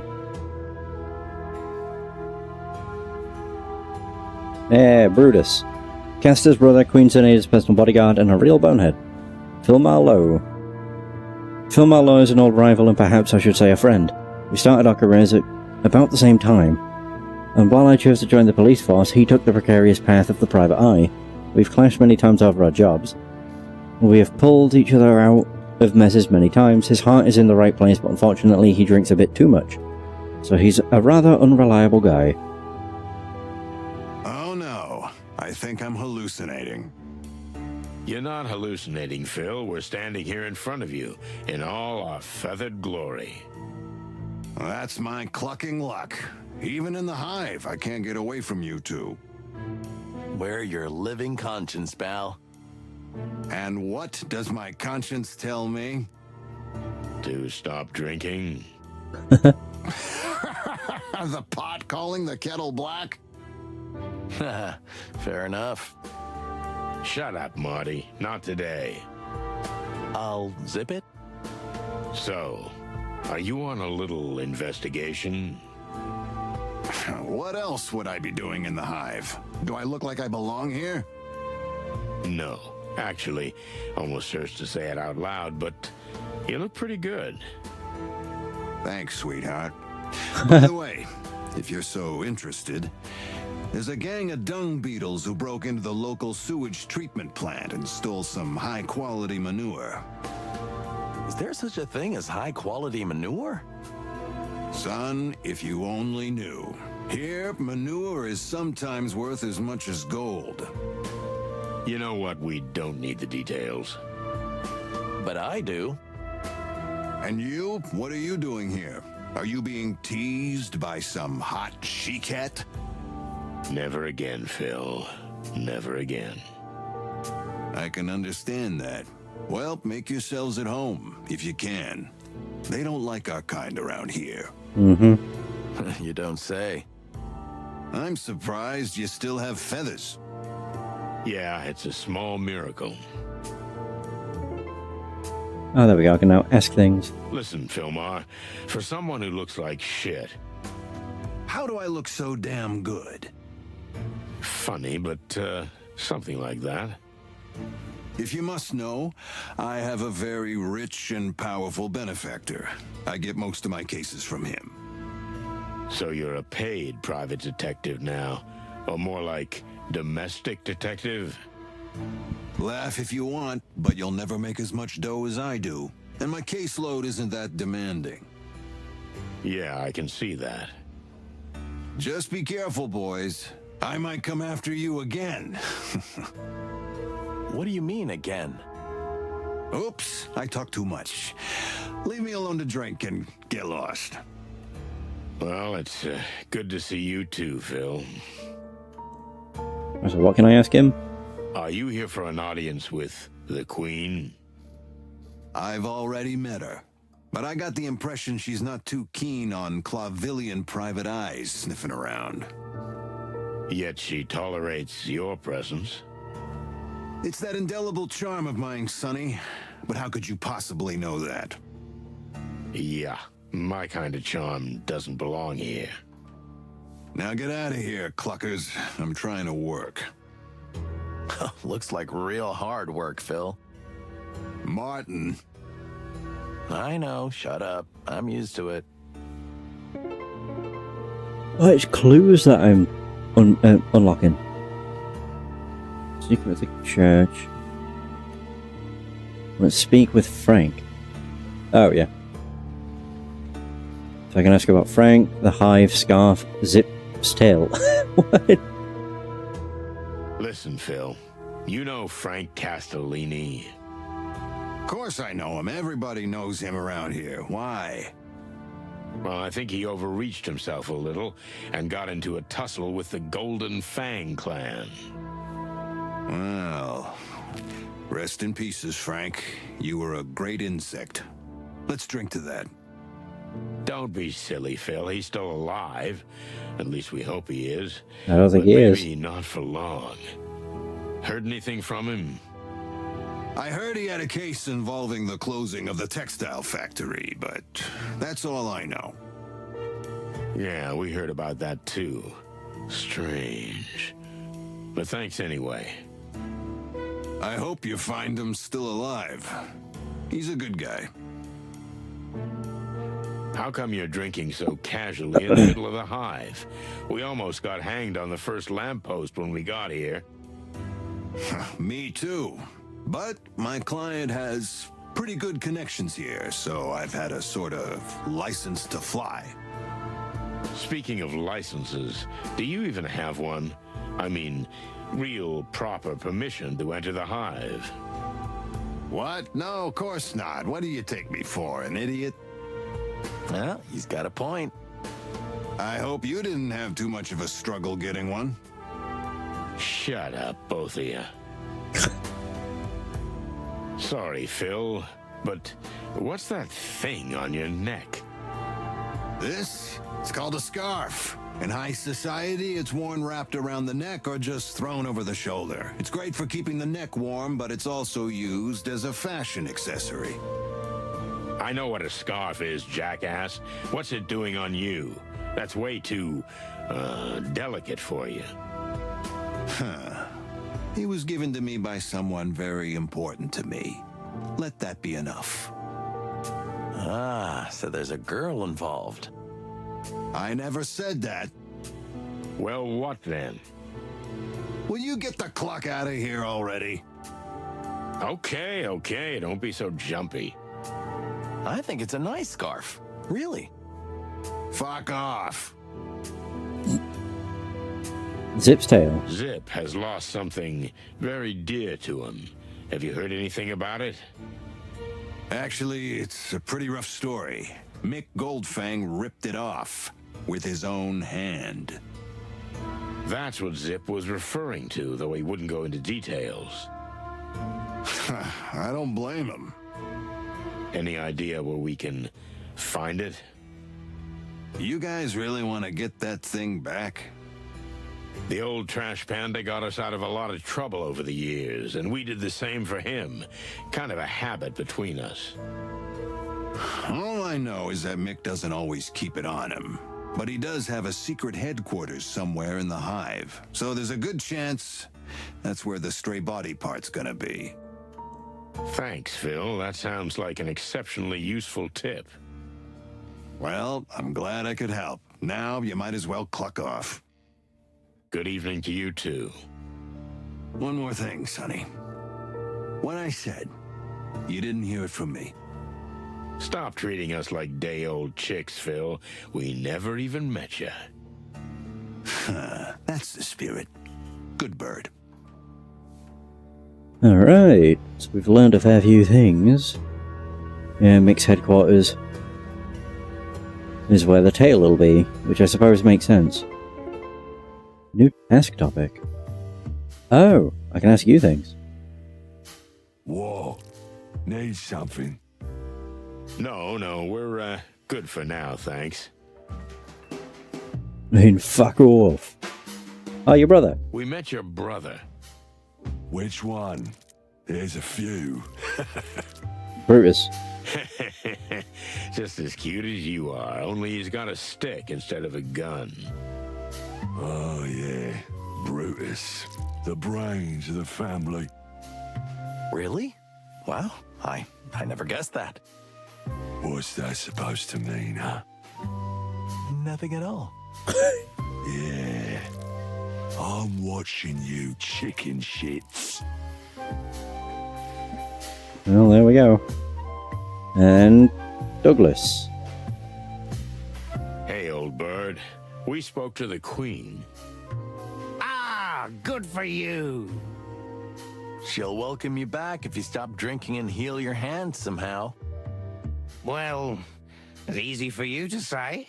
Nice outlook, but it would take a miracle doctor to do that. Someone who knows bones and medicine almost like some ancient shaman or something. Someone who's not even afraid of the other side. The occult, even. Someone who... Who? Bubo. I think we're on the same page here, Boss Bird. Bubo. Yeah. Bubo. Yep. Who? Exactly. You'll find out soon enough, pal. Just hang on tight. We'll be back. So be it, Boss Bird. Hey, only this meat wagon can call me that, okay? Okay, whatever. There we go, cool. So that was... Maybe Bubo can fix Douglas's hand. Maybe, but it's worth a try. Film his patrons. Patron, even. Alright. I guess we may as well fast travel to Frank's place. Ooh. Cutscene? Oh. Whoa. Cluck, I have a bad feeling about this. The hell happened? Yeah, me too. What now? We're going in. We're gonna find Frank alive and well. Great plan. Can I bring Bertha? What? I swear I won't shoot you with it. Again. Oh, thanks, partner. That's real nice of you. At least not on purpose. What? What? Nothing. Margoo. It's like the Hive is infected with something, but it's actually the very thing that holds the place together. Strange and ironic.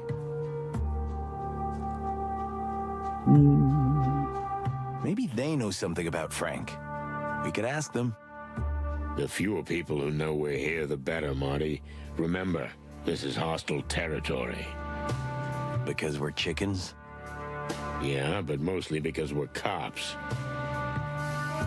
More so because you're cops, I would assume. No, but who cares, right? Right. Let's go. Ooh. Cutscene. Maybe. I keep saying that. Oh. Just when you thought you were prepared for everything. Well, we weren't. It was dark. Then, as our eyes slowly adjusted to the lack of light, we saw him. Ah, oh, damn it, Frank. What have you done to yourself? What have you got yourself into? And then I thought, if I don't get off this case, is that how I'm gonna end up too? douse me with nectar and light me with fire. If it isn't the bloody chicken, please. I ain't dead Hello, yet. Frank. How are you feeling? You know, Sonny, we insects breathe through little holes anyway.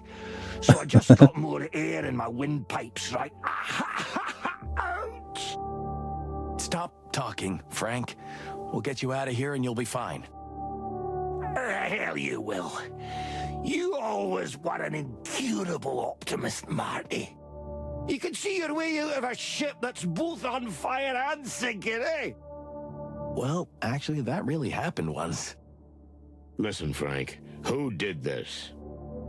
Not just who, Sonny. It's who and why. Well, then who and why?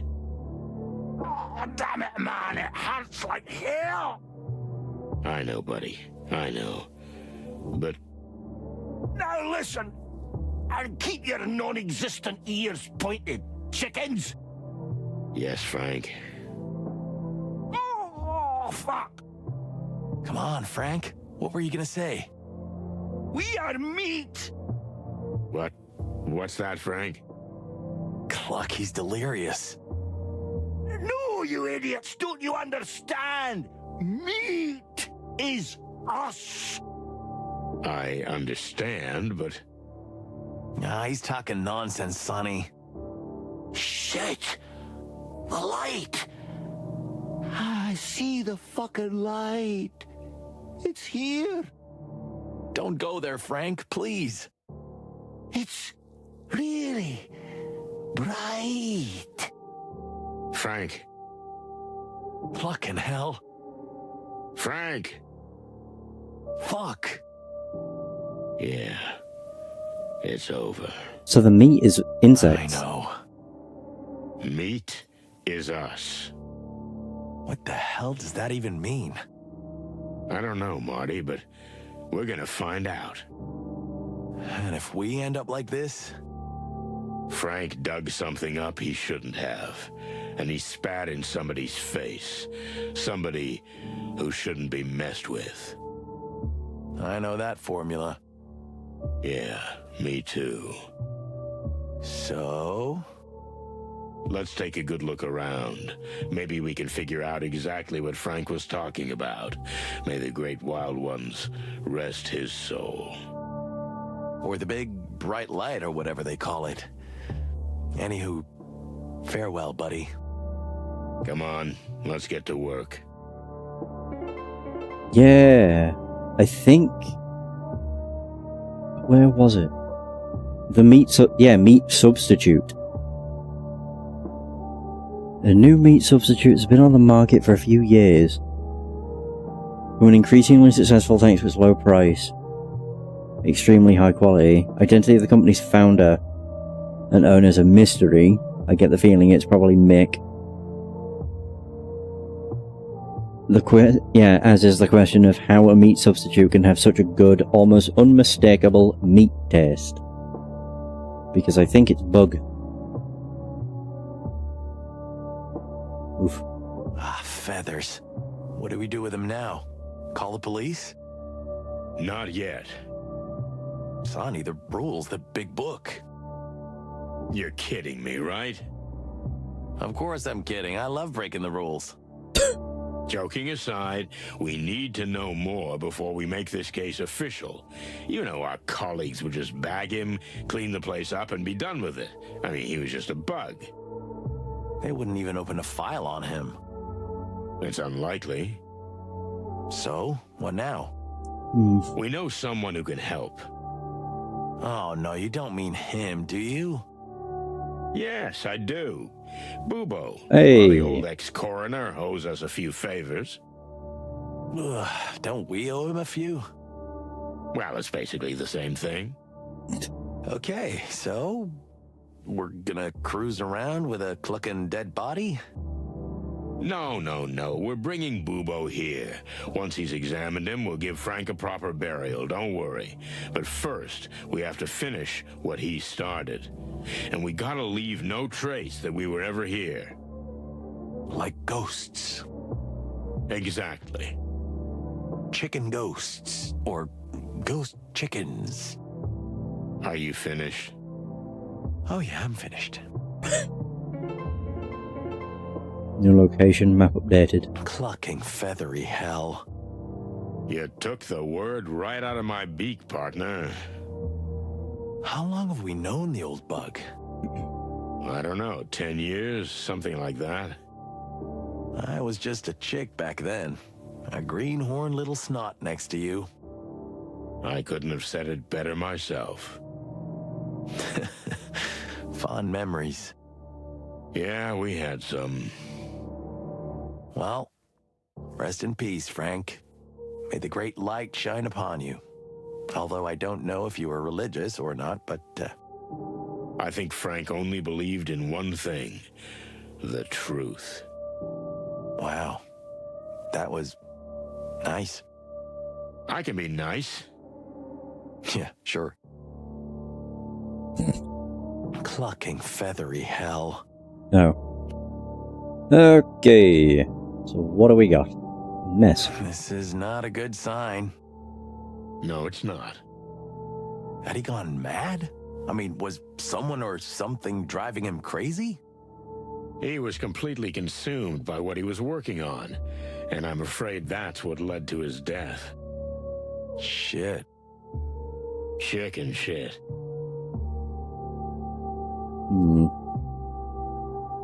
Desk with stuff. Oh, a letter. Look, there's something interesting here. A letter. Shall we read it? Can't hurt Frank now, can it? And anyway, it's been opened already. Perfect argument. Now, let's see. A letter to Frank. To Frank, from someone. Oh, it has been. Yeah, it's already opened. I can never thank you enough for what you did for me. Life in Averia is wonderful. Everyone here is so welcoming and friendly. I think I met a very nice boy too. I've never been so free as I have since I stepped out from under the shadow of my mother and the Hive. Forever in your debt and always your friend, Zelina. Okay. Zelina. That must be the Spider Queen's daughter. Oh. So... Frank helped her escape the Hive and Clawville. Oh. Seems like it. Wait. For the Great Wild Ones, if the Queen finds out about this, she'll have us hanged. Well, she can't hurt Frank now, but she can hurt us. Who knows how she'll react to this news? And we made her a promise. So, what do we do? We have two options. We tell her the truth, or we lie to her. Simple as that. I don't like either. Welcome to the real world, buddy boy. All tough decisions, no reward. New clue. What's this? Oh, it's another one of the pinups. Miss Lily. The Month of Flowers. Case map. Riots in the Hive, the King, the MEAT, the fall of the Westler Empire. This is an incoherent mess. There must be a system to it, but unfortunately, only Frank would know it. Do you really think we're in the middle of some big conspiracy? It's too early to say, but we can't leave it at that. Frank was involved in something serious. So what do we do? Are we gonna interrogate the King? Maybe. Better not. I mean, not yet. But later. Oh, Wild Ones. This is gonna be a joyride. Okay. I guess we'll go to Booba? Yeah, Booba's clinic. Good old Dr. Bubo. He used to be a coroner at the station, but he was fired a couple of years ago. Too many organs and chemicals disappeared while the old bird's secret lab just kept growing and growing. Since then, the place has become a kind of backstreet clinic, frequented by criminals and bent cops. I can't count how many times we've been stitched up by the old owl. Of course, we never asked for anesthetic. We were too scared of losing an organ or two when we woke up. If we woke up. So it's mostly pain that comes to mind when Bubo's name comes up. But the fact is that the owl was a fantastic pathologist in his day, so he may have some useful information. Are you ready? Can anyone ever be ready for him? Well, not really. Well, let's get this over with. Hey, Bubo, you old owl. Ooh, I really didn't need you guys. Shot, cut, burn, or what? Spit it out quickly. I'm having a bad day. It's nighttime, Bubo. Day, night, night, day, who cares? It doesn't make any difference for me. So, what do you want? What if we just wanted to say hello to an old friend? Yeah, and I'm the featherless holy virgin swan, eh? Okay. There are a few things you might be able to help us with. Have you been in a no-go zone again? Something like that. There's this case that takes us to some pretty dark and strange places. There's always a case with dark and strange places. Have you heard of the distant light? Woo-hoo, in the Hive. You're not messing around, are you? Okay, I'm interested in this one.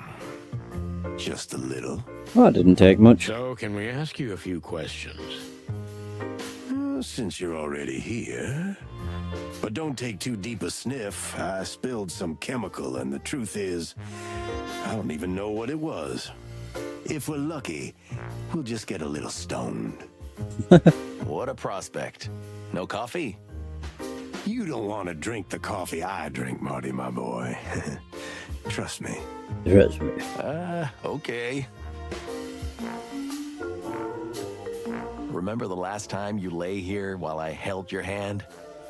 You mean the time you shot me and then had to hold me down on the bed so I wouldn't wring your neck while Bubo was removing your pellets from my ass? Memories are so much more fun in retrospect, aren't they? We'll see how you remember the Laura incident later. Hey, why'd you bring that up? Because I'm mean, and I enjoy it. I like the dynamic between these two. It's great. Weird stuff. Wait, don't touch it, Sonny. What? I wasn't going to. Who knows what kind of ancient, dark voodoo pathogens breed here? Voodoo pathogens? You haven't been snorting Bubo's secret medicine again, have you? No, never again. That night I'll never forget. Neither will the poor orangutan. What? Bubo's operating room and weird laboratory. No reason to go in there yet, and I hope there won't be later. All legal stuff, right, Doc? Of course, Sonny. You want my permission, perhaps? You know what? Yes, please. You're bluffing, and so am I. So we can end this conversation right here. You old geezer. You wrinkled old cock. Ooh, can I play this too? No. Okay. So, ask your silly detective questions. Can't you see I have 100 things to do? Well, no, not really. Sonny always has some silly detective questions. He's really good at that. And you could be better at shutting the cluck up. Ooh, I miss this so much. I'm detecting a hint of sarcasm. Actually, if I use this... Hey, Bubo, could you fill my flask with your usual magic formula? Sure, Sonny. Give me a minute. Oh, nice. Thanks, It old worked. man. Don't worry about it. But I hope you know this stuff's gonna kill you. It's not for me. At least I hope not. I don't have all night, chickens. Ask me your questions and get out of here. Okay, okay. No need to dissect us right away. Whoa. Bodies, hands of the pianist, about Frank, meat. Corpses are disappearing from the cemetery in the Hive, Bubo. Have you heard anything about this? You're asking me of all people? We know you were deep in the Clawville organ trade in the past. We're not here to judge. Well, I am. Those times are history, okay? I'm off the organs, or any other body parts. I've been clean for 7 years. Okay, okay. That's not why we're here. Have you heard anything about the disappearances? Afraid not. But if I ever get any salesmen peddling insect organs knocking on my door, you'll be the first to know. Thanks. You are a master of bones, old man. Ooh, thank you very much. If you gotta break 'em or fix 'em, look for old Bubo. What a slogan. We have a friend who has a badly broken hand, a pianist from the Hive. Do you think you could fix it? I can't tell you anything offhand, but get the guy, or at least his hand, and I'll see what I can do. That's it? No, you have to do something for me in return? Oh, you're right, Marty boy. Marty. So, since you're going to the Hive, speak to the Queen for me. I want an audience. Why would you want to speak to the Queen? That's my secret, okay? That's all I ask. Deal? Deal. And the pianist will be sent here. So be it. What else we got? The Frank. truth is, we're not here to chat. What a stunning surprise. Remember Frank? Frank Castellini? The three-toothed walrus guy? No, but almost. Oh, yeah. I know. The one-eyed jaguar with that ridiculous squeaky voice. What? No, don't be silly. Then I don't know who. Tell me. The Horned Beetle Detective from the Hive. Ah, you mean half-armed Frank. Why didn't you say so? What's with that poor bugger? He owes me $20. He's dead. Well, you're not getting that 20 back anytime soon. I knew that son of a bum would run away. He's dead. Oh. Oh, indeed. And we need you to examine him. Here we go. I knew you'd drag me into some crazy suicide scenario. But no. The answer is no. I don't do bugs. You don't do bugs? What are you, a buggist? No, you clucking duck. But as much as it may not seem like it, I like to live. And I'd still like to be doing it in the future. Come on, old bird.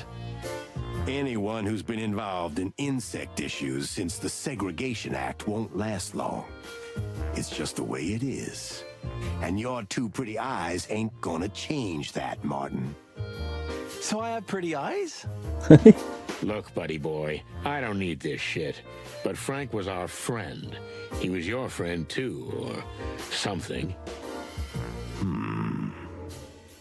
Is that a yes? No, that's a But fine. Okay, bring him here and I'll check him out. bring him here? What did you think?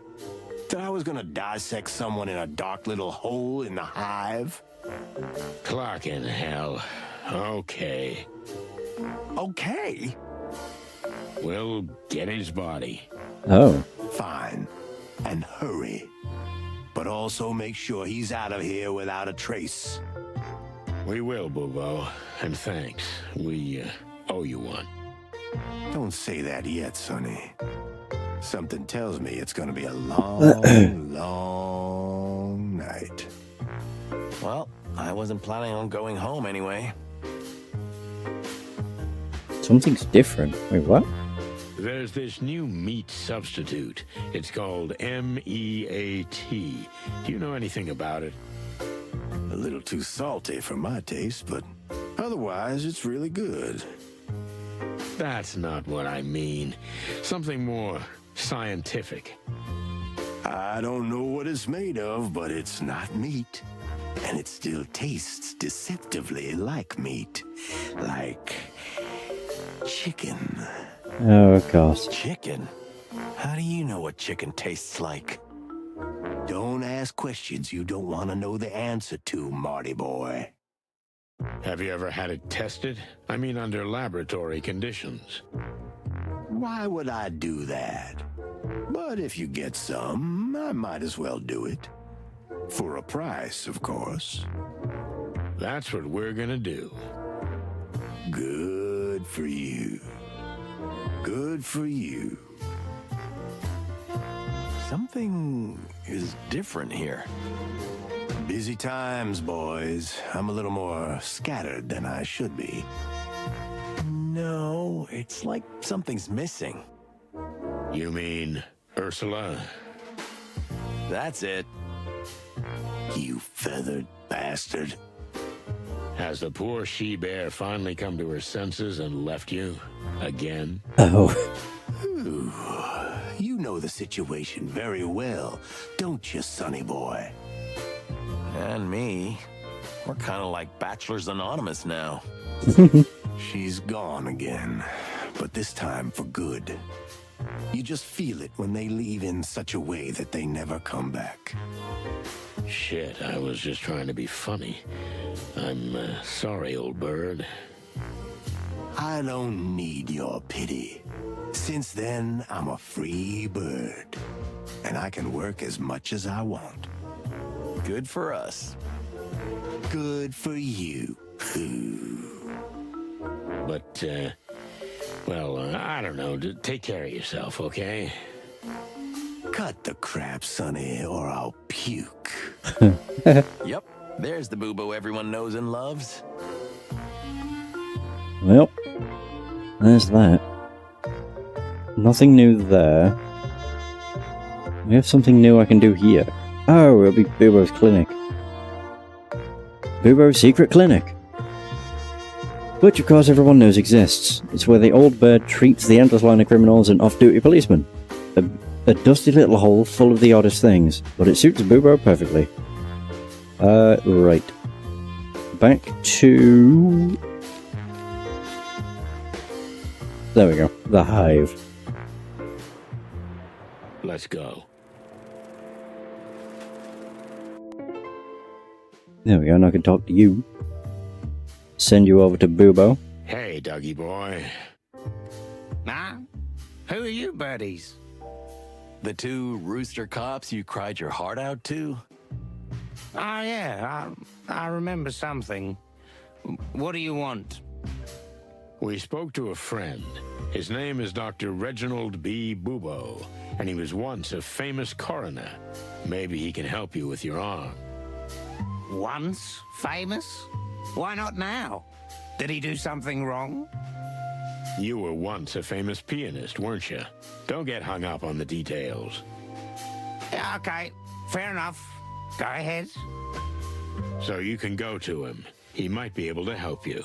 Actually, it's him or no one. You got one shot. Do you always make everything sound so glamorous? Well, let's not get into that. So have a nice trip downtown. Let's hope he pulls it off. I mean, keeps it on. Yeah. Yeah, Me too. Well, so long. But hold on, guys. I thank you. Yeah. What my dear colleague Sonny means to say is you're welcome and it's our pleasure. Right, Sonny? Yeah, sort of.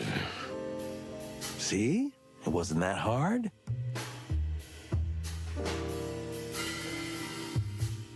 Right, can I just go straight down? To the hole we go. Yeah, I can. Cool. Miss Queen, I have your letter. Forger of bones. We have a friend, a doctor. He'll help us with the pianist, but in return, he wants to meet you. Really? Why would he want to meet us? What kind of doctor is he?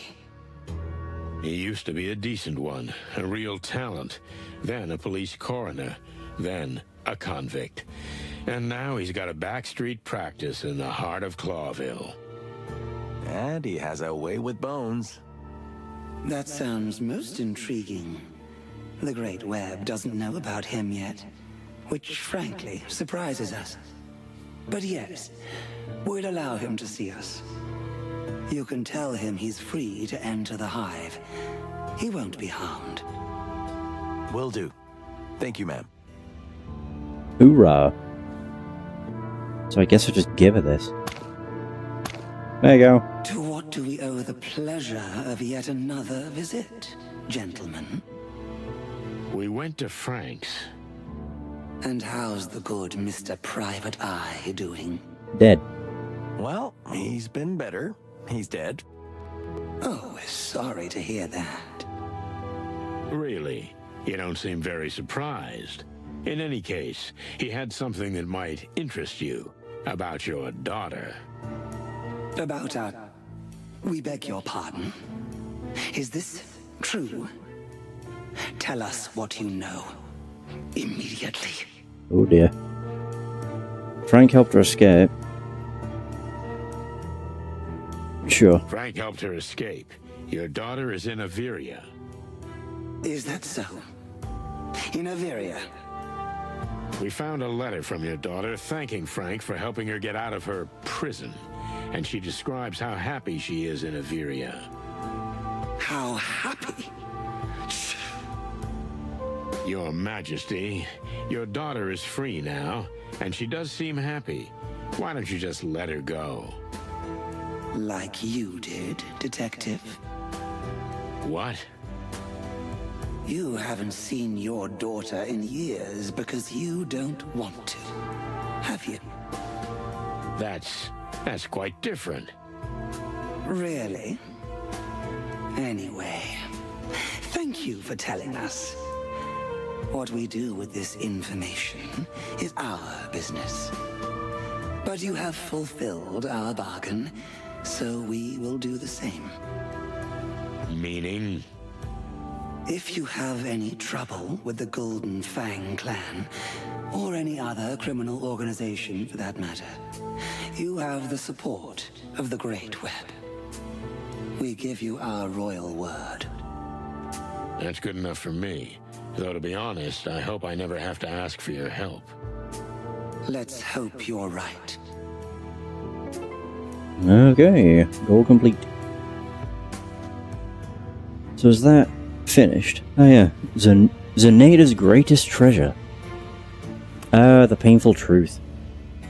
Frank's dead. What is meat? Who knows? Queen agreed to meet Bobo. No, just need to talk to the pianist. Oh, so I probably have to wait for that to finish, I would guess. Unless... he might be at his clinic. He is not. Well, never mind. Right, back over to Frank's. What is that? Oh, it zips Kev. Oh. Good word. Let's go. Feathers. Frank's gone. What? Someone else got to him first. Oh, great. What do you mean someone else? Who the cluck needs a dead bug? The same clucker who digs up the bodies in the graveyard. Oh, yeah, you've got a point. We need to take a good look around. The culprits must have left some kind of clue. How the hell can you be so calm? Rest assured, Marty, I'm not. Whoever did this, I'm gonna finish him off. This is now personal. Good, make it personal. That's always the best way. I think the big book says the exact opposite. You see, son, that's why I don't read.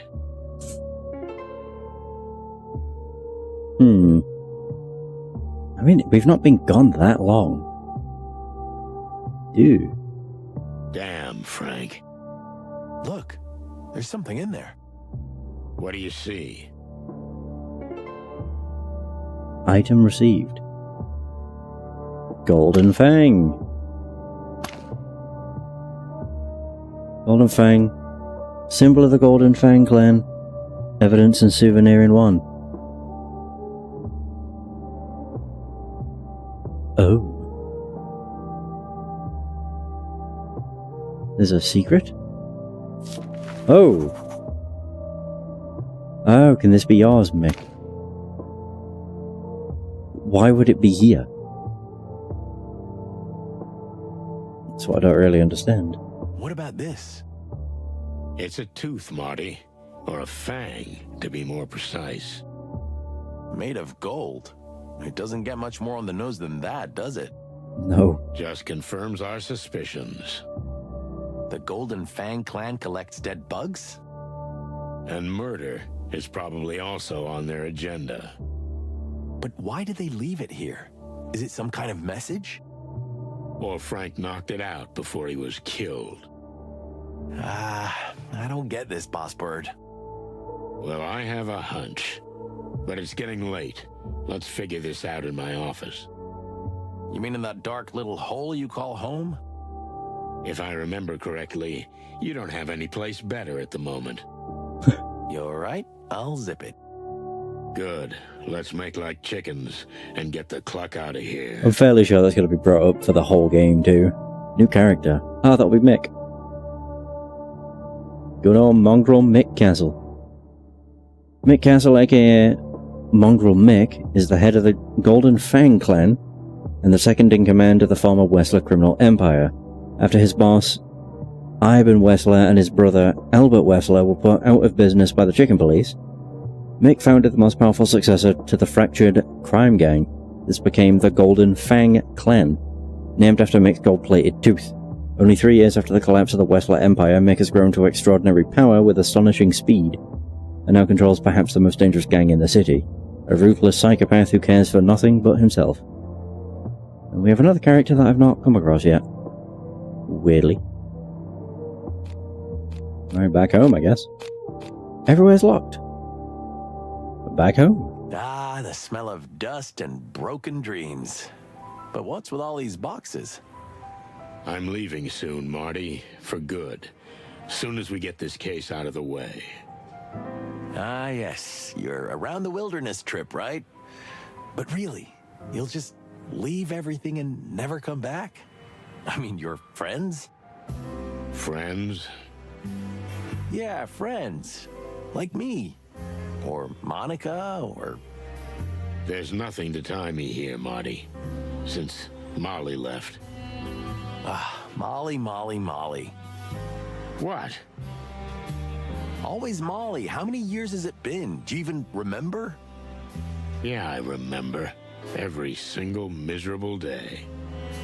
Jeez, old bird, can you even hear yourself? Shouldn't you be... What, Marty? Moving on.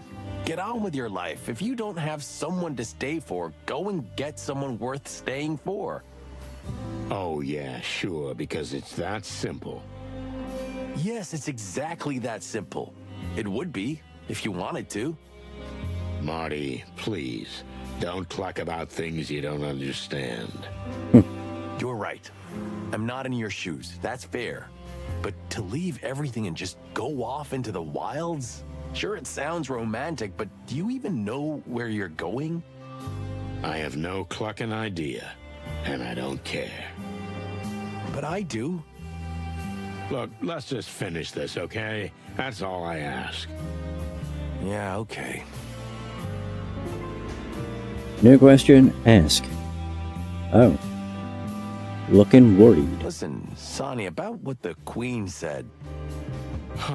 What do you mean?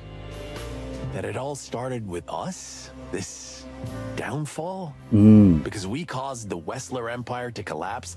I've never thought about it like that before. I have, countless times. And? What's your conclusion? I've been over this a million times in my head, Marty. And you know what? Maybe she's right. Maybe we did cause all this. But if I had to do it over again, well, I'd do it over again. Why? Because it was the right thing to do. And because it was our job. Maybe you're right. But still... You don't know what would have happened if we hadn't done it. Maybe everything would have been better. Maybe a lot worse. So what's the point of dwelling on it? Huh. Usually you're the gloomy, depressed, pissed off, grumpy type. And yet now, you're comforting me. Well, maybe I can change. Chicken shit. You're Sonny. You'll always be Sonny.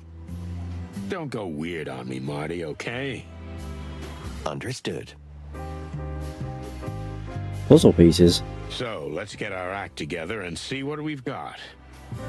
A mysterious woman, missing bodies, the Golden Fang clan, the Spider Queen, and Frank. All in one night. This could be a new record. There's a lot of things. Concentrate, Marty. We need to piece together a logical chain of events from this whole mess. Yeah, let's investigate the cluck out of this shit. Is that your new slogan? Yeah. Work on it. It was pretty good. What is this? Event timeline. Piece together the chain of events by combining the right events with the right animals. Cycle through the events and select one that fits best into the panel. Each event can only be used once. Each panel will require you to select one or two animals. Same animal cannot be present on multiple panels. You can track your progress at the bottom of the screen. Completed panels are highlighted in yellow. Cool. Whoa. This lady contacted me. I like how it shows the silhouette of a cat. Yeah. Select event. Oh, about her missing husband. Oh, right there. Ah, no. Oh, we actually... Okay.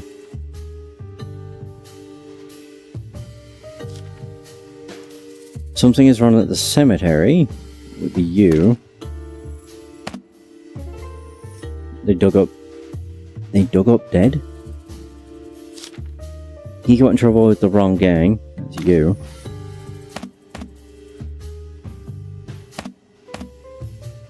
Oh, never mind. He got in trouble with the Golden Fang clan. I don't want to do that. Oops.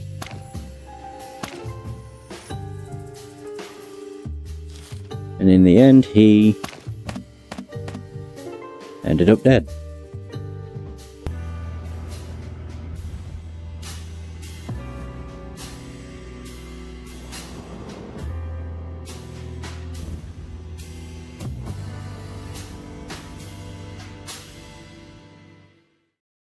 This Milo guy was working in the textile factory, which suddenly closed down. So he started to work for Frank, our old pal. But the job wasn't long-lived. Neither was he, and even his body disappeared. Along with several other bodies, so his wife came to you. Who didn't paint a pretty picture of the Hive. And then we found a clue in the cemetery that drew us to the distant light. Where we learned a lot from the Spider Queen. For example, that the Golden Fang rules the Hive and is keeping them in its thrall. And that our old friend Frank was neck deep in it. Sadly, Frank won't be providing us with information. Unless it's from beyond the grave.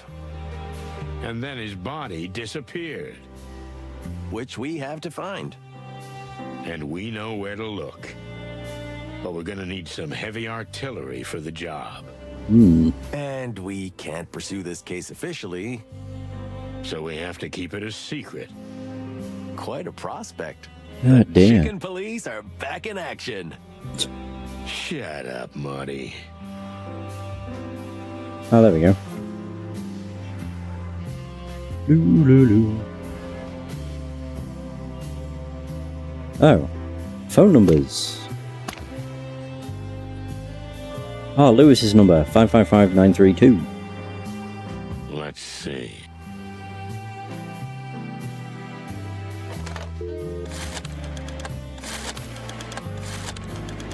Nine, 3, 2.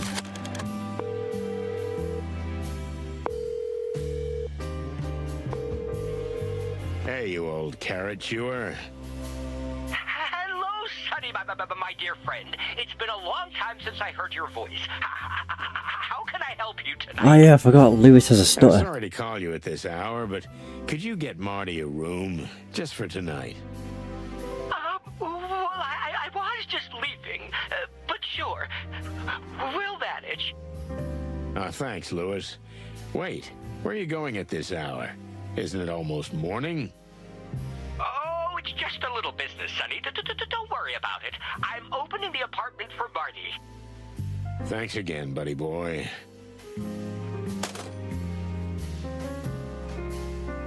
Mm-hmm. A picture was beginning to form. Not clear, not a masterpiece, but I could pick out details already. Worrying details. A queen of a hidden world. A king of a dying world. Graves dug up. Bodies missing. A golden fang. And a dead friend. Quite a night. Marty's here, and he's confident as ever. But I can see the skin on the corner of his beak twitching a little. He's holding on tight as he rides along with me on yet another crazy, dangerous, and overly mysterious case. But he should be at home to save his crumbling marriage. I should be somewhere else too, on that round-the-world trip I've been planning for so long. But yeah, this is me. This is us. Chicken police till the end. Well, that end may be close. What is it, Sonny? What's worrying you? I was just thinking that maybe this is the very case that really is gonna end the chicken police. Eesh, it must be depressing being Sonny Featherland 24 hours a day. It is, Marty. It really is. Oh, Chapter 2 of Kings and Showgirls. Okay. We had to keep secret all day what we were really working on. The boss wouldn't approve the case of a dead insect, not to mention the lost bodies.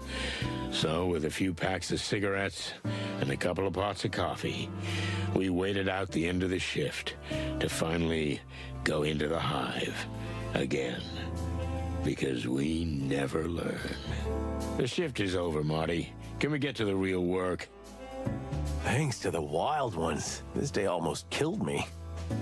Don't tell me. Even the paperwork was scarce. Don't animals want to eat each other anymore? See, everything used to be better. Meanwhile, in homicide, life goes on. Everybody's just shooting and beating each other to death. What are we coming to? I hear you, young fella. What? Why are you looking like that? Don't look behind you. Or do. Oh, no, don't tell me it's... Santino Featherland and Martin McChicken. It's Blood Boil. Oh, feathers. I knew it. I'm sure he just wants to say goodnight. Santino. Is he in a wheelchair? So he is. New ask topic. Oh, perfect. No, because I'm able to actually just control it, so that's going to be it. Because it's been 5 hours and I only managed to do one chapter.